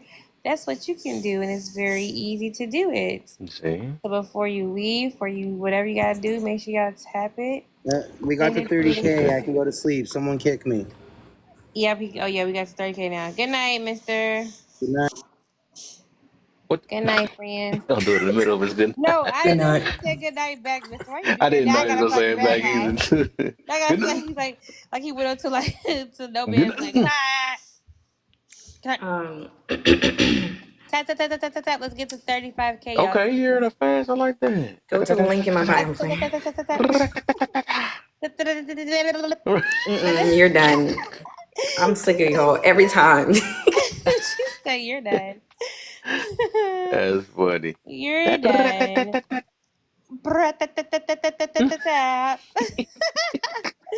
That's when you people going crazy. It's me. I can believe that's how fast you was tapping that one day. I was like, how the heck she just surpassed everybody? I was like, oh, y'all want to win? No. Right. I feel like you was literally saying that while you was tapping that too. And then he stood in the chat. He was like, oh, so got 1 point. Oh, And no. I don't know what Mirror did. He ended up passing all y'all Good up. night, I don't know how he did that. And he was tapping on both of them. He had the Boy, advance. Mr. be preaching, y'all. Y'all don't even be knowing. Y'all don't even be knowing. Hey. Mr. P. Mr. President. I ain't calling you Mr. P. That's what I always men be like. I ain't calling him Mr. P. Yeah, I already know. That's right. Yeah, you knew that. You know what I'm saying. I ain't saying that. I appreciate you. When I first met him, I'm like, I'm not saying that. I say Mr. P. I ain't calling him Mr. P. That's a deep one. Why that man voice be funny, but I already called him Mr. Man, where you my at? girl voice funny. Your man voice funny. I ain't calling him Mr. P. What I look like? What I look like? What I look like? I'm too straight to be calling him P. You thought about to still say it? Nope. I'm too heterosexual. Like, what's that old nigga? Like, all right, fine, we get it. Yo, people are hilarious. Hey, Todd, welcome to the live. Oh yeah, you better hit them questions because I'm about to switch it to one Oh, of my yeah. old. Let me go. So, yeah, money made me happy, but it does not bring me joy. Happiness to me is basically it's a fleeting emotion. It's temporary, right? Food makes me happy. However, I know that I can't live my life based on that happiness, on that specific emotion. So it does. I love to smile. I love to see when they buy my course with 50K and hit my bank account. I would too. I love to see you smile. So yeah, That's my view on that. But I don't rely on, especially going into growing in my relationship with God. I don't rely on my happiness to actually fully commit. I actually just try to be joyful in Him, and that helped me with discernment and self-control. Being in a Bible scholar, degrees, marriage, and more reflects these things instead of being better with them. Why?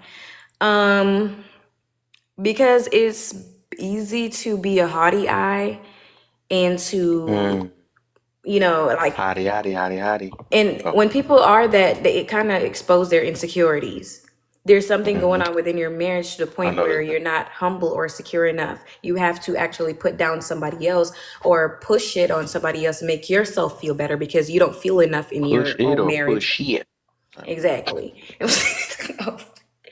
Like I don't feel like I be having to, if I have they be having so many degree, and so if you feel so validated, why is it that you're trying to make the person seem less? Is it because you don't feel enough with it? So that just shows their insecurity. And if your husband or wife doesn't post you, show you all, are they hiding you? It's so for what? No. I understand if you're a social media influencer or YouTubers and stuff, and that's what you normally do. However, if that's not the case, then no, that person's not hiding you. And I would rather be loved because I also rely on love to get me saved.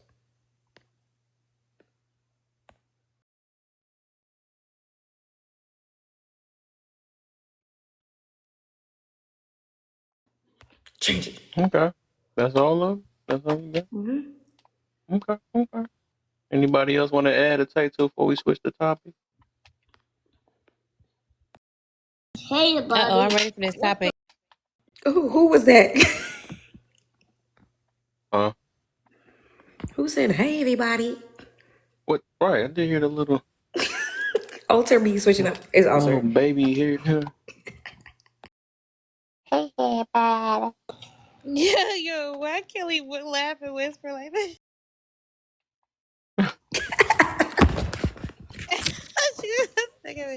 I'm ready for this new topic. New topic. What's the topic? All right, let's see what we got. It's one of my old ones. Let's see what we gonna do. Not the old one. Back into the past. Taking it to the past. Like, oh, no. Stop. Give me that gyro. I need that. Oh, okay, my bad, y'all. Let's find this topic for y'all. Let's get it, dog.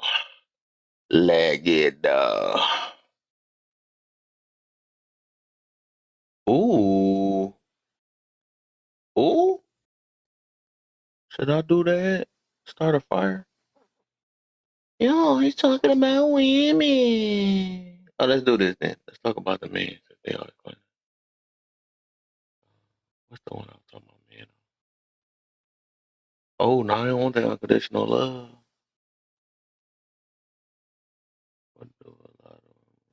Oh, we should talk about unconditional love. Ooh, I love this one. Ooh, y'all like, oh, no. What about the man? What, that one? You want that one? Yeah. Ooh. Oh, we about to. This don't hit. Oh, I got some words. Some words. I like the unconditional love one. Did you get a lot of pushback? Unconditional love one? Yeah. Let's talk about that. Let's talk about that. Yeah, I do want to get on that, though. Wait, we like this one. No, please. I'm sick of it. Y'all got to make a vote or something. Let's make a vote. We gonna do that vote then, because there's too many people. Also about to vote twice. No. I can tell. I know who little faces on there. I knew you do that. Times. We gonna put down unconditional love. That's even with the people that's in the comments. They get to join. We almost at 35K, guys. Thank you. Almost at 35K, guys. Thank you, guys. Hey, put us together, man. Where the heck? Tap away. Right. You know this. Yeah, you already know. Yeah. Step away, my God. It don't matter if you're wrong or right. Tap away. I said tap away. Sorry, let me stop. I'm going. Oh, there you go. Vote. Text vote? Is it? No, quick poll. Quick poll, quick poll, quick poll. Nope, that ain't it. That's the wrong one. Oops. Votes. Text vote. Okay. We got it. We on it. So the question is, unconditional love or settle?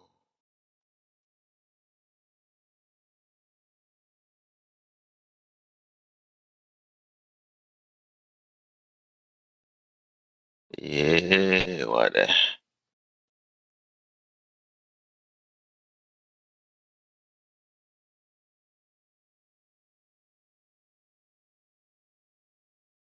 I think I got it.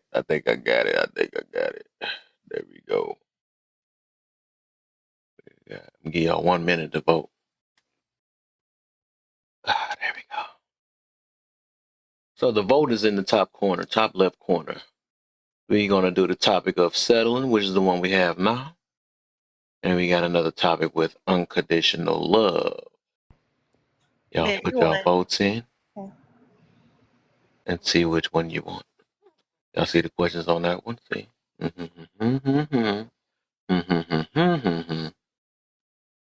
then this. You see the questions on this.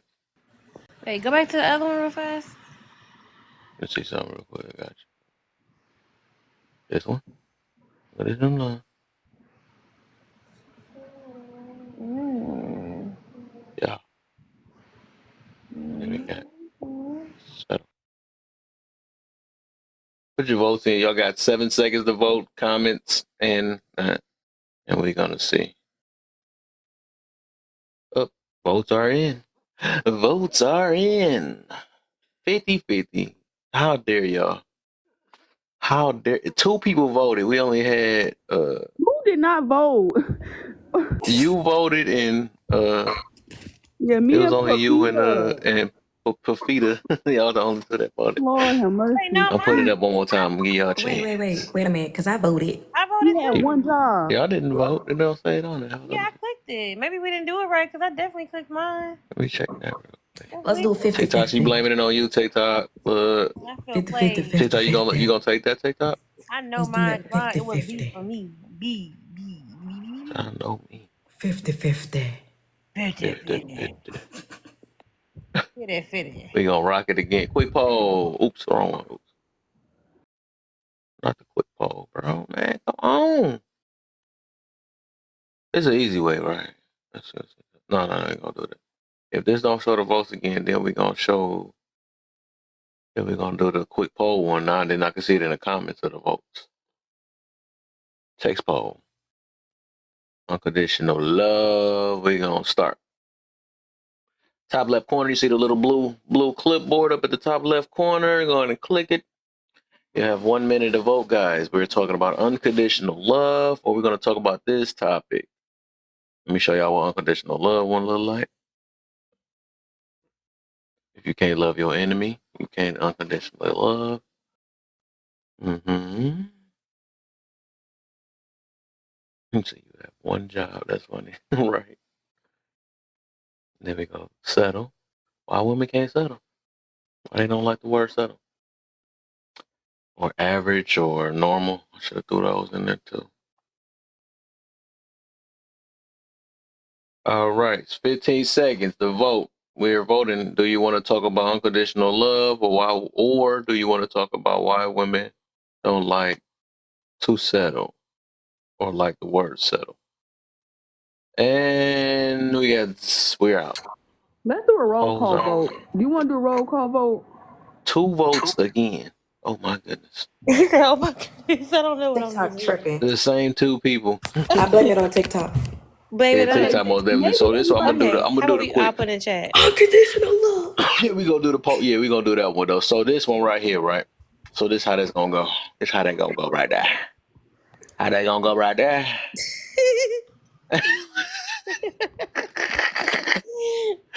Quick poll, right? So I'm gonna hit the quick poll. You got 60 seconds. So the smile means unconditional love.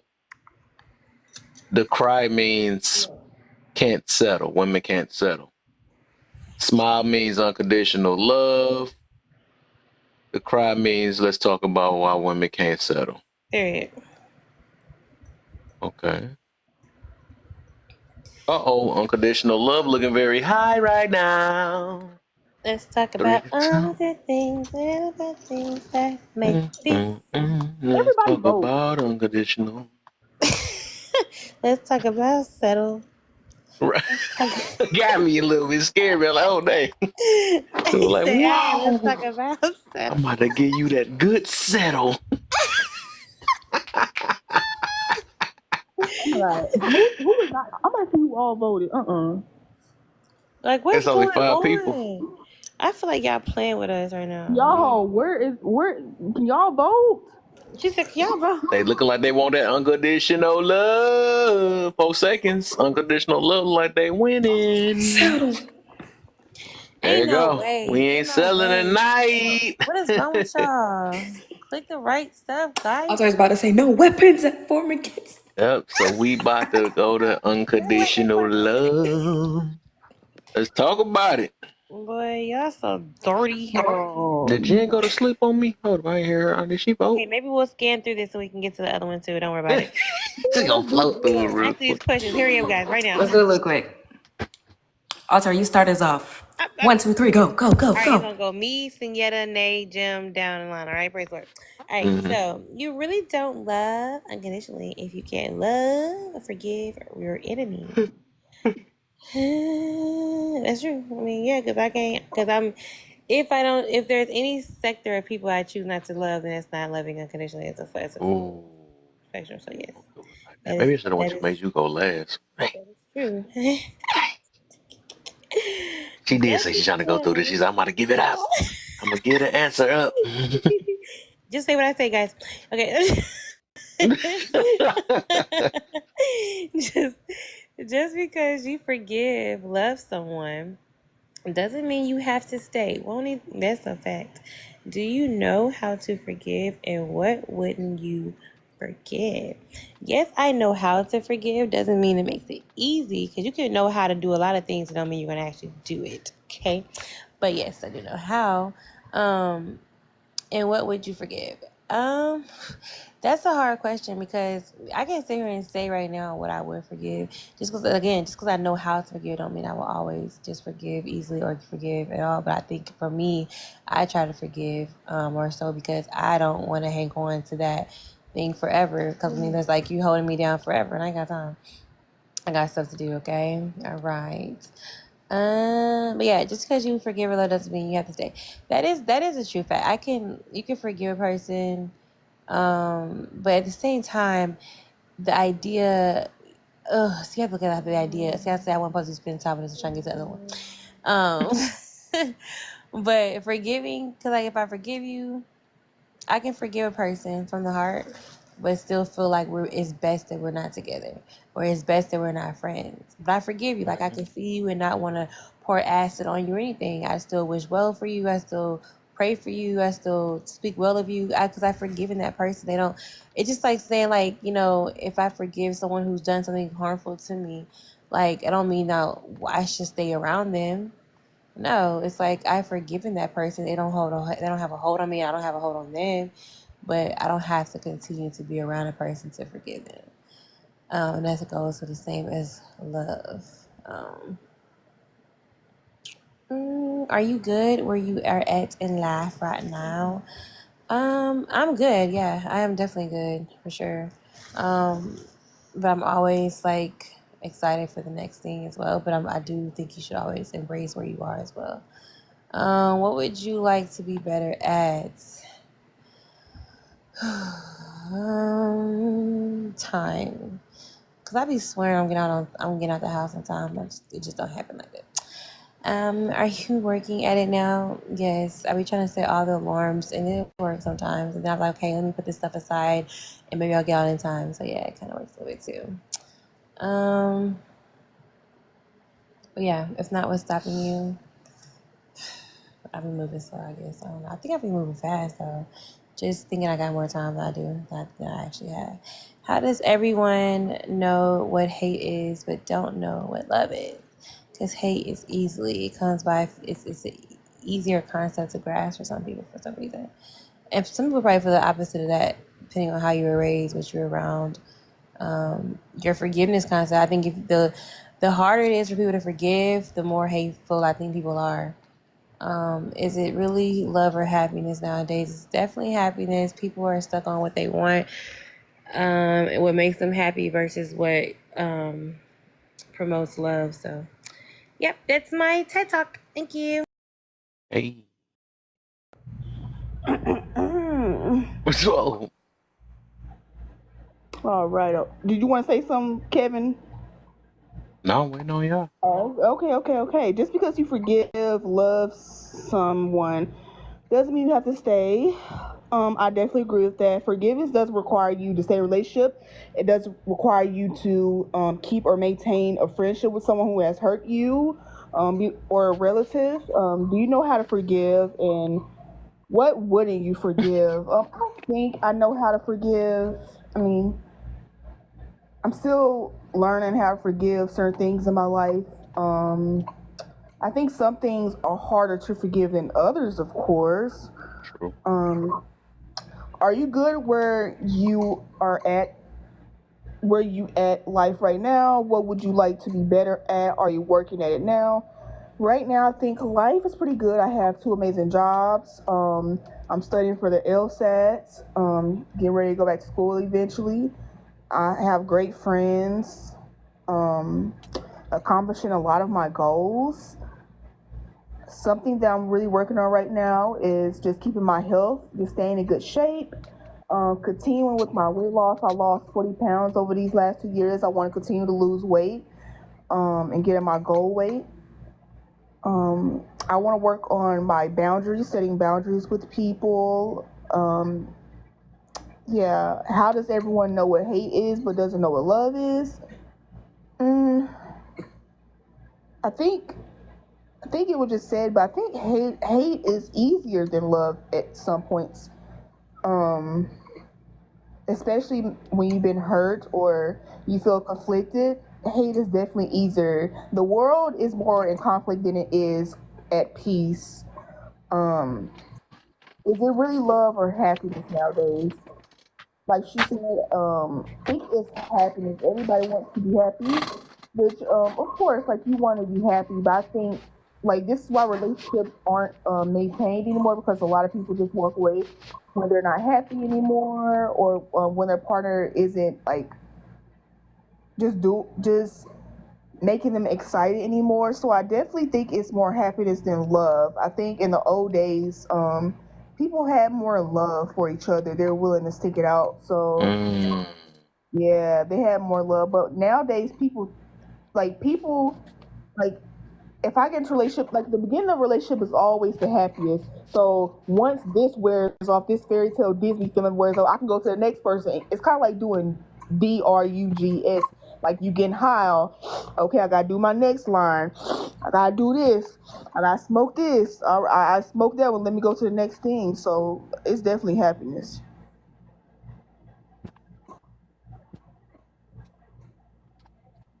Okay. Nay, you next.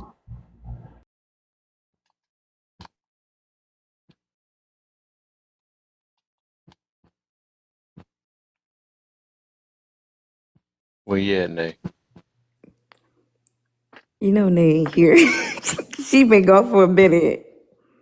She leave and come back every second unless she take a snooze and then snooze if you want it. You're just too important. Nobody like you. We just started. Beep, beep, beep, beep.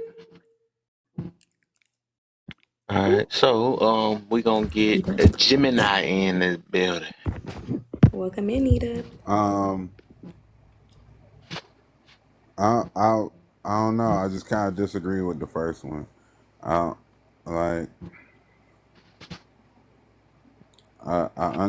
Like, well, I won't say I disagree just yet, but like how much love do I have to have for my enemy?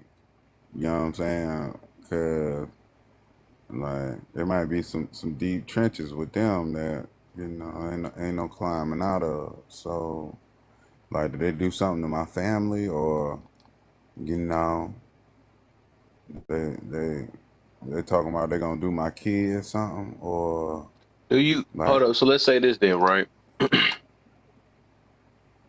Since you saying that, right? Because it's not like I'm forcing anybody, or it's saying to force anybody to love unconditionally. Um, would you just say your love is conditional? no, I wouldn't. Interesting. I think the fact that you debating that you saying how much love should I, that means it seems like it's a limit to your love, and that's what we just I mean, I for look my at it. enemy, yeah, Uh, like for my enemy, it's definitely a certain level. It's not like they're not my family. Like my family, my love for my family is unconditional. Like I don't care yeah, what they that do. mean right. So if I'm you that mean if it's your family, that's the condition. That mean it stops there. Your limit is they have to be your family, and then you can express your love. That's basically what you're saying. So that's still a condition. I mean, it's not just exclusive to my family though. That's why I'm asking, like, what, Hmm. like, Interesting. do I have to love an enemy as much as I You ha- love my I family? think I would say, and that's the reason why I made this like that because it is that's the deepest part about it. Is because you have to. I would say unconditional love, right? I mean, like I said, it's okay for people to say that my loves have conditions, right? It's okay, right? Because some people can't handle real unconditional, or from what I noticed, unconditional love, right? People can't handle it because they don't want to love everybody or they don't know how to forgive. That's another thing. So it is okay to say, but I think when we use this thing unconditional love, we just say that I can love my family no matter what, no matter what the situation is. But if you my enemy, I don't know about that. I can't really give you love like that. So that means your limit, because if we look at so the definition of unconditional love, so everybody be on the same page, right? Unconditional love is a type of love that is given freely without limitations. It is not based on what someone does in return. So I think the key word in there is given freely, and what's the words, key words, and without limitations. So I think the limit is like basically if somebody don't uh I guess you said do you over, because I'm pretty sure that's when a person become your enemy, is when somebody do you wrong. So they become the enemy. So that means your limitation is don't be my enemy and I can love you, basically. Would you say Yeah, that? yeah. There you go. Yeah. So that yeah, there you go then. So your limit that would be a limitation. So that would be still called conditional love, because unconditional love is with no limitations and given freely. Oh, so okay. So it's not like do I, okay. So it's just general love in general, like It'd be just love, for yeah. I love, yeah. period. You love who you pick, Okay. right? I get it. Yeah. But Well, would no, be yeah, unconditional. You just say I express my no. love for the people I love. That's what it is. You know what I'm saying? Something Oh like that. yeah. I'm Yeah. conditional. I'm conditional as hell. Yeah. Then you know what I'm saying. I Yeah. ain't gonna hold you. Most people are. Uh, Most of us are. Some people yeah, only love if they happy. I was mentioning that earlier. yeah, I only love if I'm happy. If my partner treat me good, I love you now. That's the only way I see love, is if I'm feel happy. You know what I'm saying? A lot of people do that and don't realize that either. So, and I feel that a lot yeah. of us Cause see, is like, going to do it. But that's why I always recommend love first before you be in love. But I think I had a little. Somebody I was debating with that too. Somebody said I'd really be in love before, but But because yeah, yeah, it's like loving your sisters and brothers and stuff. You know, no matter what happened, you still gonna love them. You know, even exactly. you just gotta love Yeah. them from afar. But that's why I say in love is not the goal. You know, I mean, of course you're gonna have this extra like and lust and happiness with your partner and stuff. But if you don't love them or you just only like them or they make you happy, you gotta have that love for them first. That's like somebody say you gotta be a friend with a person or with the one you date before actually. And I get it. You know, it should be friends that way. But that's a whole nother thing. Yeah, I mean, yeah, because see, for me, like, if I ever tell you I love you, like, that ain't going nowhere no matter what. You know what I'm saying? Even if I can't stand to be around your ass, like, it ain't going nowhere. Like, but if I ain't never like reach that point with you, I might not love your ass. And then, like I was saying, if somebody do something to like my family and like I might be of the mindset to wipe them off the planet. You know what I'm saying? Or put them under some of the materials that we have here. A few feet. But so like I ain't even thinking about that person no more. Like it's not love, it's not hate. It's just very like non-existent. So like yeah, definitely conditional. Okay, so just because you forgive slash love doesn't mean you have to stay. True. Yep. You ain't gotta stay. That's for sure. Do you know how to forgive? No. And what wouldn't you forgive? Like I can't At forgive. least you're being real. I can't forgive. Like intentional or like premeditated wrong. Like, cause you ain't gotta, like, you don't have to help me, but just because you don't help me, don't mean that you gotta hurt me either. You know what I'm saying? If that makes sense. So, like, if you don't like me, then just don't be around me. Simple. Then you got to, you don't have to deal with me at all.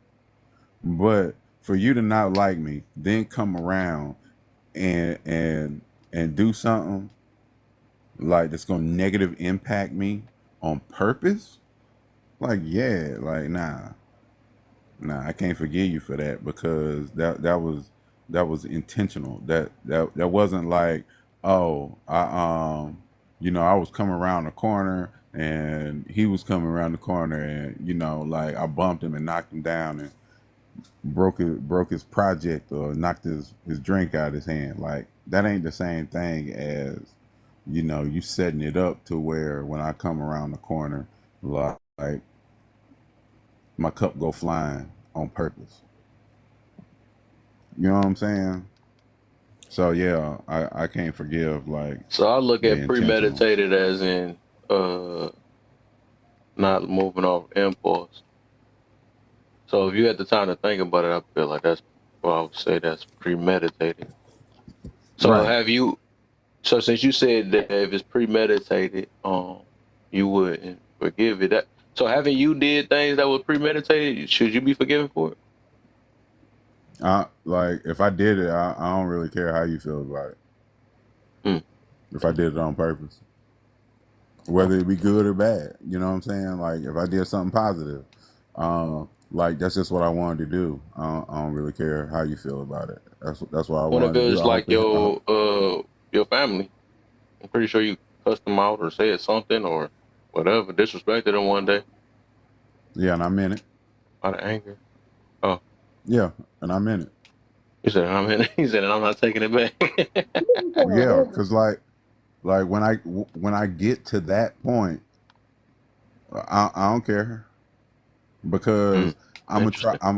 I'm gonna take the smoothest, kindest road as long as I physically, willfully can.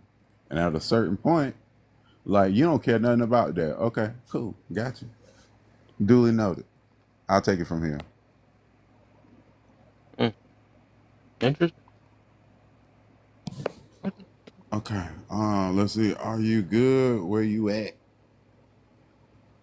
at life right now?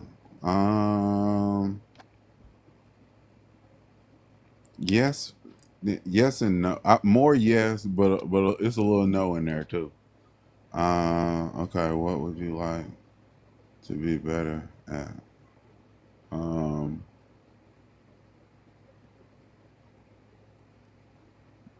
um, like I got this streak of procrastination. Mm. Um, and I if I could get rid of that, I think I think I would be happier about where I'm at. Mm. Are you working Wait, at it before you go too far, because you ain't now? mentioned, I wanted to see if you was gonna mention it, just because of what just happened. Uh, so if you had the option to learn how to forgive, would you want it to figure it out, If I had the or do option, you enjoy not being forgiven?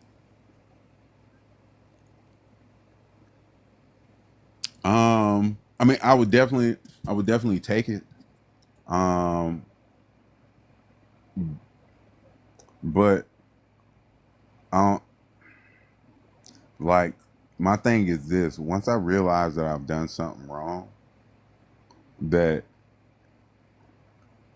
like I didn't know I was doing something wrong. Like, let's just take it from that perspective. I don't know I'm doing something wrong. I do something wrong. It offends somebody. It hurts somebody.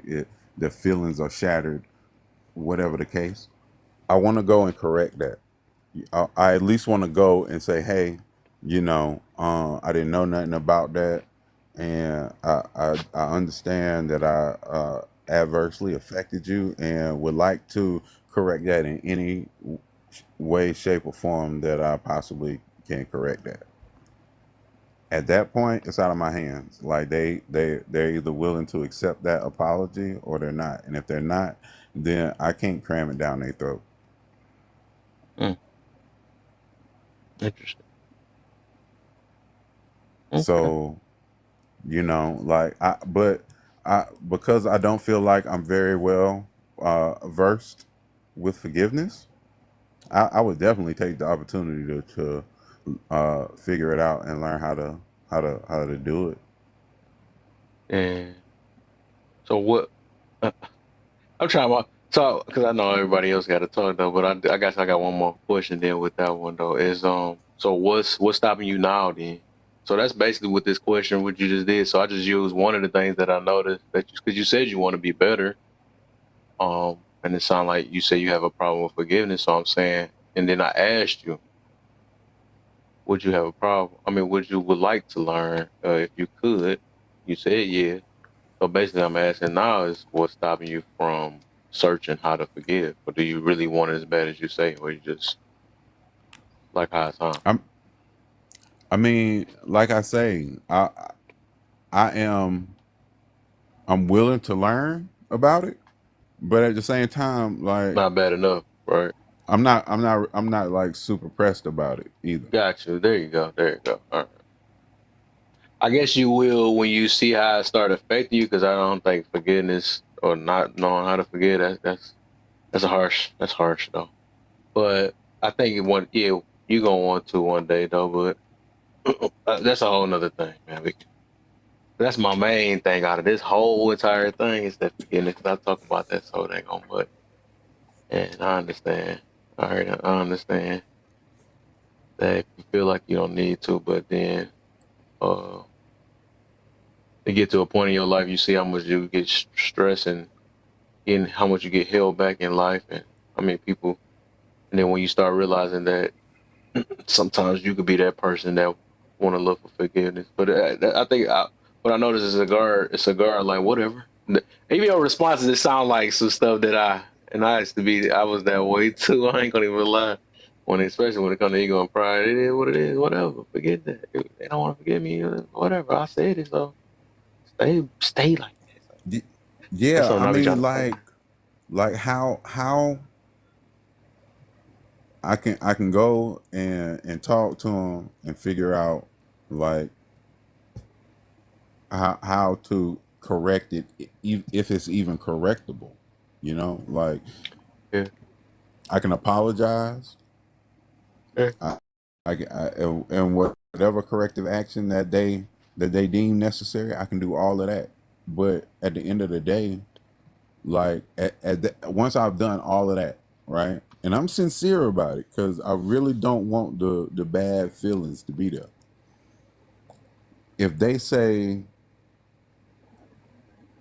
I don't forgive you, I changed my mind, and I thought I would be able to forgive you, but I can't. What do I do? So your forgiveness Like based I'm off of not. how they. Okay. But that's It don't so yeah. mean We that. can get real deep with that though. So I'm gonna let other people go. Yeah, because Okay. I All can right. talk about that for a minute. It's so much Let's stuff I see. want to say about that. But yeah. So How I does guess did you go everyone through know all hate of them? but don't know what love is? I don't think that's possible. Like you can't. The only reason they know what hate is because they know what love is, and or they've experienced Or they love to think the they know what effect that, love is. or right, I think they know what they. happiness is, or know what happiness is, and think it's love, and then because they're not happy, they hate. But I mean, like, how do you know what light is if you've never been in darkness? You know what I'm saying? Some And stuff get taught. hate is the opposite of love. So Yeah. like darkness is the opposite of light. Yeah. So they maybe don't acknowledge it because they come to expect love to be in certain places, but they've experienced it or in some way, shape, form, or fashion to know what the opposite of it is when they experience that. Or at least that's how I that's how it makes sense in my head. Mhm. And then let's see, is it really love? Um, not a minority of the time. Yes, it is love, but majority is happiness because the way people treat and act and and talk about and think about people. Well, I can't say think because I only know it once they express it. But yeah, how they talk and act and treat people, and it's it's definitely like on some real bias shit, and the bias is for them, and it's like it just a short, simple, easy observation. Just take a step back and watch people and listen to people, and it's obviously not love, obviously.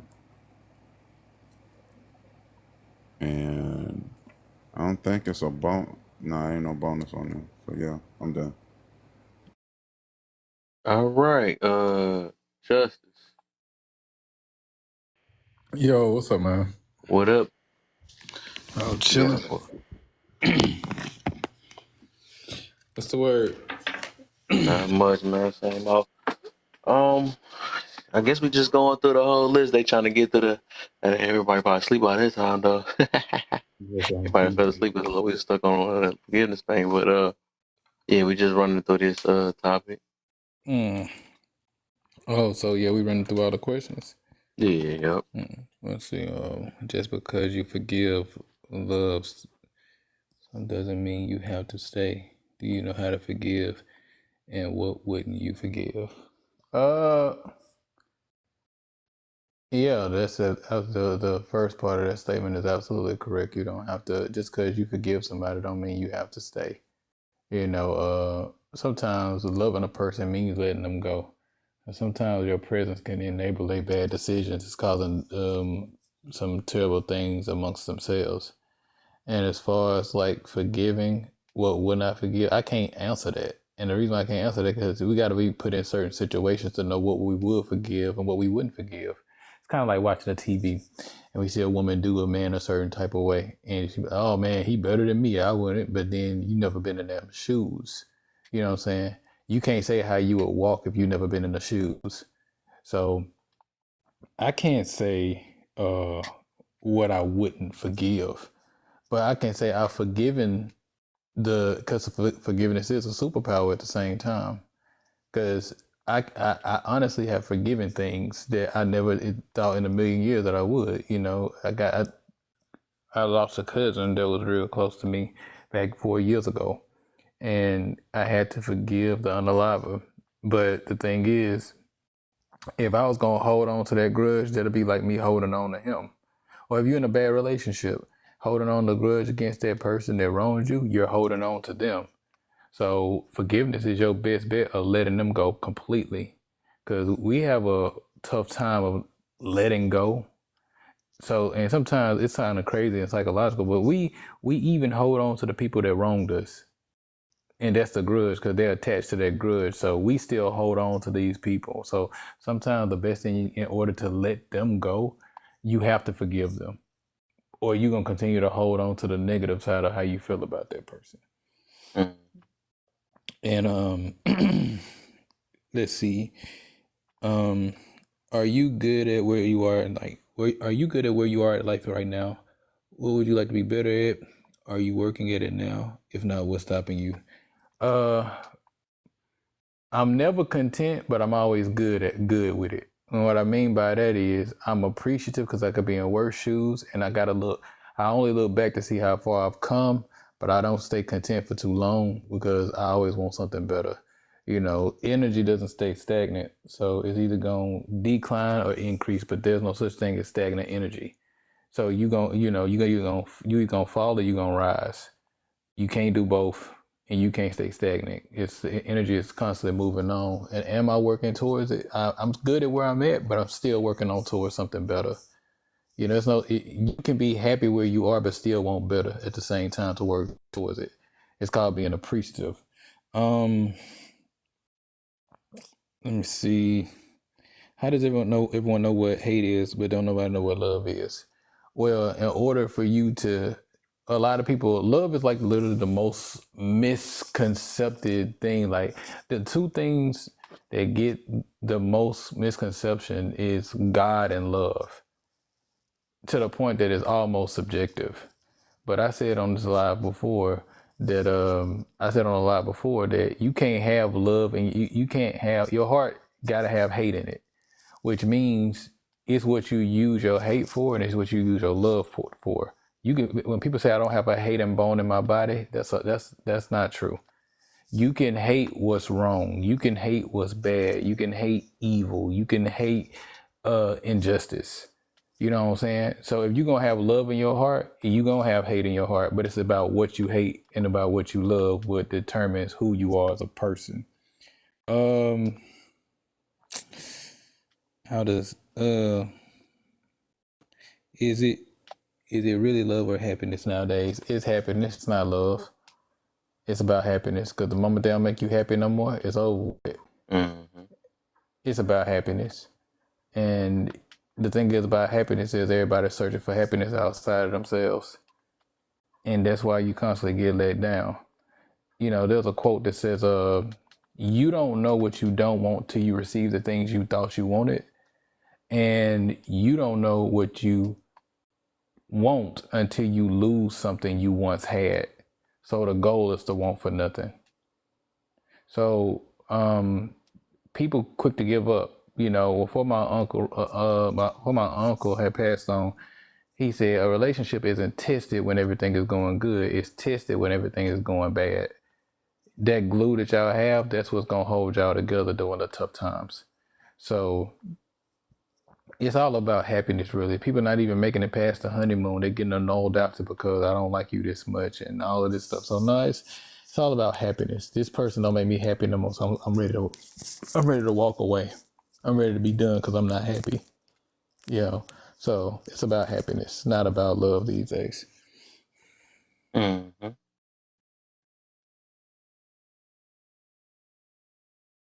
All right. Is Jay you up?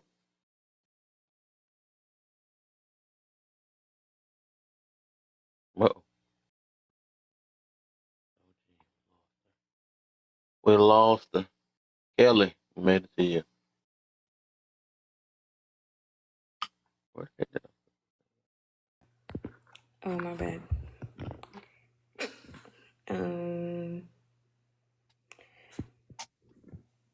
You really don't love unconditional if you can't forgive your enemy. I agree. Love is an action. It has nothing to do with emotion and how you feel, right? I do agree that your feeling won't be the same all over the board. It will be different for family, loved ones versus somebody, a stranger. However, love is a action. It's a doing. And love also includes grace, since we all like to talk about grace a lot.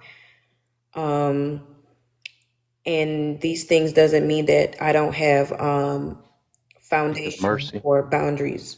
Yeah, I don't have boundaries. Love doesn't mean that I don't have boundaries with anyone. In fact, the Bible itself, that's a standard for unconditional love, basically says not to fellowship with. However, they did explain what love is in Corinthians and explain that we are to love our neighbors.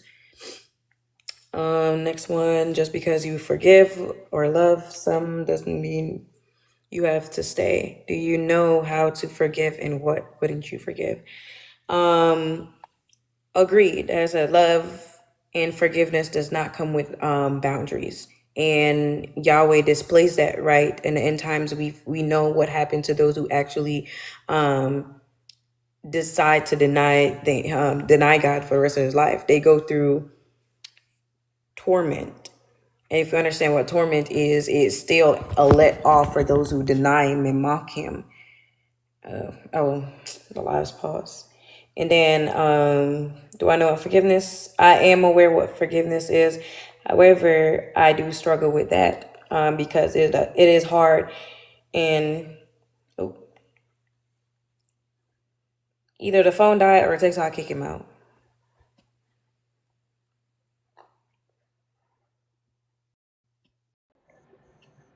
His phone probably died, so we'll give him a minute.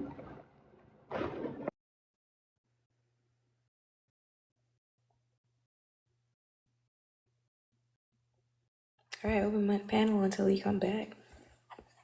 Get out finish. I know what.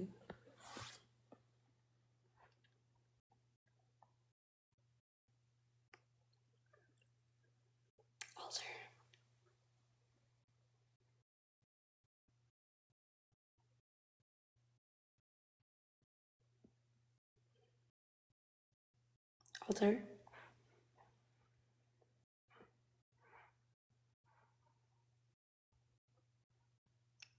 No, Alter falling asleep. That is crazy.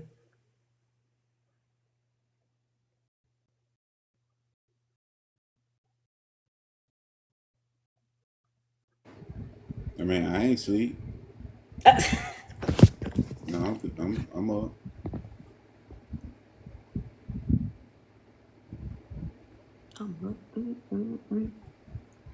I don't remember half of the questions. You were responsible, y'all.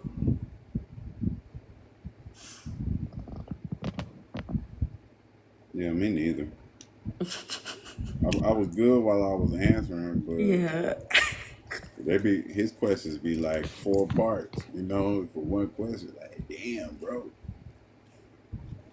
You trying to drill him like in question 1, A, B, C. Right. I think that's why I be liking to come in here so much, because it's not like. And then he be having like follow-up questions for your answer too. So it's like, yeah, we about to dive. We ain't on the shallow end. You better know how to swim out here. Exactly. Be like, yeah, I'm gonna have that deep conversation. I'm different. Here you go. Yeah, I'm different. Pull up to the scene with my ceiling missing. Man, it's crazy. Everybody's like, oh. Either he's frozen or he's just staring like. Kev?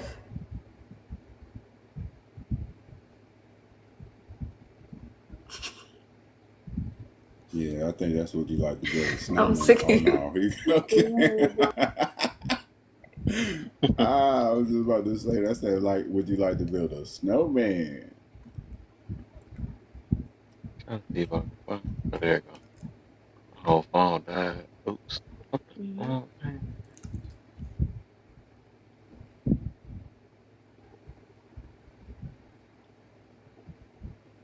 Oops.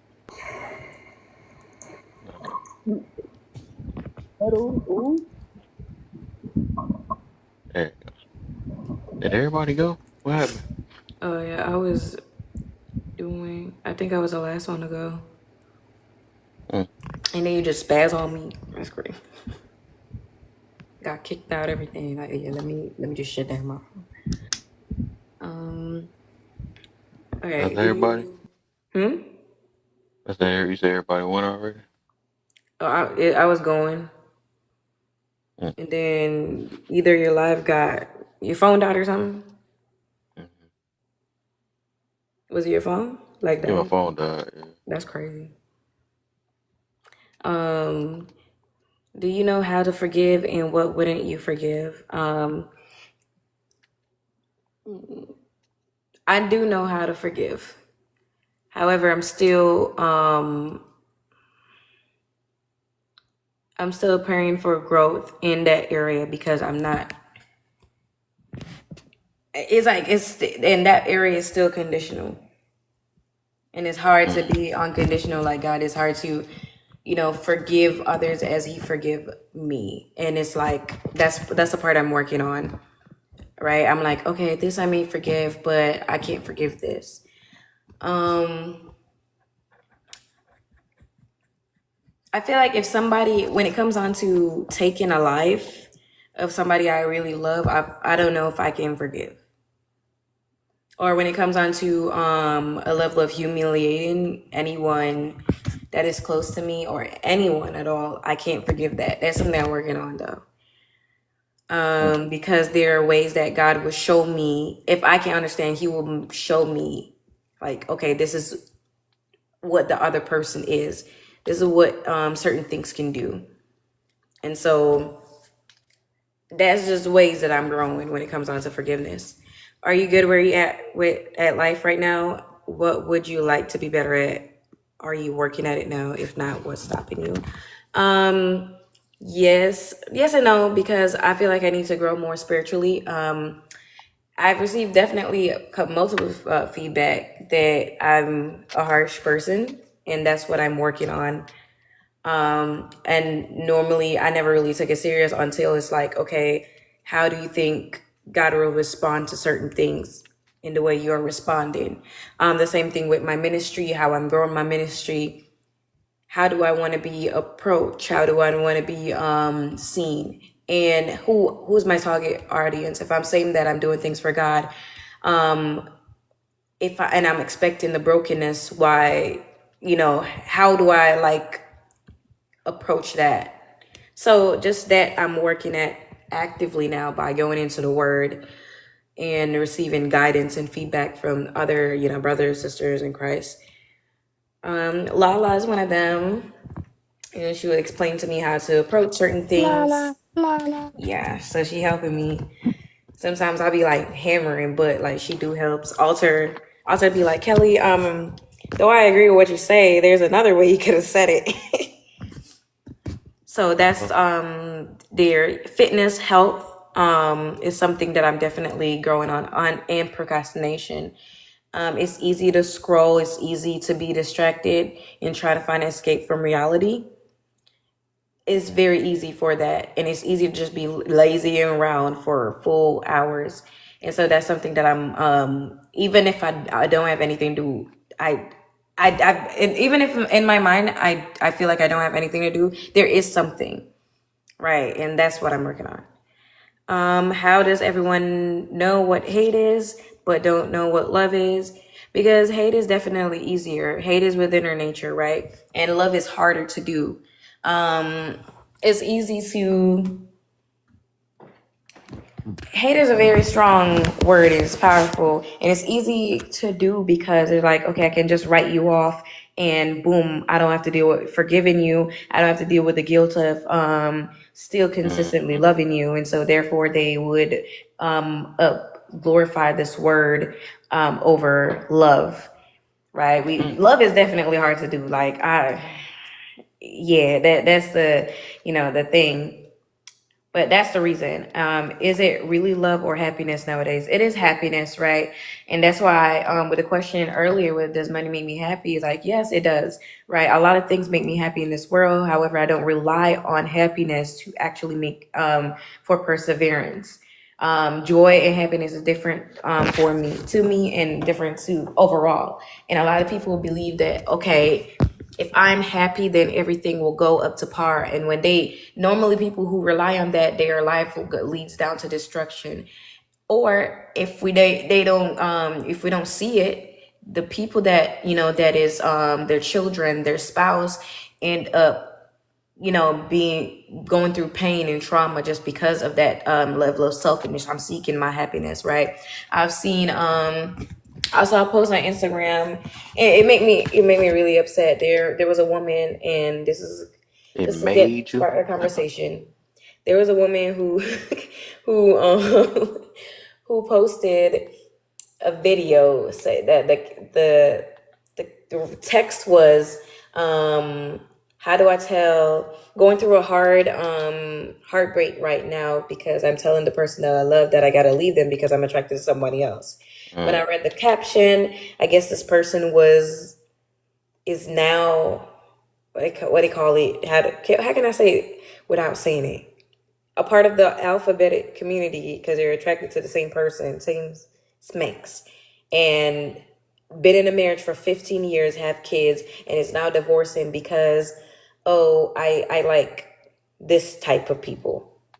And so they were posting for validation, and and then in the comments you'll see, oh yeah, you got to be happy, you got to choose you. And it's like, well, now Instagram ain't like TikTok. They were rushing her in the comments. They got her, but like the earlier comments that she had, there were people from that community saying you got to do what you do, you're so brave, you're this. And it's a lot of that I'm seeing. I've heard cases where you have, from the women perspective, you have wives that are like, oh, I want to be happy. I want to find myself. I haven't found myself yet in this marriage, so I got to separate. I got to divorce. And it's like, these are, people are chasing this level of, this temporary feeling. And they're ruining, they're creating trauma over trauma. They're ruining themselves eventually because guess what? They're going to want to go into another relationship, ending up just to please themselves and make themselves happy, and end up hurt that person. So, yeah, these people who are lovers of, what they call it, they create their love based on their emotion. And that's that happiness. If they don't feel it, they're leaving. Facts. Hold on, let me see. Twin, you up? Everybody else done been up for a minute, huh? Twin, wake up. You hear that voice yelling on the edge of your bed? That's the live. You're still in it. Imagine that, just waking up hearing a phone yelling at you. Ah. All right, so I think we good on that. So we get to go on the topic that she fell asleep on. She didn't get to make it there. Boom. Oops. Was that the one? I didn't think I said a cute one. It's the set. It's about the settle, yeah. Ooh, I got some words for this, baby. Somebody wanna go first. Somebody wanna go first?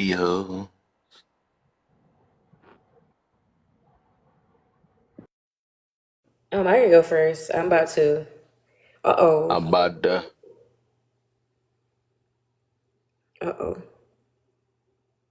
What? I ain't I thought you went away. You thought I was. You thought I was. Gotcha. Start staying frozen out of nowhere randomly just to see something. Did somebody leave? Hmm? It looked like somebody left. Yeah. Am I tripping? Who left? It looks like it, yeah. Somebody left. I know No, I I fixed don't the think they boxes though. got justice left.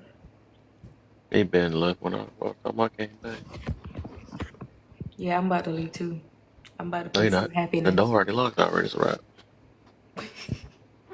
It's a wrap already. So go get comfortable. Um, I'm gonna do it fast. I'm gonna say something. Yeah, it's really fast. Okay. Why do a lot of women today get triggered by settle? And it's because of projecting, right? Whenever you say the word build or settling, that normally they start thinking of the worst scenarios that they've actually Yeah. either experienced or seen in their family or friends, and they just project it on that person, right? At the end of the day, we all settle, and that's something that human being does, right? There's no perfect person. And so when they hear that, they're thinking, oh, he's about to knock me outside my head. He's about to be the worst of work type of man. And I'm like, okay, now you're just projecting on a man that did not even say that and was not even like that. Do men have a problem with settle like women? If so, in what way? I would say in beauty. Sometimes the standards be out of the world when it comes out of beauty. But when it comes out to beauty, I would say that men do struggle with the term settling in that aspect. What does loving yourself look like? Not condemning yourself. That is what it looks like.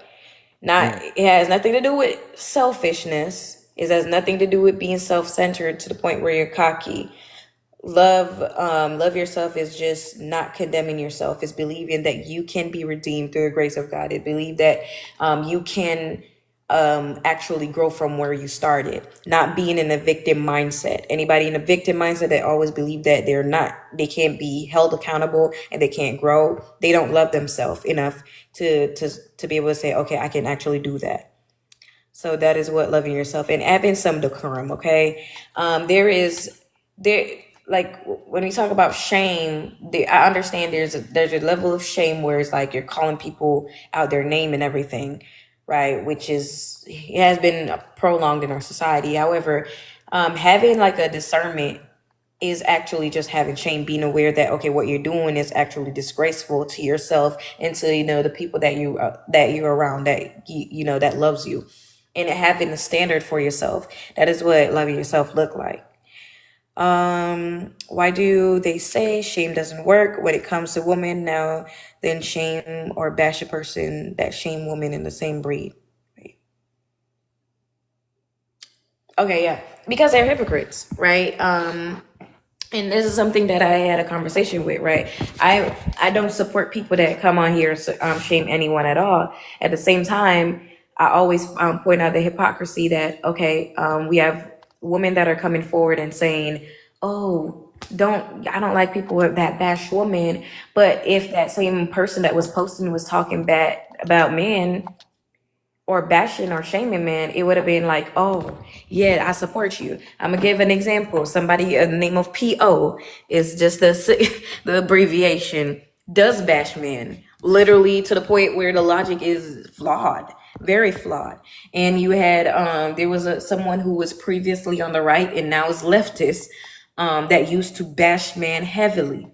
There was no balance. And you have the same women today that are complaining about men bashing women, they were on these panel and they were clapping, they were glorifying, and now they're like, oh, I don't like how you just condemn women and do that. Mind you, I'm not for the bashing. However, you can't just bash when it's convenient to you. And everybody like to do things and receive things based on convenience, including accountability. What do you think men do for women for them to be happy? Sell themselves. And like Adam, like you sell yourself short just for a temporary feeling that will not be there tomorrow, next week, or next month. So they sell themselves short. And I'm sorry.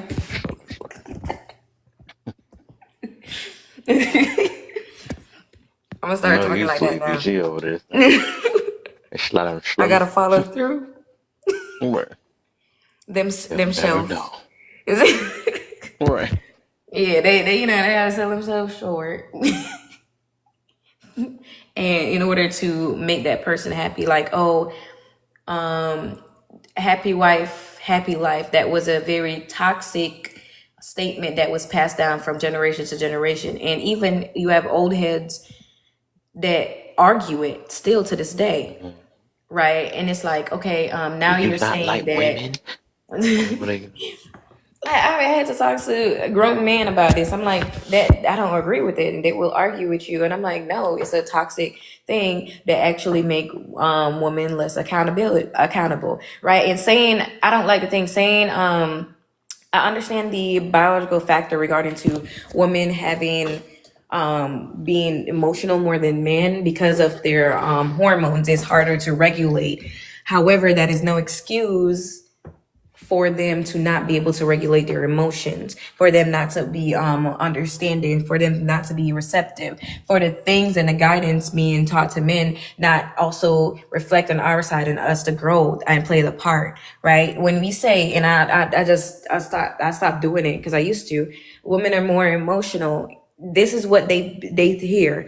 Oh yeah, I'm more emotional. So whatever I do, you just gotta put up with. There was a post also on Instagram. I'll be on Instagram that they were saying, oh, why you can't be mad enough to understand that your wife will be grumpy and immature and childish some days because she's a woman. That's what women do. I'm like, no. Just because we regulate our emotion in a different way doesn't mean that we can't and reach a level of maturity within that. And when we start saying, oh, she's a woman, she do that, it's literally, they will sit on lives and they will laugh and be like, yeah, I'm a woman. So you just gotta tolerate it. And now they're running with it, Kev. Now they're like, oh yeah, I don't see why men are acting sassy these days. They just can't handle me. And it's just like there any little small excuses that men put out these days, they're like running with it. And that's why I stop. I'm like, okay, you're a woman, you're emotional, and what? You can regulate it. So that's just things that I've seen men do and constantly making excuses, constantly selling themselves short in order to make women happy, and it's dangerous.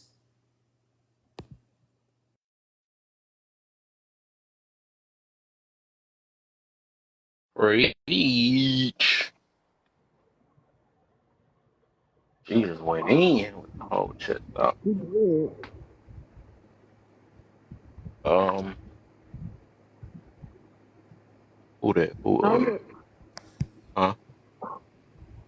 Did Jim, did you want to go next, or did you want me to go next? Yeah, present.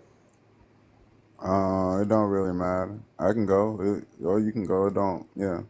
You just go. Okay, Whatever. You go. You can go. So we can go upwards. Yeah. I, Like her. oh, you want him to go? Yeah, I'm let Gemini Okay. go. Okay. A lot of women sat on trigger. So, um,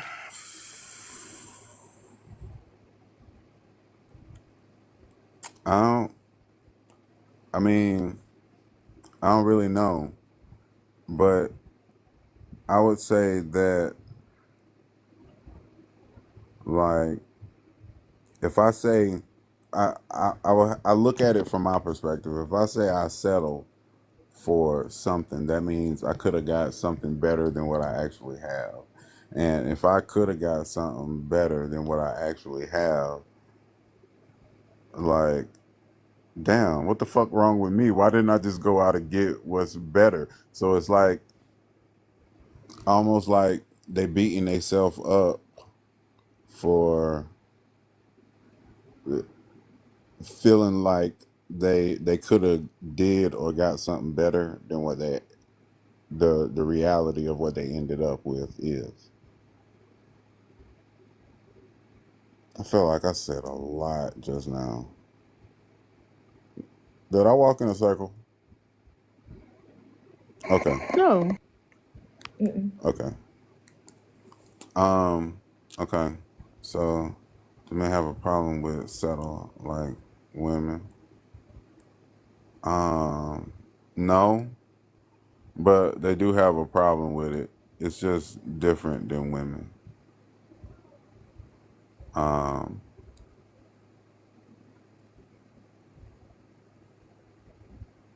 yeah, I think that they do. It's not quite the same, but it's still there. They still, I think, they may handle um, a certain type of settling better than women handle a certain type of settling, but there's a type of settling that bothers even men. Um,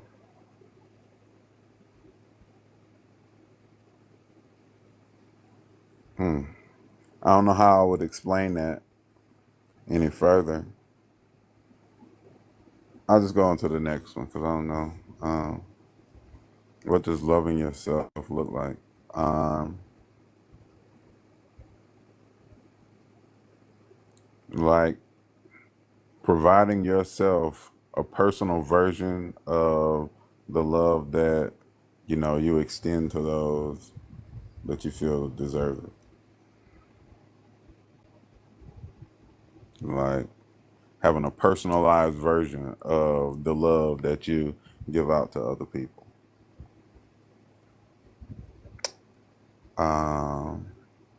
I say shame doesn't work when it comes to women now.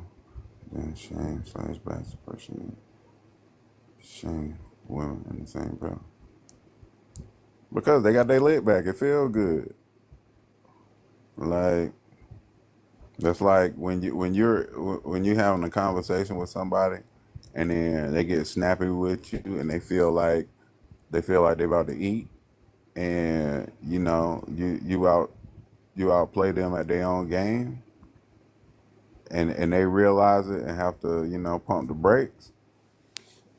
It's kind of that same little like instant gratification kind of thing. And what do you think men do for women? For them to be anything, any and every. Um, yeah. Any and everything. I feel like.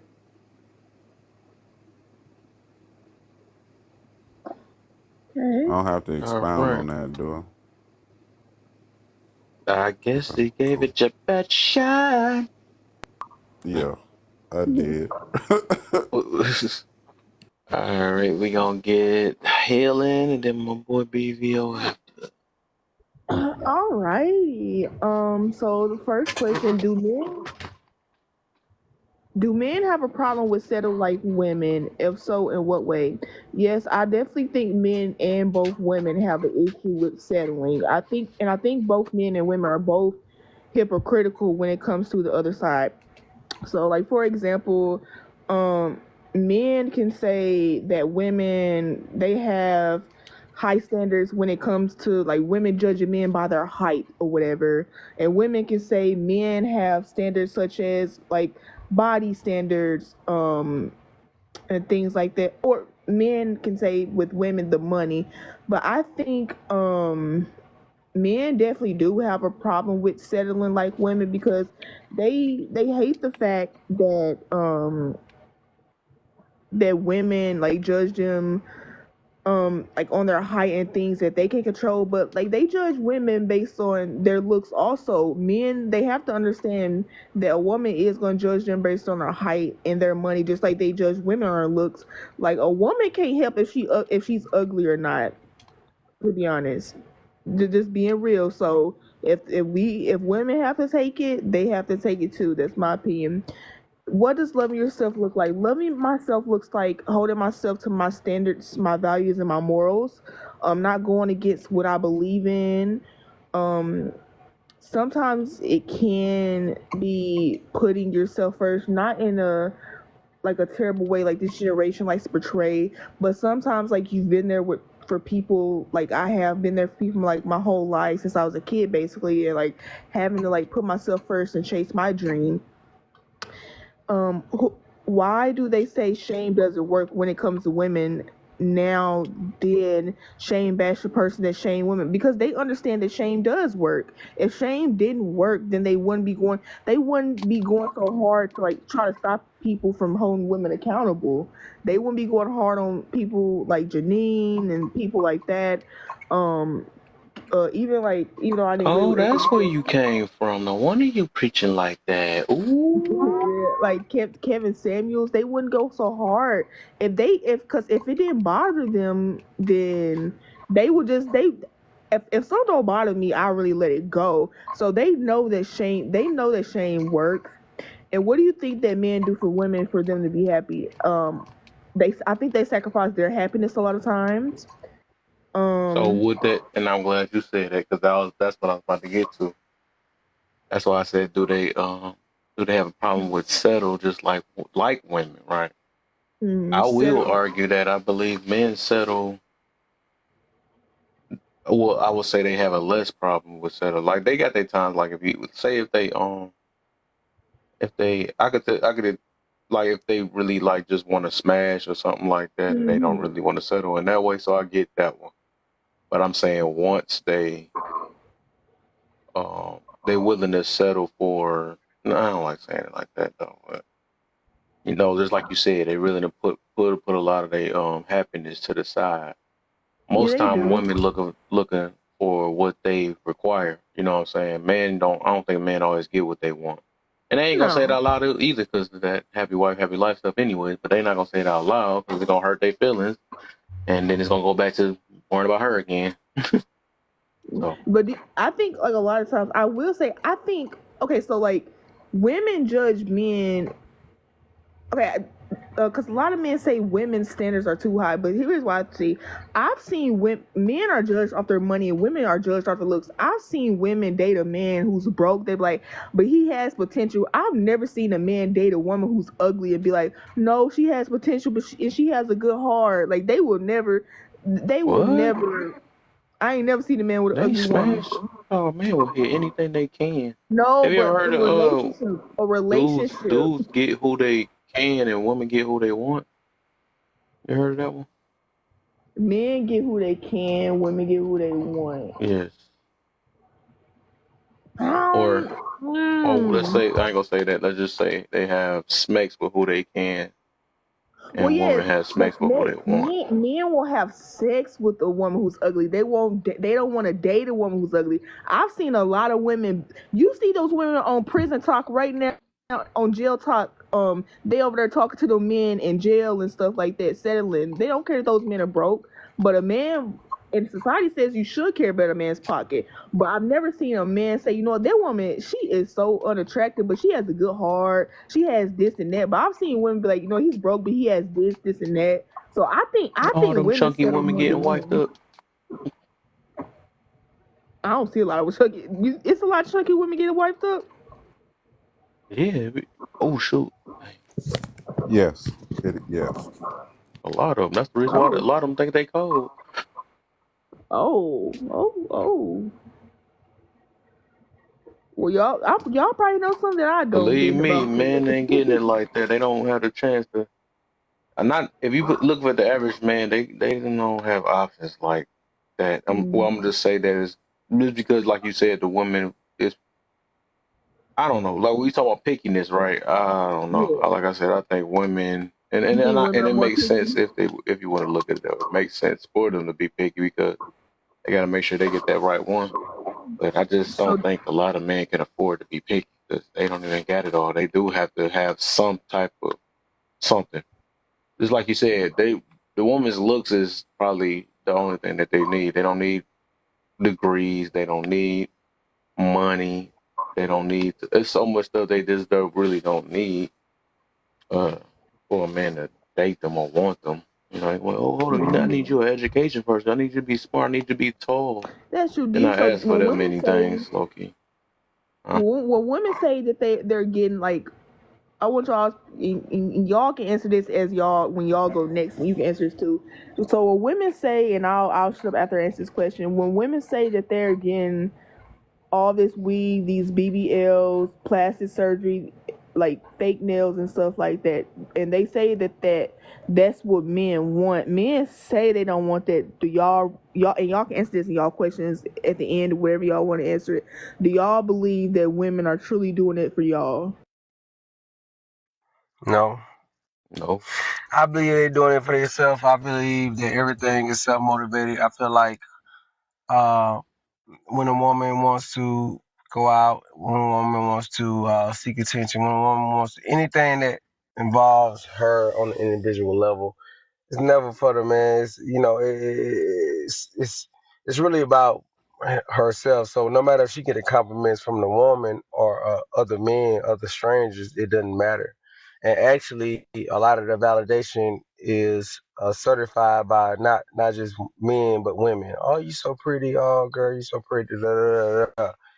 That's the thing with that. But why do a lot of women today get triggered by settle? Because settling to them means that they have to choose the best option, which is not their best option that they would want to pick. They're not the number one draft pick. They're not. They can't pick the number one draft pick. They can't get that. So like anything less than in their mind, ideologically, theoretically in their mind. If it's not the man, if he don't look a certain type of way, if he don't have a certain type of personality, attribute, or characteristic, certain type of money, some certain type of thing, that's not their ideal man. And their ideal man, a lot of time, is not close to reality of what they actually can get. So when they say settle, they're just settling anything less than what they want at the highest level. Do men have a problem with settle like women? If so, in what way? I don't feel like men have in general, men don't have a problem with that. I feel like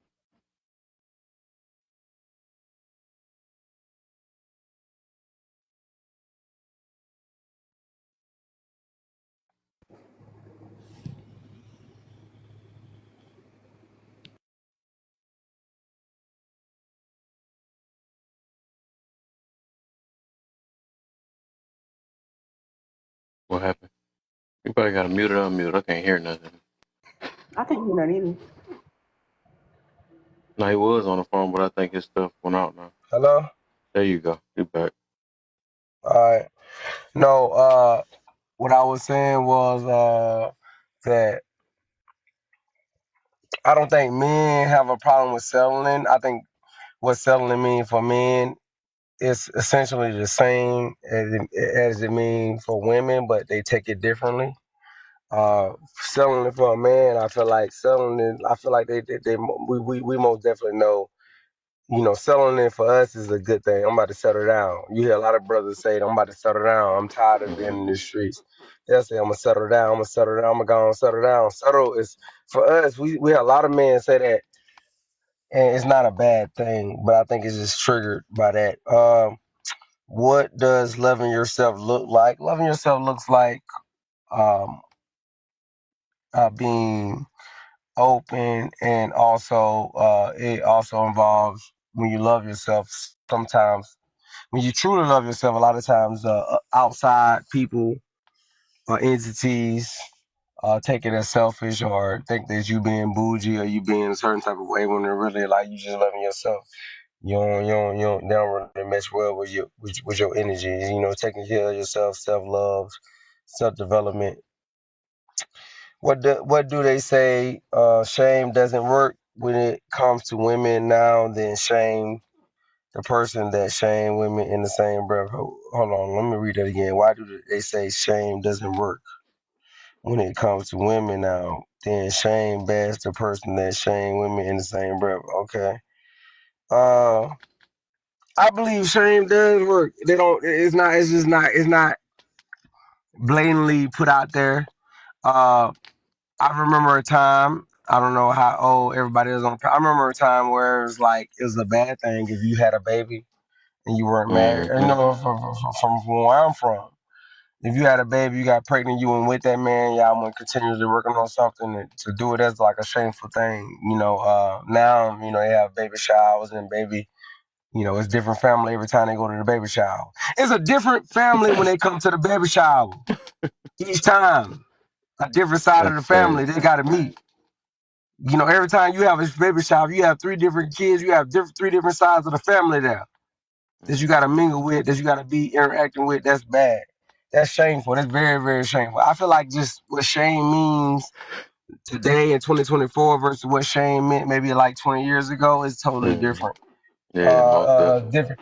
Shame for people nowadays is like, okay, if I get exposed on the internet, if somebody talking about me on the internet or whatever like that, that's shame to them. But like really shame is like what you gotta live with every day. What do you think men do for women for them to be happy? I mean, shit, everything. I feel like when a woman, what a man do for a woman is complete her. Just like with a woman for a man, it completes the man. So like whenever you actually got that and it's real, then you know the difference, and you don't have to really like seek out for it or seek out outside validation. You just know. And if you're not with that, if you don't know, then you probably in the wrong relationship. Because this is how I feel about that. All right, I'm off. I think everybody went. I guess I'll try to slide through the. Let me see something real quick. Oh man. Hey Sam, what was your question again?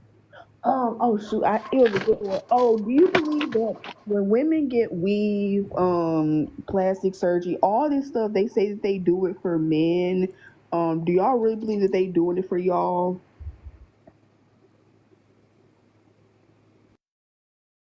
Oh, okay, yeah, like, but it's not like so. While it's partially for us, it's a ends. It's a means to an end. Like ultimately, it's for them more than it's for us. It's to draw us in for resources, attention, titles, uh, whatever it is that she feels she can gain from us. Is to draw us in for that personal gain. Yeah, I feel that. It's no different from the animal kingdom, and the when you look at bulls or you look at like even like peacocks, the most colorful, beautiful peacock,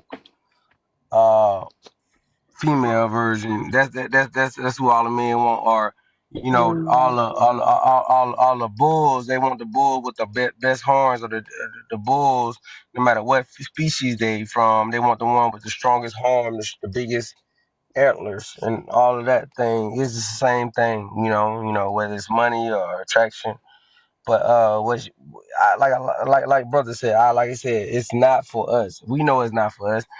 But if you got a paint on your face and I'm looking at your paint on your face more than I'm looking at you, then that's probably, distracting. You might be good for the stroke, but you're not good for the long haul. But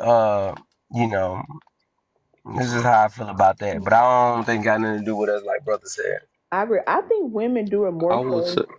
for each other. I think women do it to compete with each other because it's this black woman on TikTok. Like she's in an interracial relationship. Black women are always making fun of her. That's like, oh, hard wig, soft life. Because like when black women when they wear weave, it's like a they do it where you can't tell that it's a wig or whatever. It's like the middle or whatever. But this black woman, she wears her wig. She doesn't like split the middle where it looks like your real hair. She's like y'all make fun of me. She's like, but y'all do this to impress other women. She's like, why am I gonna spend time trying to make it look like this wig is my real hair when it's not my real hair and I would just be doing it for y'all. I would So why say she got fake hair on her head? Why she got fake hair on her head? If she's trying to prove that she's not doing it for the man, why you got that? Why you got that on your head? At the end of the day, you gotta be comfortable in what it is, and when you got that Yakamandu, and then what be egging me is when you see the videos when they rubbing on their hair, they flipping through their hair, they rolling their fingers to their hair and twisting it and they touching it excessively on these videos, and they touching it like they just can't believe that it's still attached to their head and it's not their real hair. So they living in a delusion. That's why they keep touching it. They keep touching it, touching it. But you do whatever you want to do to make you happy. But at the end of the day, um, a man gotta accept that or not accept that. But if you got that paint on your face, I'm distracted. If you got that paint, if you paint it up like this is a fall festival, you paint it up like this is a fall festival, I probably can't rock with that. You know what I'm saying? If you got a little touch on where I can't even notice, and I'm more looking at you in your natural sense of the thing, then that's probably a positive. But I'm not saying that wrong necessarily wearing wigs, but at the same time, like, take that shit off your head. They got spirits on it. That's it. That's that Thailand where they shave their hair and cut their hair for religious purposes, and then the government turn around and resell it. And you got that gray hair, you got that Indian, you got that Brazilian, you got that whatever case may be. That's another woman's hair and spirits on your head, and what they got, and you put it on your head. They actually made a movie about it with Issa Rae, starring Issa Rae. I think it's called Bad Hair or something, or not Bad Hair, but hair something with the hair. But it's speaking about a woman in corporate America being natural, and then she saw all the other women, minority women that they had something else going on in their head, and they was getting ahead in the company. So she went ahead and when it got that lace front and see how her hair flowing, she started to move up. But it's really she was tormented by the spirits that she put on her head. Um, that's sad. You know what I mean? That's really, really, really, really, really sad when you look at it. But I'm not saying nothing necessarily wrong with putting anything on your head. No, that confidence thing. Somebody had a post about that too. That they said that by them bringing out makeup, it taught because it said it taught women self hatred. And then they don't realize it. But I do want to answer that one question. She said, Oh shoot! I even was tapping. oh, he was tapping you up in the box. I mean, it's okay. But right, I would say the root. I say the root is I think the root is for the man, and they don't realize it because I think the beauty standard. Because I think opposite, we set each other's beauty standard, and what I noticed is like, because like even when that I Like Big Butts came out, right, and then you notice you messing up pressing stuff. I noticed when the I Like Big Butts came out. Let me plug this thing. I got all type of stuff going on. As soon as I want to talk. When that had came out, I noticed like every woman started trying to get the fat booties and all that other stuff, whatever. That's where the BBLs and all the other stuff came from. It's not like a girl made up, this is what men is attracted to. Because, everybody wasn't on the other side of the fence, so it couldn't be woman for women. So I think like the beauty standard, and then also like I get, most of the time, yeah, women when they trying to compete with each other, but it's competing for, what? Most of the time they compete with each other for the attention of another man, but it's like, like the story still be like for a man, because this is what men call beautiful. So I'm going to dress up so I can boo boo on the girls or so that I'm cute because this is where cute came from. And and then it's like this self esteem and stuff. It's like it can be multiple reasons though. I would say it can be multiple reasons why they do it, because just like some men they flex and stuff for just like when we found out like when we getting punani and stuff or whatever, we was doing it because we didn't want to be looked at as lame and impress other dudes. You know, let them know. You know, I get the 304s. I get them. You know what I'm saying? 'Cause it ain't like you gonna talk to the 304s about how much 304s you get. Most of the time they question it. Like, you look like you get the girls, but they not about to say you. They not about to say they not about to judge you of how many bodies you got. I don't think I ain't never thought I heard that, man. Oh, you got a low body count. I can't get with you. You know what I'm saying? I don't know about that.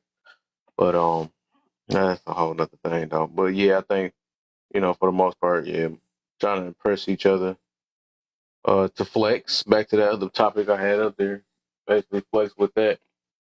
But I think the root of it is because the beauty standard was set by that man, right? It's like, I feel like if women was to change up or had made it not so easy to get the punani, and it was things we had to do to work for it, I believe the man would change, and that's a whole nother thing though. But you know, those they were like, I know I need suits on, and I need it 1 degree. And you can get this. I think a lot of men would do that. Just like vice It's versa, it just depends economics, on bro. who powerful though. Because if a woman was to go for the like if the dude would stop showing them attention, I don't know. I can't say that because I think some of the women, they'd rather date other women. That's how bad it is. But It's so economics, I don't know. bro. It ain't no winner with the women. It's coochie economics. What y'all think It's, about it's this? just economic supply and demand, bro. It's supply. The Yeah. supply is so high and so available, and it's so easy that the demand is very, very low as far as like the quality of what we willing to pay for it or what we're willing to give up, because it's so accessible out here. Because you know, and that makes us undervalue it. So the supply is very, very high availability because the access of social media, because extending that range out, versus our forefathers, our parents, our grandparents, aunties and uncles. They had to kind of kick it with people that was kind of close to and kind of catch up with. Now we live in an era where you can link up with somebody that you ain't seen in 15, 20 years, or somebody you went to high school with. So like the range has been extended and availability is wide open. Um, as far as your access to women or your access to men is very, very available. So you don't see it as valuable anymore. You don't have that 90s R&B type of mindset towards that woman or that man, because it's so much availability. I could just go on this app right now and just slide down and pull up and slide in some inboxes and make things happen. That's not my forte. Nobody can say I'm in the inbox, but at the same time, um, like it's a real life thing, and it's just everybody think they got better options than they actually do, and that's the actual deal. You think the grass is green on the other side, you think you can get better, but if you get better, you will have better, and people think everything else is more valuable. But then when you get over there, you realize that probably what you had, or somebody willing to fight for you, was actually more valuable. So people don't really see coochie the same. Coochie is very, very easy to get, even for the most lamest dude. Back in the days, you used to be like, you had to have game, you had to have boom boom. But now it's so easy. You got a bag, or you take nice photos or whatever. You can pull something, you know what I mean? You can pull something. I know Kev, he know what the deal is, man, around here, man. You already know how to work. Yep. I think Pafita wanted to go, then I'll say something. Yes, since I came up, I wanted to ask a question. I was going to type it, but in terms of the settle, the question, because I don't know, I'm understanding it differently. Why do a lot of women today get triggered by settle? Yeah. And for me, settle means, I think there's two different. To settle means like get married and have kids. That's how I interpret it. How are you guys interpret it? Well, settle means go for something that you don't want or whatever. Like, let's say a woman say, I want a man who's 5'5", they're like, well, you may have to settle. You may have to get a man who's 5'9" if he treats you good. So I think a lot of basically like a lot of women. You can say it's for anybody, men too. Like a lot of people want things that they aren't qualified for. I see. So there's a huge difference. So could I answer the questions then, and then just give a different perspective? It, I guess I'm kind of surprised for the.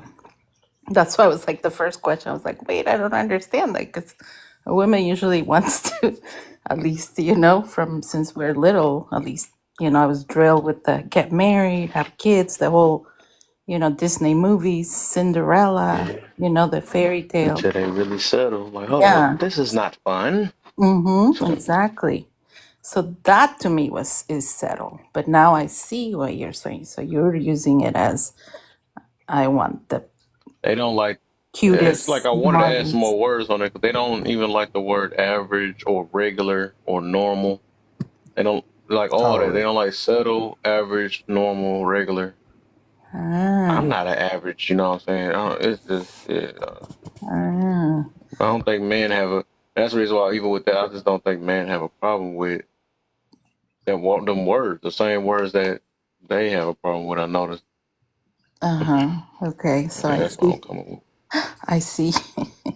My answer would have been like, why do a lot of women today get triggered by settle? I was gonna say, well, if you are dating women that are older than you that already are married or got married and have a kid, they don't want to get married and have kids. So they don't want to settle. No, yeah. That would be my answer. And then I would say, do men have a problem with settle? I was like, yeah, because men don't want to get married. Men usually want to play the field, have fun. As I don't even know what age is for a man to get married. And then they finally dawns on them and they're like, oh, I think I need to find a woman to get married. Yeah, So the that's availability is so easy though. It's so what? easy. I know why we was just saying the availability was so easy. It's so easy. It's so accessible. Yes. It's And so that's that's the really, problem. yes. And that's really sad for me to hear. I completely understand that. You have to understand that it's like number one, I'm 54. I didn't grow up in this country. I'm originally from Bolivia, but I do see it. I do see that. But even that is so available, exactly what you're describing. So there's no value in terms of getting to know the person. It's just physical, and everything else goes to, in Spanish, I would say al carajo, which it means to the dumpster. And so that's the only thing that is happening. And there's no communication, not exchange of ideas or see if we're compatible. It's just physical and physical. And you described it. It's so easy.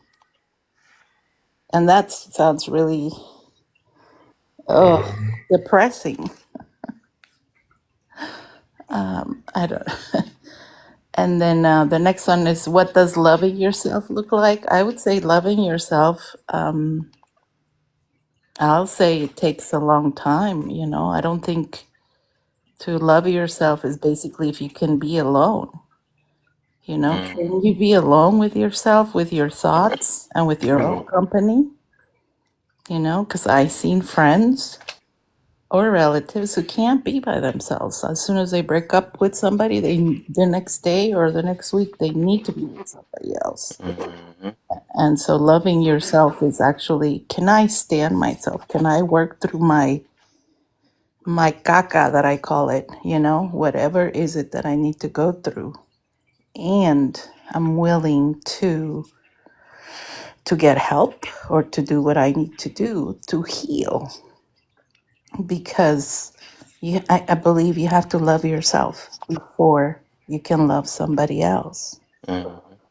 And for the shame, this one is disturbing to me because on this app constantly the shame is man or woman, and the shame, I think it works, but I also believe it doesn't work,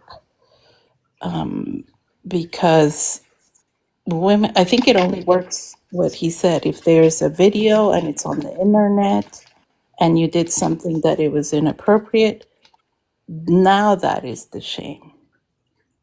Because everything else, it's kind of like, no big deal. But if you do something in social media that is completely inappropriate, then you'll get blasted. That's the level of the shame.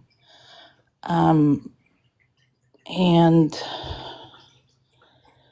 I think when people use shame and they're bashing other people, it's because they're very, in my opinion, they're egotistical and they feel superior, and they want to put women in their place according to what they believe.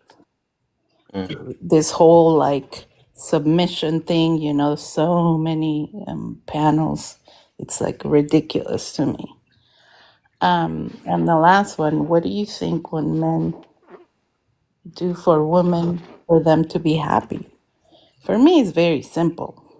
If you come and you're honest with a woman and you really want to get to know her, just be honest about it. And if you just are going to be, just want to do the friends with boundaries, The hokey pokey. yeah, just be honest. The worst is when a man says in their apps, they usually say, oh, I want a relationship, I want this, I want that, everything that a woman wants. And then, you are with them for a while and it's like, no, that's not what they want. They just want friends with benefits. That has changed. At least that's in, kind of anecdotal, my experience.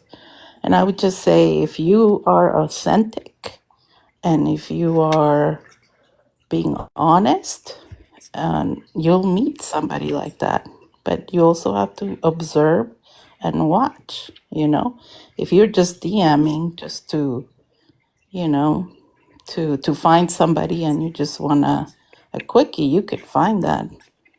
But if you want to be with a woman and you really want to have a relationship and marry her, get to know her.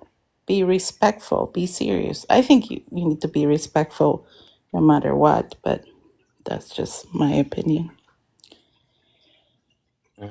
Thank you. All right. Go ahead and do your, because I know you say you about to dip. I'm about to probably call it anyway. I want to stretch out a little bit. Yeah, I just want to say thank you so much, Pafita, like about what you said. I resonate with like what you said. I think like going back, maybe this will resonate with somebody that maybe won't, like going back to like the weave and like the weave, the eyelashes. Like women could like do whatever they want, of course, but I think like thinking about a conversation I had earlier, I feel like a lot of women, like we as women, we spend like the makeup industry is like $1 billion. We spend a lot of time on our outward appearance. Like imagine how far we can get in relationships if we spend so much more time on our inner work. If we spend as much time like in therapy or just doing the work, like I know like a lot of us have childhood trauma, so much like we spend billions of dollars trying to fix our outward appearance. Like if we could work on the inside, we would be so much better. Don't say that. You're going to hurt people's feelings up in there. That's the truth. But when you think about like makeup is that's $1 billion industry. Like probably $1 trillion now because like plastic makeup, plastic surgery, all of it. Like we're always gonna keep them in business because we always want to change like our outward appearance. And of course, like we want to look good and stuff like that. But you can also, if you put half of the time into therapy, doing the inner work, trying to heal, going to church, doing whatever it takes to like be a better you, have a better personality, I think a lot of us will be a lot much better. And that's just my take. I wanted to add in terms of beauty, hair for a woman is such a big deal. Like, we are, it's like, do you see the commercials? The different commercials, it's our hair. It's very important just in terms of what beauty is, and also like the whole fake eyelashes, the makeup, the plastic surgery. I don't buy into that because I feel, I think women are naturally beautiful, but if they want to do that, I believe they have a right to do that because that's what makes them and feel beautiful. And I feel at least when I do it for myself. It's like to date myself, it's kind of like pedicure, manicure, your hair. And if I think that one term with doing it for myself, I just don't. I never agree with that one. I why? think everybody will prefer to be, I would say with nothing on, right, naked, right, if I put it that way, or comfortable. I don't think makeup is comfortable. Well, I'm pretty sure it's not. It's nothing can beat a fresh face. The reason why I say you're not doing it for self is because most of the time we throwing the makeup on, that's when we stepping out the door. And we stepping out the door, we know people gonna look at us. And then I think we call it for self because we feel better because we're appeasing other people. And we feel, and because that's what's told to us that this is what beautiful is. So I throw some stuff on, and now that I look good in front of other people, now I feel good about myself. I think that's what. I mean, I do agree, but like I don't like makeup, and that's just the way You I said what? am. But I support the women that do like the makeup and they wear it, and the whole eyelashes, the hair, everything. I believe when I don't know, was it the Kardashians who started? But I think women we're always like, we like to look beautiful, we like to look good, and so if you can help yourself somehow, I will, I don't know, we will do it. The one thing I didn't like, what was it? Is it Sunita? I can't say. The whole thing when you said about ugly women, I was like, no. But I mean, I do hear what you're saying, But okay, I'm gonna land my plane there. Not the schmugly. All right, y'all. I'm gonna call this up, stretch on up out of here. Thank you so I much. try to see what I do tomorrow if I get on tomorrow. It'll be a long week. All right. All right, my brother. Everybody. Is that what? You even having the platform. Oh yeah, for sure, man. I said I appreciate you even having the platform, bro. But Oh, yeah, yeah, for y'all sure. be easy. I catch you on the next one. All right, yeah, you got one bar. See, that's probably what the delay was. Delay.